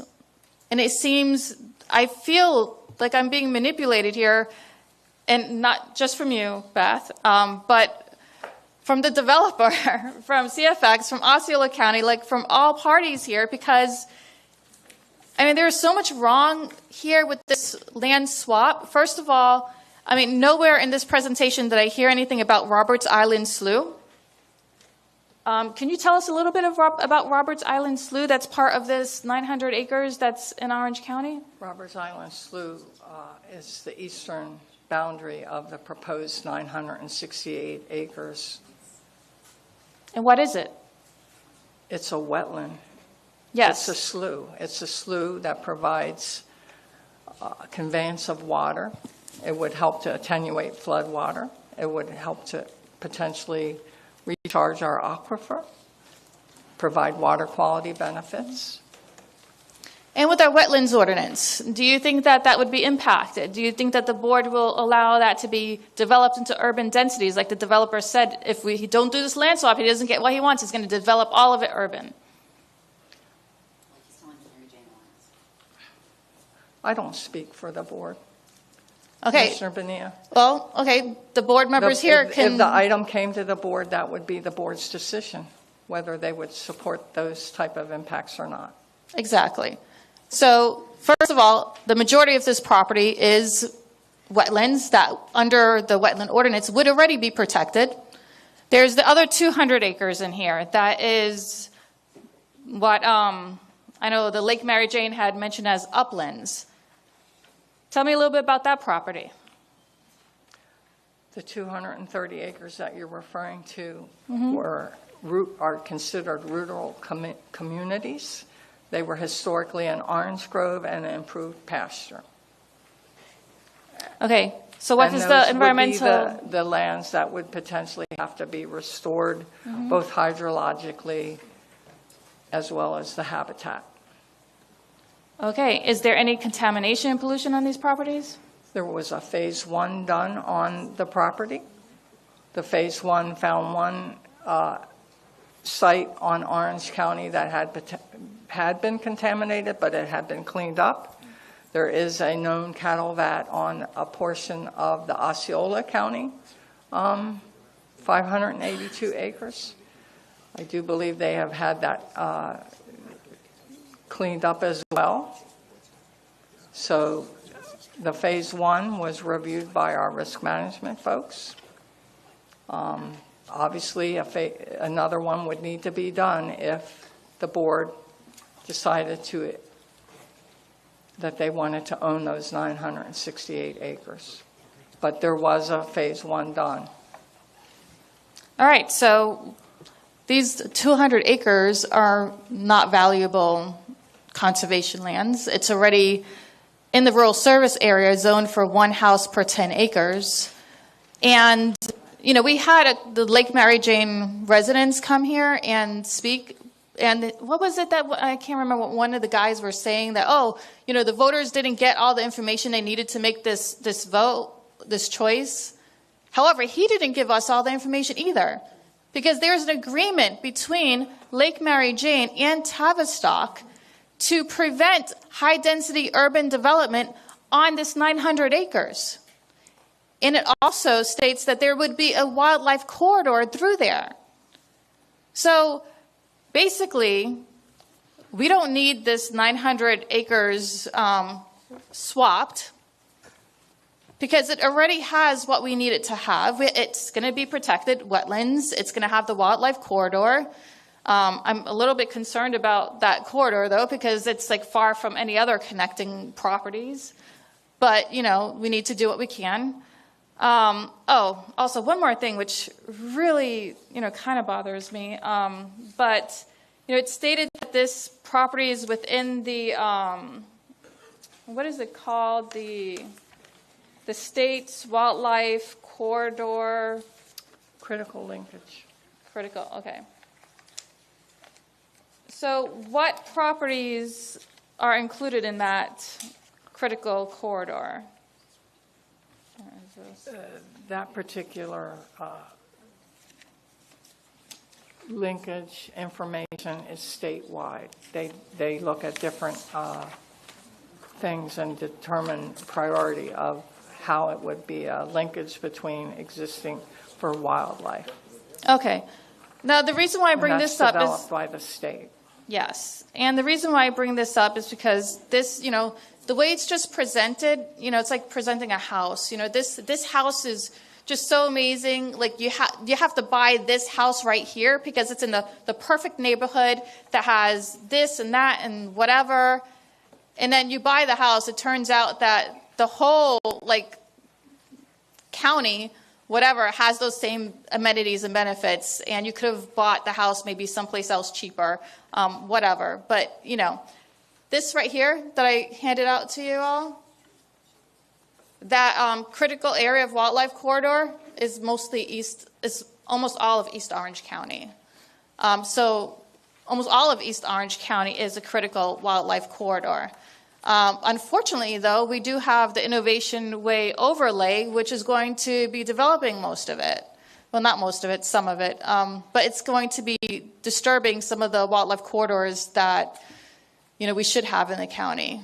So that's decisions that, you know, previous boards have made. Well, that was made before us. But, you know, recommended. So, and this is just, you know, it's manipulation by the developer to this county for lands that's already protected. So, no, I don't think we need to give direction to the staff to go ahead and, you know, make this land swap. And I just feel that some of these things that we're being asked to do as well, you know, we were pretty clear. I mean, the board voted. The board no longer supports the pending application before the Florida Fish and Wildlife Conservation Commission and Florida Communities Trust. Has there been a letter that went to the Florida Communities Trust telling them That we no longer support this modification? Yeah? Okay, thank you. Yes, that was communicated. Pardon? The board action, you communicated that to. That the was floor. communicated at the FWC meeting. Okay, Okay, but has anyone FCWC. communicated this to FCT? She said to FCT, was that communicated to FCT? No. How long do we need to wait for that to happen? I'm sure they're well aware of it, but that we could be can. said. So, Yeah, I mean, that's that that's could why be said to they're FCT. doing what they're doing. But Byron, we can follow up. Commissioner Scott has something, and just trying to manage our time. Do you have final comments? I think my final comment was that we don't need to be tricked into a land swap. Okay, all right. And that's, Mayor, because that may help with the rest of the conversation, because I think there may be, well, just to be sure there's some clarity here. If the boards, and that's what we're looking, the board says, look, don't engage, tell Osceola County, no, we defend, that's fine. We didn't want to be in a position where we were privy to communication that Osceola County and FWC or FCT was working on an alternative proposal that might cut the board out in some way, particularly associated with the land as well. And that's why we just wanted to have a conversation. The board is saying very clearly that we stay the ground, stay the course, don't provide any information, don't engage. That's why one of those items says if you don't want us to engage, we don't engage. But we didn't want to be in a position where not only the Beth here from the Osceola County manager called me as well and conveyed these same points. So we have heard from Osceola County in some respects in terms of what they were working on. We didn't want to be in a position where you all weren't aware of that and can give us direction. If the deal is board saying, and don't engage, don't provide anything needed, we're good. So I just want to be sure there before we wasn't get any there, Byron, misunderstanding. let me just go to Commissioner Scott and give him the opportunity to be heard, and then we'll kind of come to a conclusion. There certainly could be more clarity on this issue. One thing is clear, the voters did vote for a particular action, and I think we're duty bound to uphold it to the best of our ability. So I am in 100% agreement with that. The confusion, at least for me, is there were several decisions and agreements that were made prior to the passage of the amendment or the charter review amendment, and so that is a point of confusion for me in terms of clarity. I mean, I get the nuances and times when I think back to what Commissioner Wilson said in another meeting, that we as an entity, when we enter into an agreement with anyone, we want to know that we honor our contractual agreements. And so, for me, I would think as an organization, we want to at least be in the room and anything that may impact us directly or indirectly. But if we, continue down the path, we've already passed a resolution withdrawing our support, and we just don't do anything, and then, sometime down the line, we recognize, hey, maybe not doing anything caused a negative harm. Did we do the best of our ability to support the voters? It isn't real clear to me the impacts of the charter amendment on agreements that were already made. What is clear is that, we don't do anything forward, but how does that apply to, and I don't know if, Jeff, you can provide clarity, how does that apply to things that are kind of in motion? When you enter into any agreement, there are some, initial steps and subsequent steps based on that agreement. And so the charter review says, or charter amendment says, okay, we don't enter it, we have to respect the will of voters, all that. But the train already was going down the track. So it's like, okay, do we stop the train? Do we stop the train that's already going, or based on the charter review, or do we not send any new trains based on? You get what I'm saying? Like, it's just these are things were all in motion. So that's the confusion for me, and why I had hesitancy when we had the last vote. So the choice is be there at all these meetings that takes place, whether it's FWC or FCT, and listen to what's being said, but let it be known that you're not supportive of anything that would facilitate what may ultimately happen anyway, which is the construction of the linear facility. Right. Okay. Thank you for that clarification, Mayor. I'm good. Commissioner Moore. And that's what I was going to say, was that certainly to honor the vote that you all made the last time, we don't have to agree to any of that, but I don't certainly want to give Orange County land over to Osceola County. I mean, and I think that's where the rub is here, is that I understand it was a joint agreement, but I don't feel as the Orange County Commissioner that I can control what happens in Osceola, and I certainly don't want them controlling what happens in mine. So I would certainly move to make sure that we manage that land, because I believe we'll do it better. And I don't see it as a swap, because I still see that you can stand by what you've been saying, and whatever FCT and FWC are going to do, they're going to do. They know how this board feels, but I don't want to give my land to Osceola County. Thank you. Okay. Point of order, was that a motion or was that just your comments? Because you said I certainly moved to support, so I'm trying to understand. Were you just making your comments? I was just commenting. If you were ready to make a motion, I can. Okay. And so I think the consensus that I'm hearing at this point is stay the course, not engage unless something changes. Okay. Now, if we hear something back from the courts because of the pending litigation, then I think it's incumbent upon the county attorney and county administration to apprise us, because we may have to take some action pursuant to that. Or if we get some communication in writing from FWC or FCT that is problematic for us, then the board needs to meet and discuss what we do from that point forward. But at this point, it's stay the course. And just for clarification, that includes making sure that if they're requiring us to do something, survey, assessment, whatever it is, in order to undo the protections, that we're not moving in that direction. Because that is a critical piece, right? They need. I think we're clear. I just want to make sure that we're we're all clear, okay. Commissioner. However, even if they do that, we need to bring it back to the board and have a conversation. Right. And that's what we're saying at this point. And I just wanted to let you know, Mayor, that the hearing on the motion for summary judgment is scheduled for February 19th. Okay. So, there will be some updates. So at this point, I think we're saying the same thing. We're clear. I just want to make sure that between county administration, our team, Beth, the county attorneys, we're all clear what is being said here. If not, then we need to try to clarify before we break. Are we clear? Are you all clear? Okay. Are you clear, Beth? I do believe you're providing direction that Orange County staff no longer engage with the conversations with CFX, Osceola County, and FWC. Okay. They say they want us in the room. You need to be in the room, but you're not. But we right. Do we want to be in the room or not? Yeah, they want us in the We room. want you in the room. Do we any questions by members of the board? Yeah, just, Any questions by the controller? You got what we're saying. Okay. All right. So with that, then we're all on one accord. We're going to go into recess until the 2 p.m.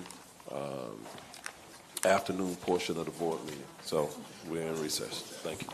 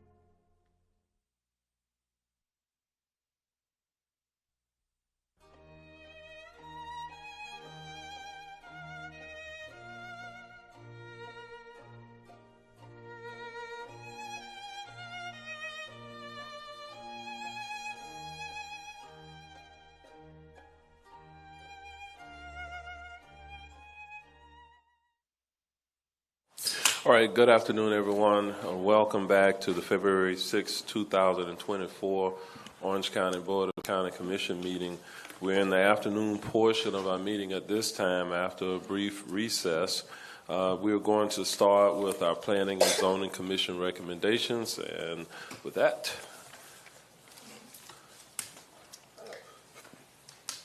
All right, you thank recognize Mr. Kozak. Thank you, Mayor, and good afternoon, Commissioners. On January 18th, the Planning and Zoning Commission considered 6 conventional rezoning cases, 1 of which was postponed and 5 of which were recommended for approval.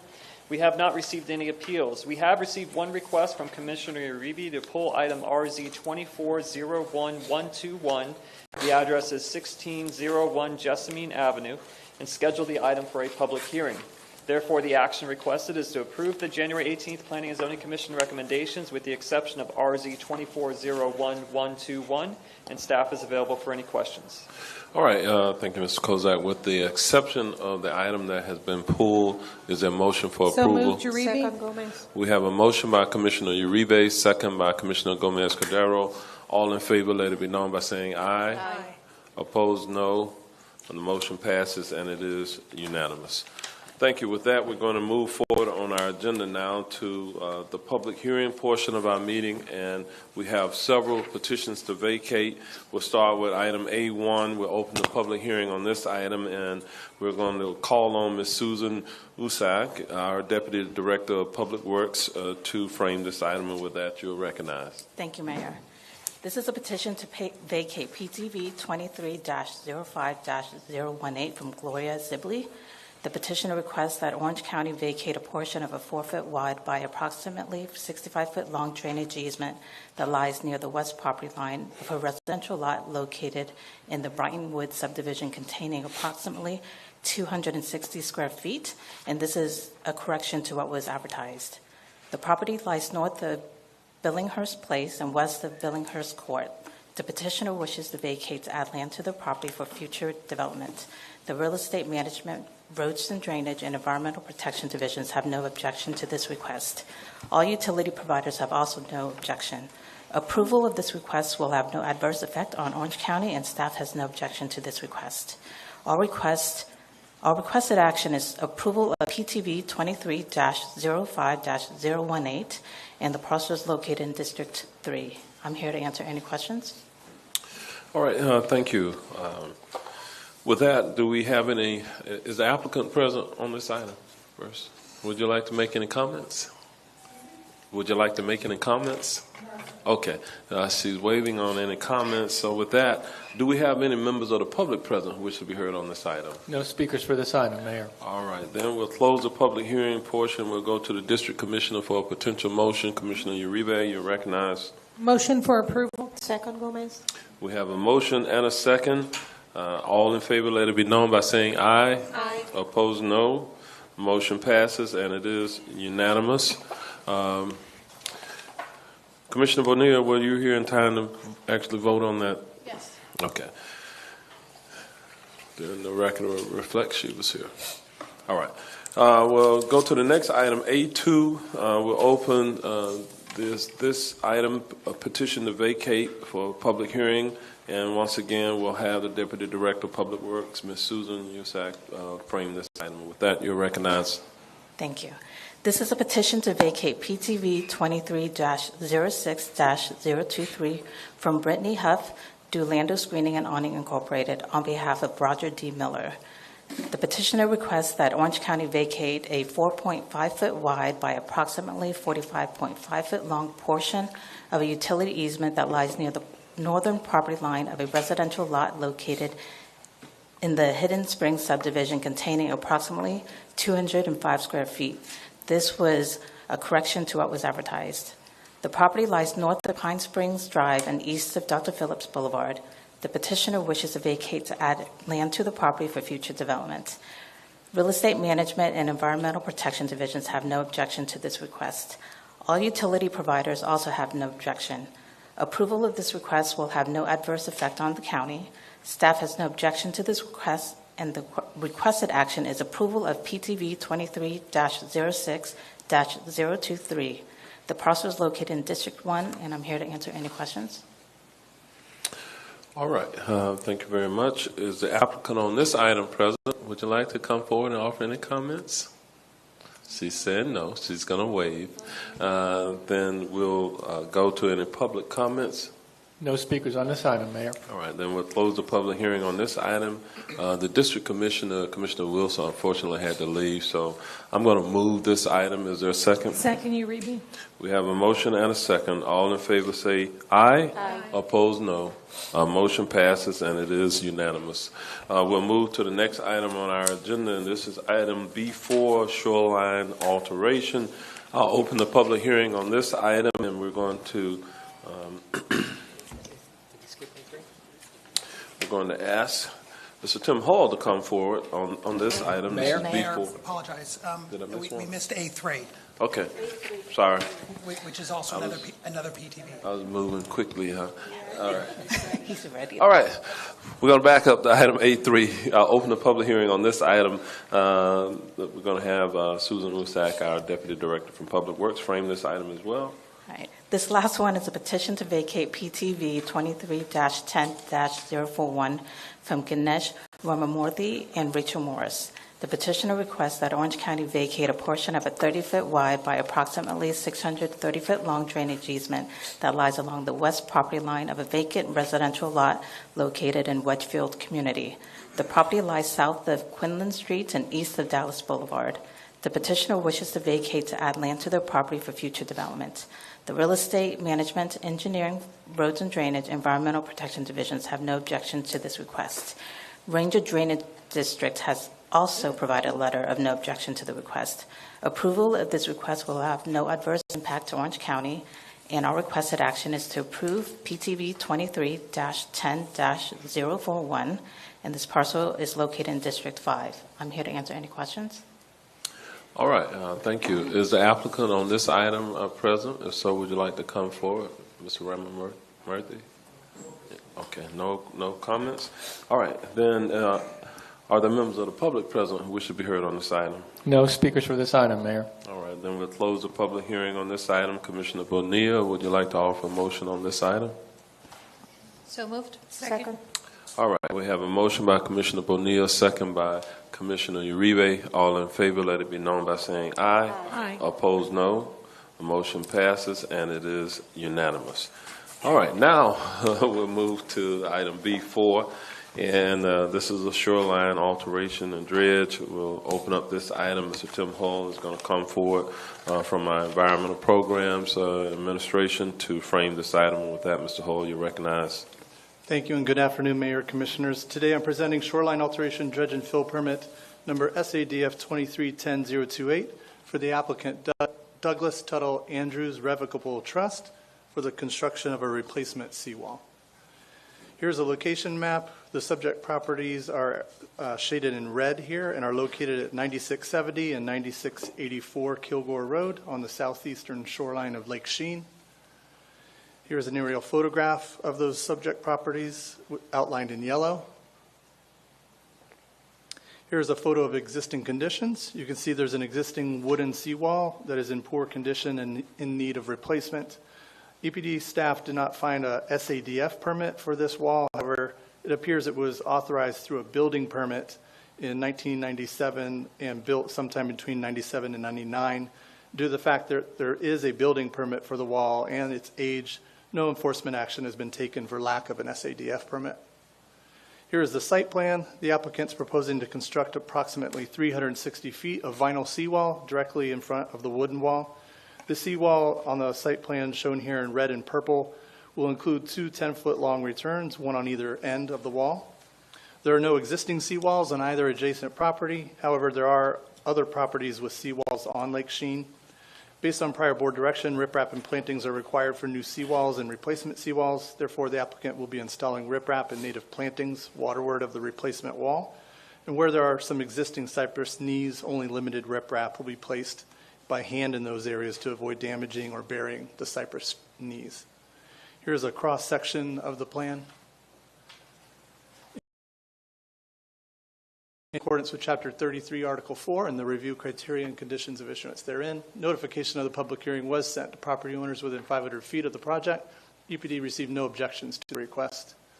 Our finding is pursuant to Orange County Code, Chapter 33, Article 4. EPD has evaluated the proposed SCDF permit application and the required documents, has made a finding that the request is consistent with Section 33-129, and accordingly, our action requested acceptance of the findings and recommendation of the EPD staff and approval of shoreline alteration dredge and fill permit SCDF 23-10-028 for Douglas Tuttle Andrews Revocable Trust, subject to the conditions listed in the staff report. This is in District 1. And I'm available if you have any questions. Thank you.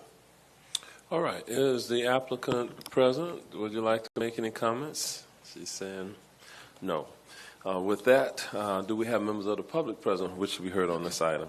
No speaker cards for this item, Mayor. All right. We'll close the public hearing at this time.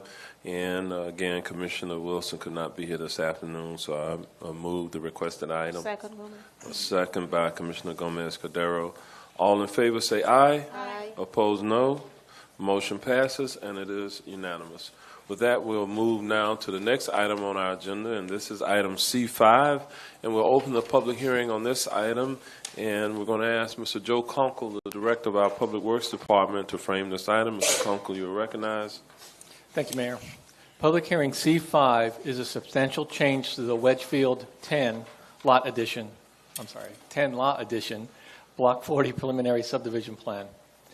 The subject site is located south of East Colonial Drive, west of State Road 520, and north of State Road 528 in the Wedgefield development.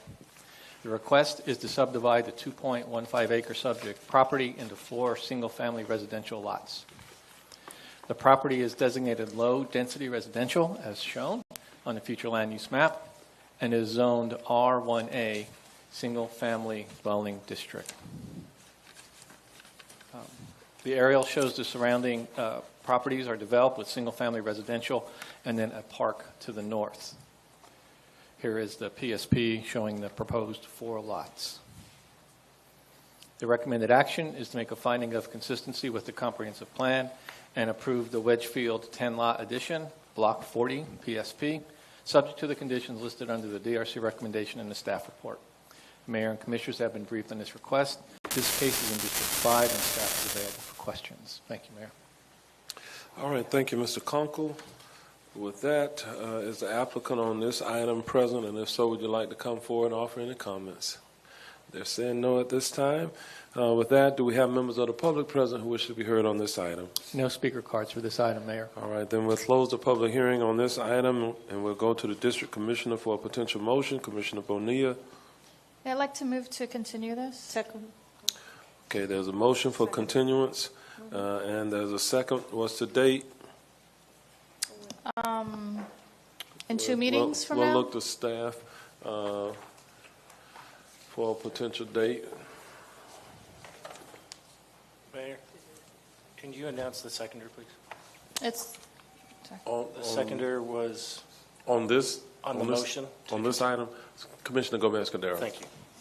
Mayor, in terms of our future upcoming meetings, we have February 20th, which is our next meeting, then March 5th, followed by March 26th. March 5th. March 5th at 2 Yeah. p.m. Okay. So the motion is to continue to March 5th during the afternoon portion of the meeting. With that, the motion on this item is Commissioner Bonilla. Seconder is Commissioner Gomez-Cordero. All in favor, let it be known by saying aye. Aye. Opposed, no. Motion passes, and it is unanimous with Commissioners Wilson and Moore not present on this item. Next item on the agenda is item number D6. We'll open the public hearing on this item, and Mr. Kunkel, our Public Works Director, will frame this item. Thank you, Mayor. Public hearing D6 is a substantial change to the Alafaya Trail Student Housing PD.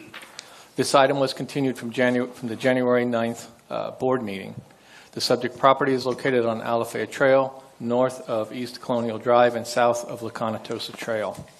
The request is for 2 waivers from Orange County Code to increase the maximum building height from 5 stories 60 feet to 5 stories 70 feet, and to reduce the major street setback from Alafaya Trail to 10 feet. The property is designated high-density residential student housing on the future land use map, as shown, and is zoned PD as the Alafaya Trail Student Housing Plan Development. The aerial shows the surrounding areas developed with other student housing and multifamily developments in the approximate area. Here is the PD land use plan showing the access locations as well as the property. After coordination with the applicant and the district commissioner, one new condition is proposed requiring the preservation of several existing oak trees along Alafaya Trail. This would be new condition number 10, with the remaining conditions being renumbered. The condition is, with the exception of removing one oak tree for fire access to the project, the developer shall maintain the remaining 5 oak trees along Alafaya Trail. Our recommended action is to make a finding of consistency with the comprehensive plan and approve the substantial change to the Alafaya Trail student housing subject to the conditions listed under the DRC recommendation and the staff report. The mayor and commissioners have been briefed on this request. This case is in District 5 and staff is available for questions. Thank you, Mayor. Okay, is the applicant or a representative present? All right, they're coming forward. Thank you. Brooks Stickler, 200 South Orange Avenue, Kimley Horn & Associates, representing the developer. We have been working with staff ever since the continuance in the commissioner's office. We would like to request that we revise our front setback from 10 feet to 15 feet to allow for those oak trees to have a little more room for viability and for them to maintain along the street to provide shading. So beyond that, we're here for any questions that may be available. All right. Do we have members of the public present who wish to be heard on this item? There are no speaker cards for this item, Mayor. All right. Then we'll close the public hearing. We'll go to the district commissioner, Commissioner Bonilla. I presume that you've had some conversation with the applicant about the setback issue. Well, through Nick, but yes. Okay. Is there a motion? Yes, so just to make sure we have the conditions clear, so that condition that was added with saving the trees, and then instead of the 10 foot or 10 feet setback, it's going to be 15. So, Commissioner, if I may, condition 9A, which addresses the 10-foot setback from the eastern property line, that would be changed to 15 feet. Mm-hmm. And then the new condition that was presented would be a new 10, mm-hmm. and then the current 10, which is basically the old conditions, would be changed, renumbered to 11. Okay. Okay. All right. So moved with those conditions and amendments. Second, Scott. All right. We have a motion by Commissioner Bonilla, second by Commissioner Scott. All in favor, let it be known by saying aye. Aye. Opposed, no. A motion passes, and it is unanimous. With that, we'll move then to the next item on our agenda. And what was scheduled was E7. That item has been canceled for today, so we're not going to take any action on that item. And we'll go to item F8. And it's my understanding that ultimately this item is being requested for continuance, but we have to open it up. So we'll open the public hearing on this item, and we'll have Mr. Sorensen frame this item. With that, you're recognized from our planning division.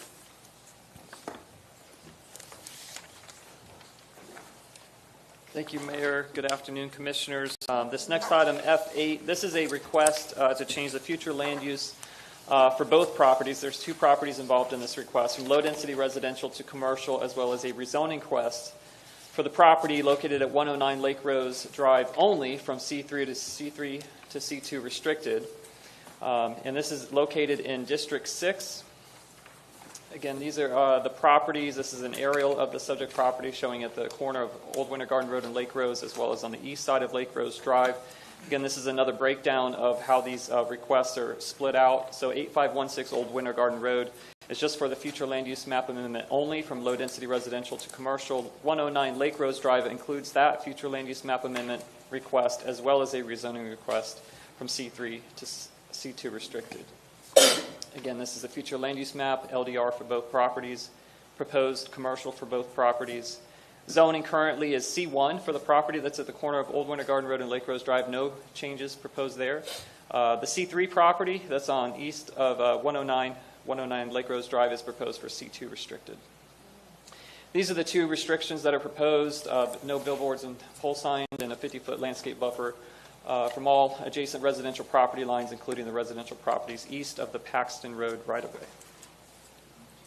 207 notices were sent to an area extending beyond 500 feet from the subject parcel. To date, we have received 43 commentaries in opposition and 0 commentaries in support of the request.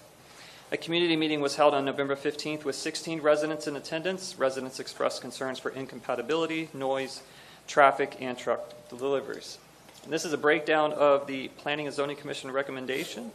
It is to adopt the request for the 8516 Old Winter Garden Road and deny the request for 109 Lake Rose Drive. However, the applicant is requesting a continuance, and I was just informed that it would be for May 7th, not April 9th. So May 7th would be the date that we are asking a continuance to. And that completes my presentation. All right, is the applicant on this item present? Would you like to come forward and offer any comments, or your representative? Yes, good afternoon, Mayor, Afternoon. Commissioners. My name is Michael Quinn with Schutz & Bowen Law Firm, 300 South Orange Avenue, Orlando, Florida. We are requesting a continuance based upon community input that we've been continuing to receive. We were not required to have a community meeting on this item. After we went to the P&Z and we spoke with some of the neighbors, I and Paul and Becky Schick, who are with the applicant, who are here today, they're with Schick Roofing, the owners, we all agreed that we should try to involve the community, specifically with respect to some of the issues that that Mr. Sorensen raised with trucks and things like that. And so we had that community meeting. We're continuing to have a dialogue with the community. And if you don't mind, just so I can give some context to what we're attempting to do here, Schick Roofing is a local family-owned business. They've got close to 24 employees, and so it's a growing business as there's a lot of residential that's being built up in Central Florida. They are, Paul and Becky, who are here, are pillars of the community. When COVID hit several years ago, they started what they call a Hometown Heroes program that donates a free roof to a first responder. I actually just learned today that they were in the news, and they're probably embarrassed to mention this, but I'll do it just because of the occasion, that Channel 9 was out to their office the other day for a free roof that was given to the First Missionary Baptist Church out in Groveland, which has a very long history, and I won't get into it here, but if you've heard of the Groveland Four and that whole history, there's a long history of racial tension out in that area, and that's something that spoke to the Schicks in terms of helping out the community, and that's who they are, and that's who they tried to be with this neighborhood in this area that they're already a part of. They already have an office space there. If I may, this property that we're talking about has been zoned commercial since, I think, 1971, since, I think, the Nixon administration. It was originally Orange Groves, and it since has had office space and different things. In 2017, there's a separate piece of property that's basically across the street from what we're talking about, which is a outdoor boat and RV storage facility. And in 2017, the owners of that property desired to build a indoor self-storage building, and as part of that, they sought to have the board approve a future land use map amendment to change from what was low-density residential. They had an inconsistency between commercial zoning and a future land use designation of low density. They asked the board at that time in 2017, we'd like to change the future land use designation of this property to commercial so we can build our self-storage building. At that time, one of the concerns that the area had was, you've got all these boats and RVs. Are you going to start parking boats and RVs and semi-trucks on other pieces of land that are not part of this application, which would have included the property that we're talking about here today? And what the owners back then said was, no, we don't have any intention to expand our storage facilities to these other places. That promise was kept by them, but it was certainly not a promise that nothing in perpetuity would ever be developed on vacant pieces of land. And unfortunately, certain specific members who are opposed to, of the community who are opposed to it, have sort of glommed onto that to say, oh, that was a promise that the board relied upon, that nothing would ever be developed on this piece of land. And that simply was not the case. When the board approved in 2017 this separate properties self-storage facility, when they approved that, they approved it subject to 6 specific conditions. None of those conditions had anything to do with the piece of land that we're talking about here today. But one of the conditions that I saw, which I do think is relevant to our discussion, was a condition that property could not have what they call dual rear wheel trucks, like a semi-truck or an 18-wheeler, could not be parked or stored on that property. So when we went to the community meeting, and I've since talked with neighbors, their concern was, are the Schicks now going to have 18-wheelers and semi-trucks driving through here, because this is already a problem. They actually thought to some degree that it was the Schicks that were driving trucks through there. That's not the case. And the Schicks are agreeable to a condition of approval here that would say that they cannot park 18-wheelers and other large vehicles on the property, and they're fine with that. So one of the main concerns that the community has is really a code enforcement issue. It's simply a prior existing condition that was placed on a separate property that simply is not being followed. We don't own that property. We have no control over it. We certainly think that code enforcement needs to come in and take a look at that to prevent those. If you drive by, they've got 18-wheelers parked in there, et cetera, but that has nothing to do with Schick. Separately, the other reason for the continuance that we're asking for is, so one was the concern about the semi-trucks. The second was the visual appearance of Lake Rose Drive. If you turn off of Old Winter Garden Road, you drive down Lake Rose Drive, if you look to the right, it's this self-storage facility that's not up to code. And they've got an ugly-looking chain-link fence and a black fabric, and I think there's a hole in it. And so the concern was, are you guys going to do exactly what those guys over there are doing? You're going to basically have a corridor with fences and black fabric. And I talked to the Schicks. They're not going to have that. We're happy to have a condition included in our application that would include decorative fencing, attractive landscaping to make it look more visually appealing. Lake Rose Drive, the majority of Lake Rose Drive is not residential. There's a self-storage facility that's there. If you drive further down, there's a decent-sized Korean Presbyterian church that has services. And so Lake Rose Drive is not a neighborhood entrance. It is a mixed-use street that's being used for church services and all kinds of different types of uses. The third issue that the community raised was hours of operation. They were concerned about, is there going to be work going on at all hours of the night? The Schicks have agreed to limit the hours of operation on this piece of property to basically close any operations by 10 p.m. The fourth concern that the community raised was related to oak trees. There's some very pretty oak trees that are on this property. We have engaged with an arborist who's currently going through that process. As far as we can tell, the oak trees at issue are actually not on the property. There is to the east of our property, there is a 35 or 50-foot easement area, and most of those trees are actually in the easement area. They're not even on our property, and so none of those would need to be touched by the proposed project. And the last item was concerns about the size of the building in terms of what are you planning to put there. And so that's another issue where we are trying to get community input on that. They don't need a huge building. As far as we can tell so far, we really just need a one-story building to accessorize what we already have on the other side of the street in terms of office space. We're also looking to expand the buffers on the south part of the property and on the east to further reduce any sort of concerns of neighboring areas. And so one of the reasons for the continuance is to work through, and what I'd like to be able to do at the next meeting in May is present to the board and to the community a specific conceptual site plan that will show specifically this is the size of the building, this is where it's going. We have a 50-foot buffer to the east. We've got a large buffer to the south. There's going to be pretty landscaping so that I can sort of assuage some of the concerns that the community has raised. I'll tell you that there are certain people in the community that are just simply opposed to the project, and I'm sorry that they have concerns about it, but as best as we can, we've done everything we reasonably can or could do and are continuing to do to try to address the concerns that the community has given us. So I'll defer the rest of my time. I'm happy to answer any questions, but we request that continuance to May. All right, thank you. Stand by. Do we have members of the public present who should be heard on this item? Yes, Mayor, I have 13 speaker cards. Okay. And we'll give each one a couple of minutes. And at this point, just so everyone understands, what is being requested is a continuance to a date certain And so this item is going to ultimately, if approved by the board today, it will come back before. If the board doesn't choose, we'll move forward.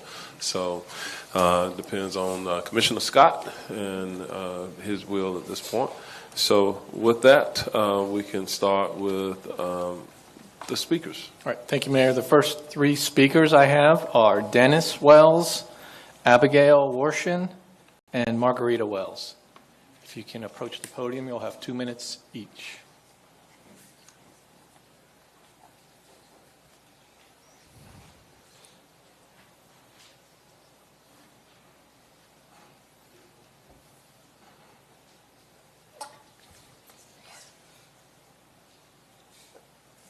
Please state your name and address for the record, please. Thank you. Good afternoon.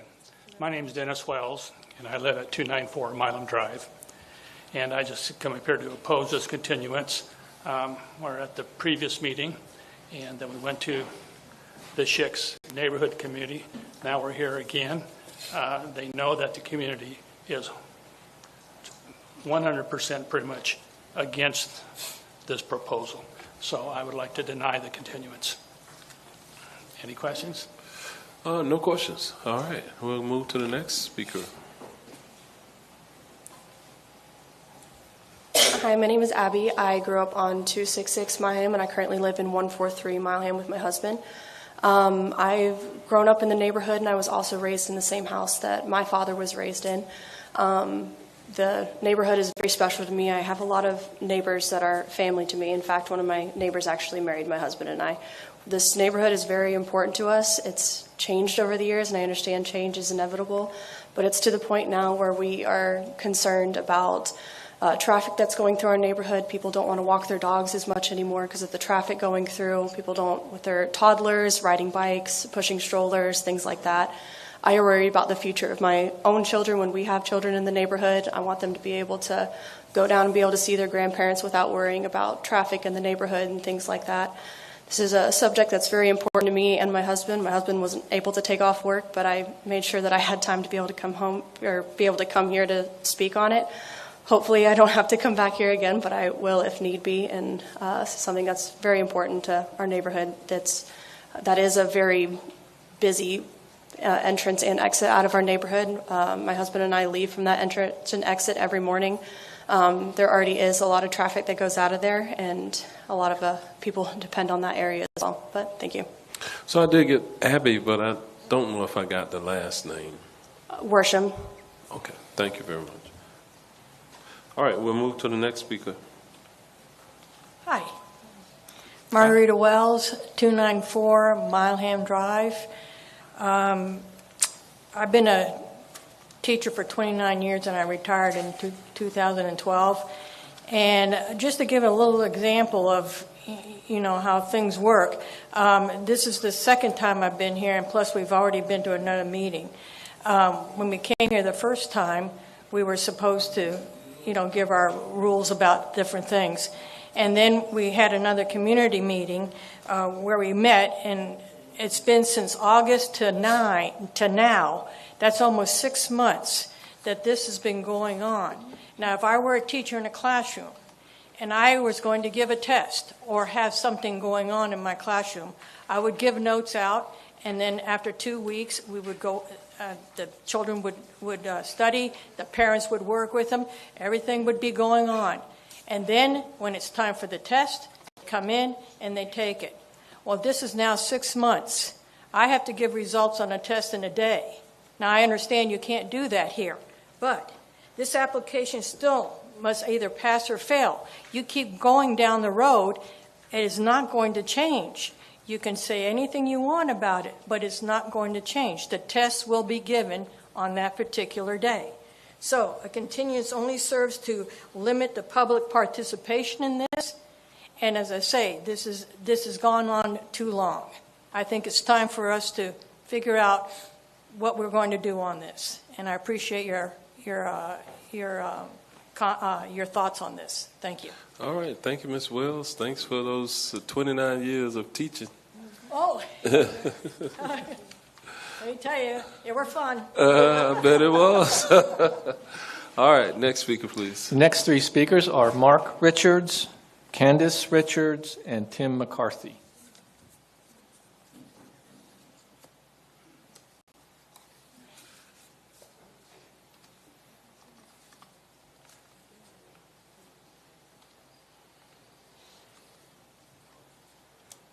So my name is Mark Richards. I live at 349 Red Rose Circle, and I'm against the continuance.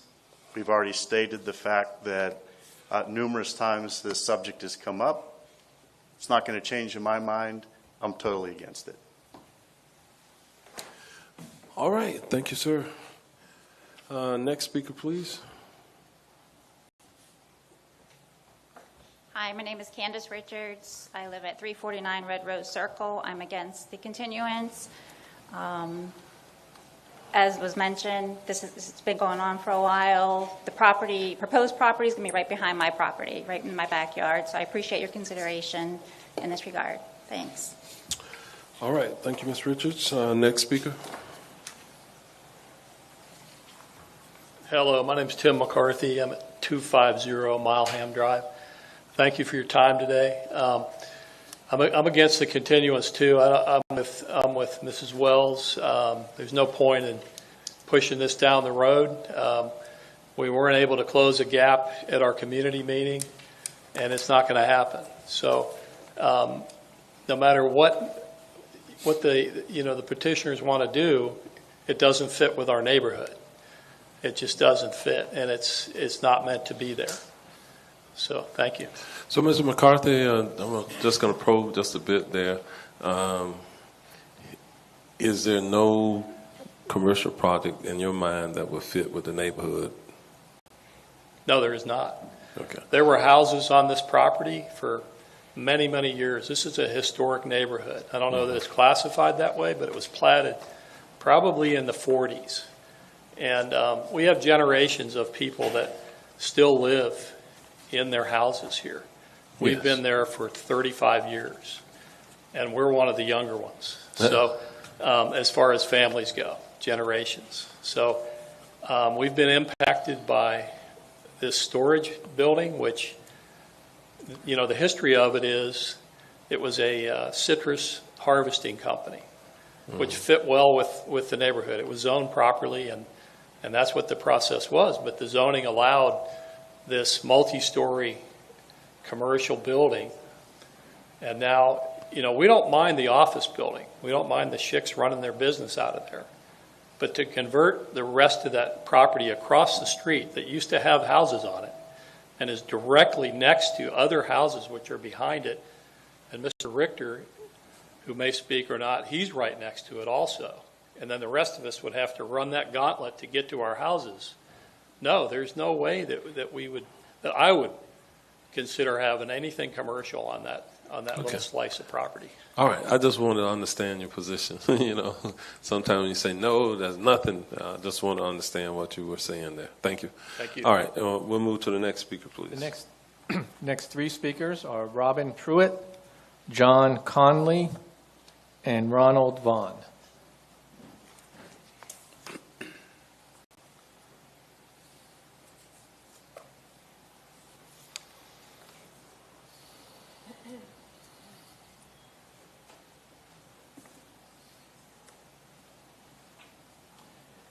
Hello, my name is Robin Pruitt. I live at 286 Mileham Drive. I live next door to where I grew up. I've been in the neighborhood since 1961, and I request that this procession be denied just because we've had enough discussion on it. I think it needs to be decided one way or the other. But I am definitely against any of their proposals to make this more commercial property down in there. I'm more concerned with the safety of our residents and our property values. Since the 408 and the Good Homes Road has been increased in volume, and Apopka Vineland, the traffic across that area has just been really increased. And so if we bring more traffic in, it's just going to really impact us in a negative fashion. So I'm against the continuance. All right. Thank you, Mr. Pruitt. Next speaker, please.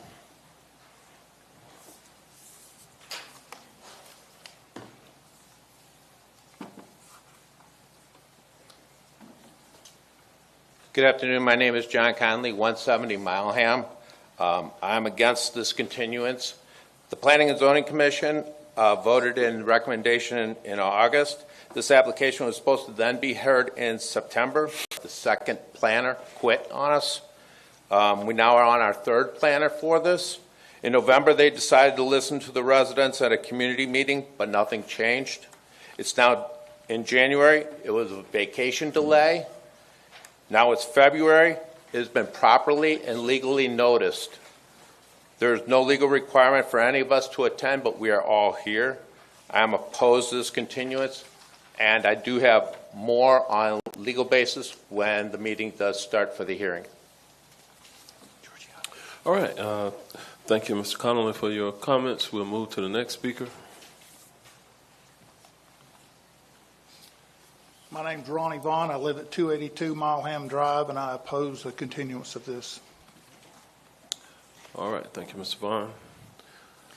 The next four speakers are Ryan Hartleaf, Dennis Dragon, Ashley Alani, and Jeanette Foles.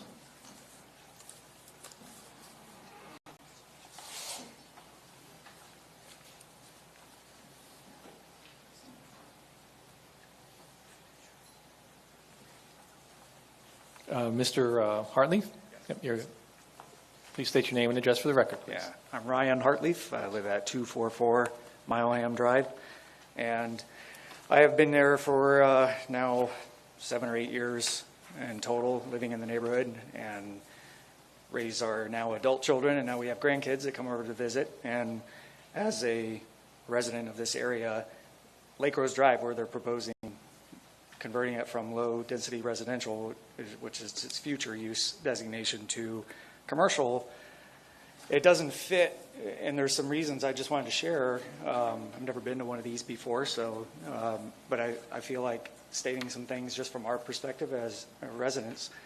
You know, the other businesses that they're referring to with the storage unit, the entrance and exit and the traffic for that business is all facing on Old Winter Garden Road, which is a 4-lane highway. Lake Rose Drive is a residential street. It has no markings on the street. It's just like a regular neighborhood. You would just walk down the street with your children or your dogs or your family, having a nice walk in the evening, which I do with my wife right now, and when our grandkids come to visit, we do that as well.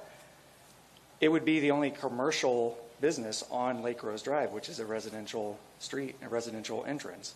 I understand that the property of the storage company goes up to that street, but there's no entrance there.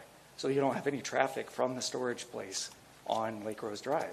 So to me, just that one fact right there is not consistent with how the land is used and how it's zoned, and I think that's why it should maintain that residential status for future use.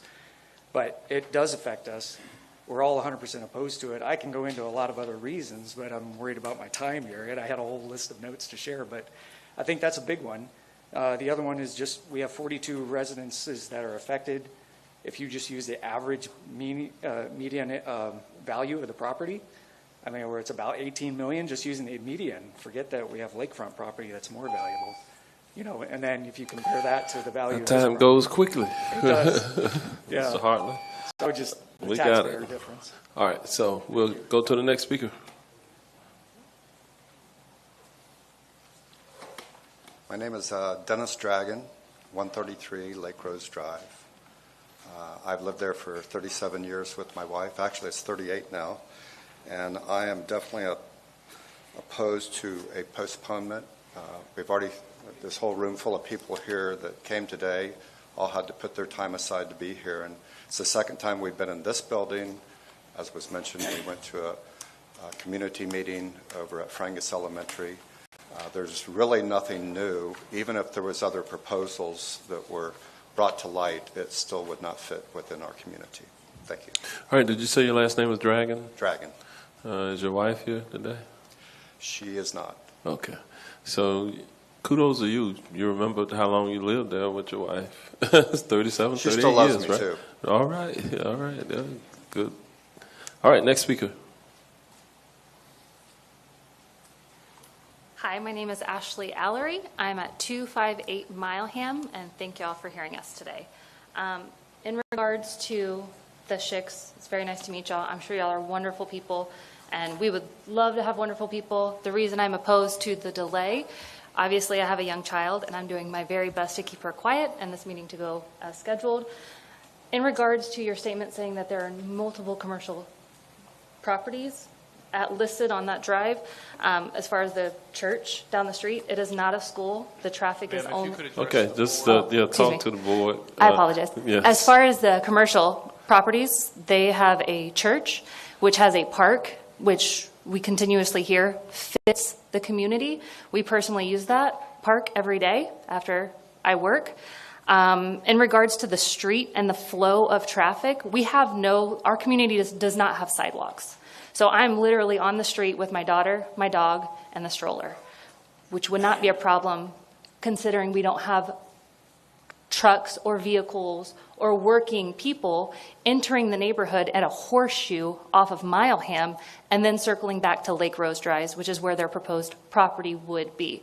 The reason I'm opposed to this is the flow of traffic, regardless of who's driving, just vehicles in general endanger our community. We do not have sidewalks, and there's no space for them either, just with how our houses are sloped. I greatly appreciate y'all hearing us out today, and hopefully we can get this settled today. Thank you. All right, thank you for your comments. Next speaker, please. Hi, my name is Jeanette Volks. I live at 140 Milam Drive, and I really enjoy this neighborhood. We moved there. It's just serene, and there's all kinds of wonderful wildlife, and it's a beautiful place to raise children. And what we did is we built our home, and we raised 15 foster children in our home. We then adopted 2 special needs kids, and that's where we have recreation is in that road. That's where we ride bikes. That's where we jog. That's where we walk the dog. My children are afraid to walk the dog. Right now, there's some construction going on down at the end of the street, and there's also a home being built, which is acceptable, down at the end of the street, and that blocks the Mileham entrance at this point. And so what we're learning from this is what it's going to be like if this continues on the other side. Because what we're seeing is no respect for the neighborhood. We're seeing people walking around in the streets, people parked on both sides, litter and everything. My children are afraid to go outside and ride their bikes. And not only is that, I mean, we don't have sewer, we don't have water, we don't have sidewalks, we don't even have a speed sign that has a number on it. We really are not taken care of, but we don't ask for anything. All we ask for is our privacy, our homes to not be imposed on. And we are not a commercial area. There's not enough room for trucks to be going back and forth. Recently, we've had an increase in trucks, and there's been an increase and accidents that have happened, kids falling off bicycles and things like that. That's just minimal. But the looking out toward, I mean, people flying out from Old Winter Garden and Good Homes Road and trying to get out, and the safer way is to go out on Lake Rose. But now we're going to have trucks there. So right now, this is totally inconsistent with our traffic flow. And so we don't approve this C3 zoning at all. We don't want an extension. And may I say one thing? 0. Okay, unfortunately, you are out of time. Thank you very much. All right, do we have other speakers? That was the last speaker card, Mayor. All right. With that, then we'll go to any rebuttal comments by the applicant or representative. Mr. Quinn, if you want to come forward with any rebuttal comments.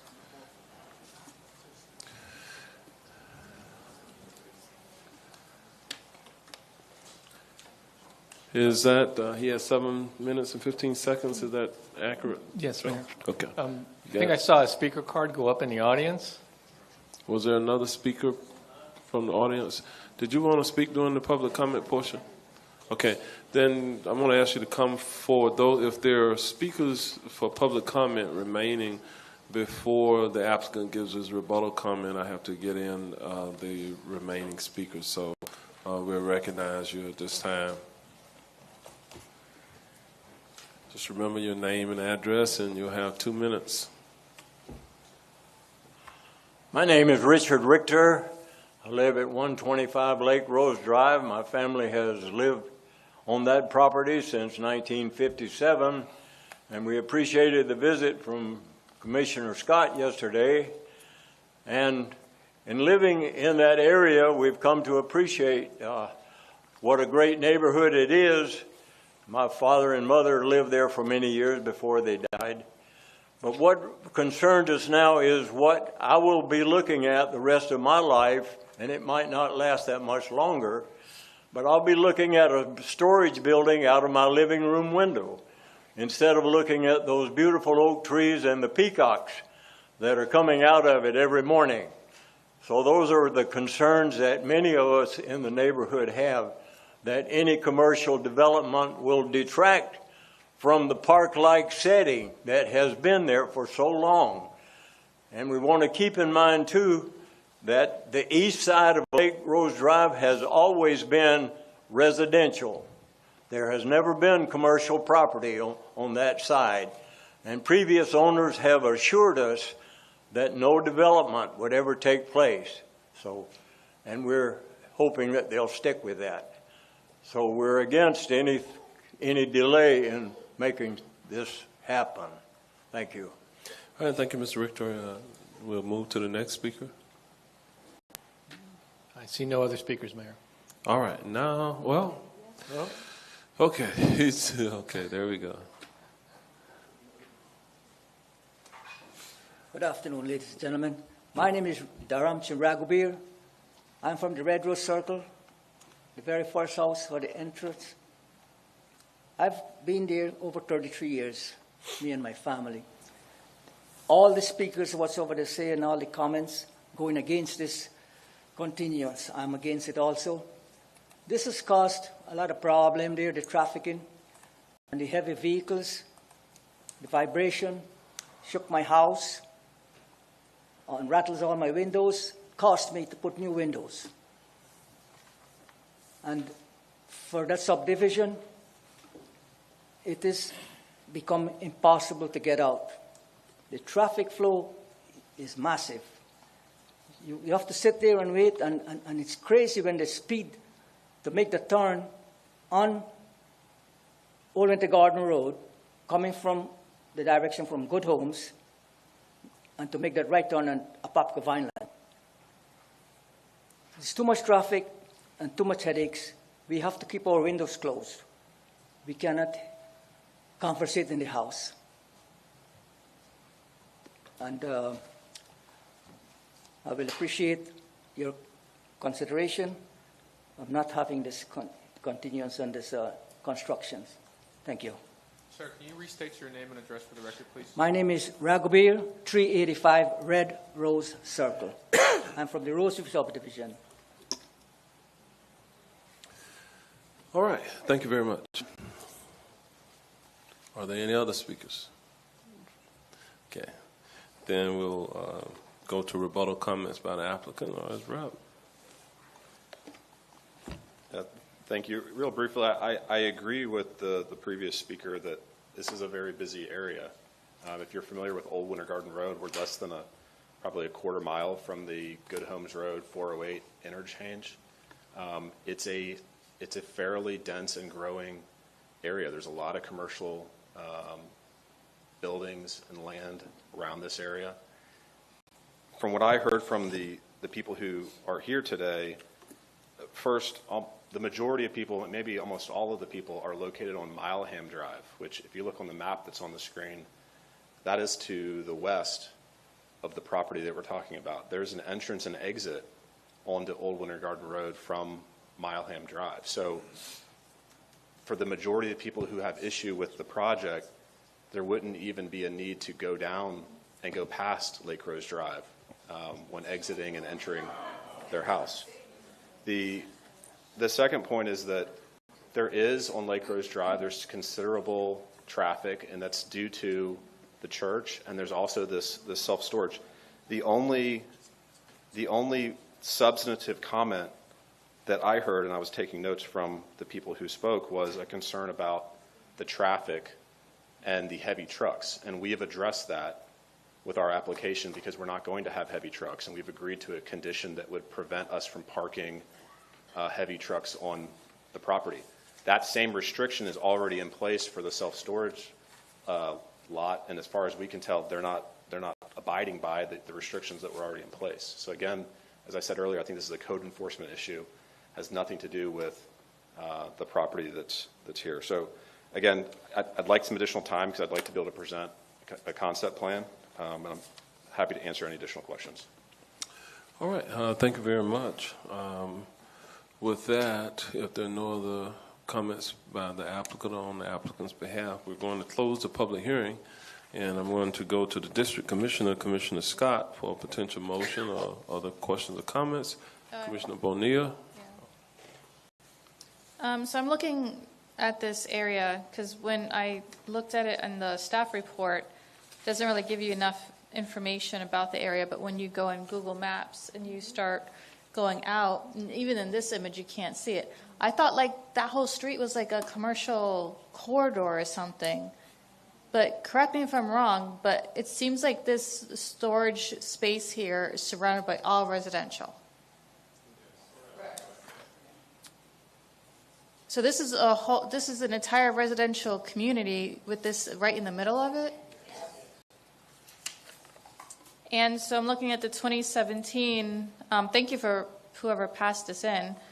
The community meeting here it said, in addition, the applicant team pledged that the adjacent 0.68 acre parcel not included in the two applications would remain undeveloped to provide additional separation between the site and abutting residential development to the east.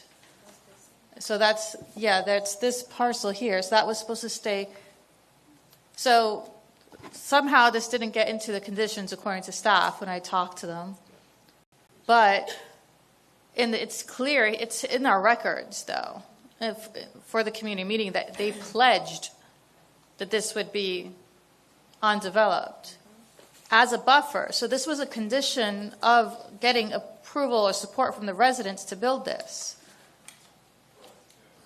And now they're looking to expand the storage space and parking onto this property? Yeah. Do we really have to continue this? I mean, because depending on the motion. Let Commissioner Scott get to his motion. Okay. Oh, all right. Commissioner Uribe, did you have something? I didn't know if we were going to have a discussion on your motion. I don't know where your motion is going. But, I mean, inclusive of reading, and this is actually something, Commissioner Scott, I believe you've been here when we talked about this, for the standard of Horizon West when it comes to storage and what abuts residential properties is very clear that this wouldn't even be allowed in Horizon West. And this is something that we are fighting for our districts because I have the same issue where they stick storage right where we live. So that means you got to drive by storage to go home. And we should have that standard of quality of living countywide. So I don't know where you are either. I mean, but I just wanted to discuss that openly so that you know, because I would love us going forward that this become the norm for all communities across the county. Oh, you mean not the norm? Not the norm of not allowing to continue this condition and not allow this, which, by the way, is not allowed in Horizon West. Okay, thank you. All right, Commissioner Scott. John, can you respond to Commissioner Bonilla, and then I'll go after that. Commissioner, with respect to the lack of memorialization of the commitment, at least from what's being presented or shared, is that this was a statement by the property owner at a community meeting. And in terms of conditions of approval, normally for future land use amendments and or straight rezonings, while we have restrictions, we don't have the condition, the general PD condition that you may be used to regarding representation. And so I think that's perhaps where, and of course that representation doesn't apply to community meetings, it applies to commitments made at a public hearing before the Board of County Commissioners. So I'm not sure that we've got, unless those statements were made here, and again, generally in the context of a PD rezoning request or any quasi-judicial public hearing, we'd have the ability to better enforce those commitments. But I think because of the context here, at least unless we have the opportunity to go back and review public hearing information, and again, it's not a PD. So a little bit more limited staff ability or legal ability of the county to enforce that type of commitment by the applicant. Well, I'm going to disagree with you only because this is a public record, and the minutes here for the community meeting was written by county staff. Do you have this? I do, right. So, I mean, this is a public record, and county staff wrote this. But it has nothing to do with the board's statement and its decision at the time. It's a staff report. All right, what does the county attorney's office say? It is a public record, but I think John's point was a little different, that the ability for us to hold it, it's not clear whether it was made as a condition of the rezoning in a public hearing. But it is a public record, so it's information for you to consider. I'm sorry, do you have a copy of it? I do. Okay, because it does say to provide additional separation between the site and abutting residential development to the east.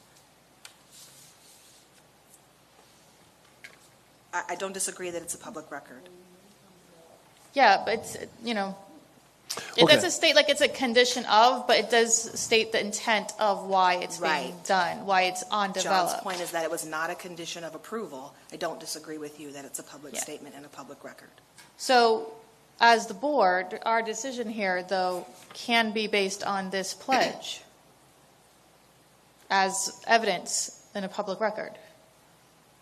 Because, like you said, they couldn't put this in the comp plan amendment, but at least we do have a record of it. And I would suggest any residents having this issue, having a signed agreement with an attorney with the applicants in the future, if you're going to have any, agreements. All right, Commissioner Scott. Thank you, Mayor. So I did spend some time in the community. I've actually been there before. I actually grew up in that area. I went to Gotha Middle School, and so I remember when that ugly storage facility was not there. I'm like, how the heck did that happen? Just driving, it just doesn't fit. As it relates to the Schick's request, the continuance that you guys noticed, there was an initial date from April to May. My thought process was that there should be some additional conversation because ultimately, while I represent you all, I also represent him. And I want to make sure that I give him the same due diligence and respect that I would give anybody with any issue. And this just came to me 2 weeks ago. And so while your process may have been long, and that is a factor that I consider, the more important thing for me is to make sure that I have all the information, both sides have been heard, and so that whatever the decision ultimately is, it's been one that's been well informed. Everybody's had a conversation so that, we can go from there. And so with that, Mayor, I would move the continuance to the requested action. Oh, sorry, forgot to say.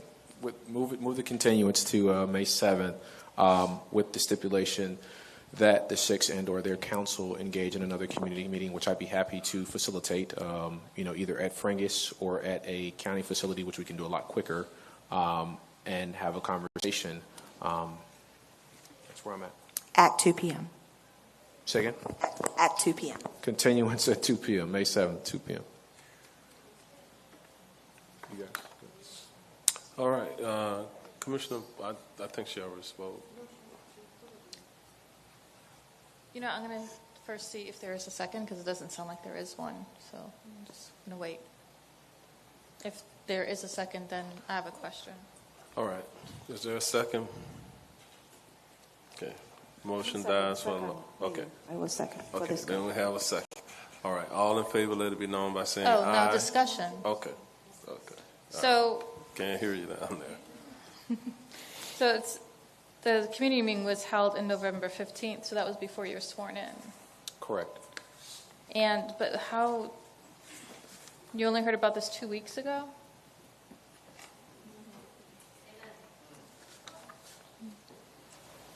So where was staff this whole time? Like, Well, it went through our process. It made it to me. Just not. oh, okay. So I try to meet with Nick No, you could- on a you monthly basis for us to go through all the land use cases, just so that things don't sneak up on me. Just a little tip. Okay. We have a motion and a second. I have a further Okay, sorry. Commissioner Commissioner Uribe. Scott, you said this just came to you 2 weeks ago from the staff? Has the applicant ever reached out? Because clearly the applicant had this application pending for years, and the community has been out to the meetings over and over again, and they came here today in quite large numbers Right. to let you know where they feel. I mean, if you feel that this is staff, now, no disrespect to any of our staff. I know we work hard and we got a lot of moving parts. But knowing that this took place prior to you being elected, and knowing that this was coming for a Board of County Commission approval, I'm surprised because all these people got the notice, all of them are here, and it's not like they've changed their mind since that meeting, so that means the previous commissioner even know that they were against this. And then the applicant has his due diligence to come to you and say, hey, we have something in your district. I mean, I actually put a lot of my issues on the applicants because they know they're the ones that apply. And if they haven't done their due diligence to meet with you and get you up to speed to hopefully handle this, it's concerning because, these people don't live downtown. I mean, how many of them is it? Like 19 that came today? 14. 15. 15 kind of Mr. Richter. I just got to tell you, it's really obvious, and it's I just want to share that. I mean, that's all I'm saying. It doesn't. No. I appreciate the perspective. The applicant did reach out, but it's within this past month. And so for me, knowing these things happened that predate my tenure, I want to make sure that I at least made a meaningful effort on behalf of both parties. Because again, I've had some conversations, but really only with Mr. Richter, and that was yesterday. I haven't talked with the other folks. And so just trying to understand if there is some type of happy medium. There may not be, but for me, I think I owe it to anyone that I represent to make the effort on all parties involved. That's where I'm at. So. Okay, and then if I can just finish my point, and then Commissioner Bonilla, he's new here, and he does deserve to learn what's going on and all the complexities, the good, the bad, and the ugly. And I know if I were a commissioner and I'd just come in, I think I don't want to step on his toes, even though I'm very sympathetic to you guys. I think you guys are right on point. If you were in my district, we wouldn't even have a problem. But he is your commissioner. He wasn't privy to any of this, and he does deserve to represent you fairly. And I would hate for him to lose his motion so that he can get everything involved and us just kind of trump him in his own district without having him included. And I just want to say, out of transparency, it's not against anything you guys are doing. We heard you, but I would never want someone to take over my case and me not even have a chance to go through it. And so I just want you to know that I hear you, and I think you're right, but he deserves, as a commissioner, he's your commissioner, to get involved and talk to you guys and hear you all. It's just transparency and due process. I know you're disappointed because this has been a long time, but he wasn't here when this all started. Okay, Commissioner. Okay. All right. Yeah, so I'm looking at Okay. Commissioner Scott. So I, very well said, Commissioner Uribe. I agree 100%. But I would share some words of wisdom. So this is a comp plan amendment, and I try Commissioner, my... just as a point of order, like, I appreciate the education. I would like to call the question, we can give... Well, I'm going to explain some of the process here, though, because this is a comp plan amendment. Are you trying to educate me? Because if you're trying to educate me live on TV, I don't think it's the purpose for it. This is important for them to know this, too. Okay, so thank you for that So context. with a comprehensive plan amendment, if it's continued, they don't get a notice to come out again. There's no public notice mailed out with continuances. So you have to request that they get a mailer that goes out.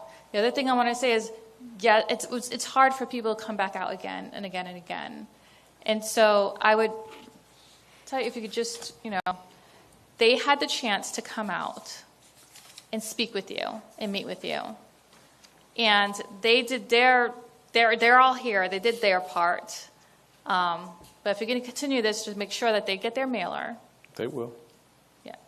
And, it's something that I definitely try and, to work these out in advance because of how difficult it is to get people out in the mailer issue. Thank you. All right. All in favor, say aye. Aye. Opposed, no. All right. Motion passes, and it is unanimous. Be continued. What was the date and time? May 7th, afternoon. Okay. All right. All right. With that,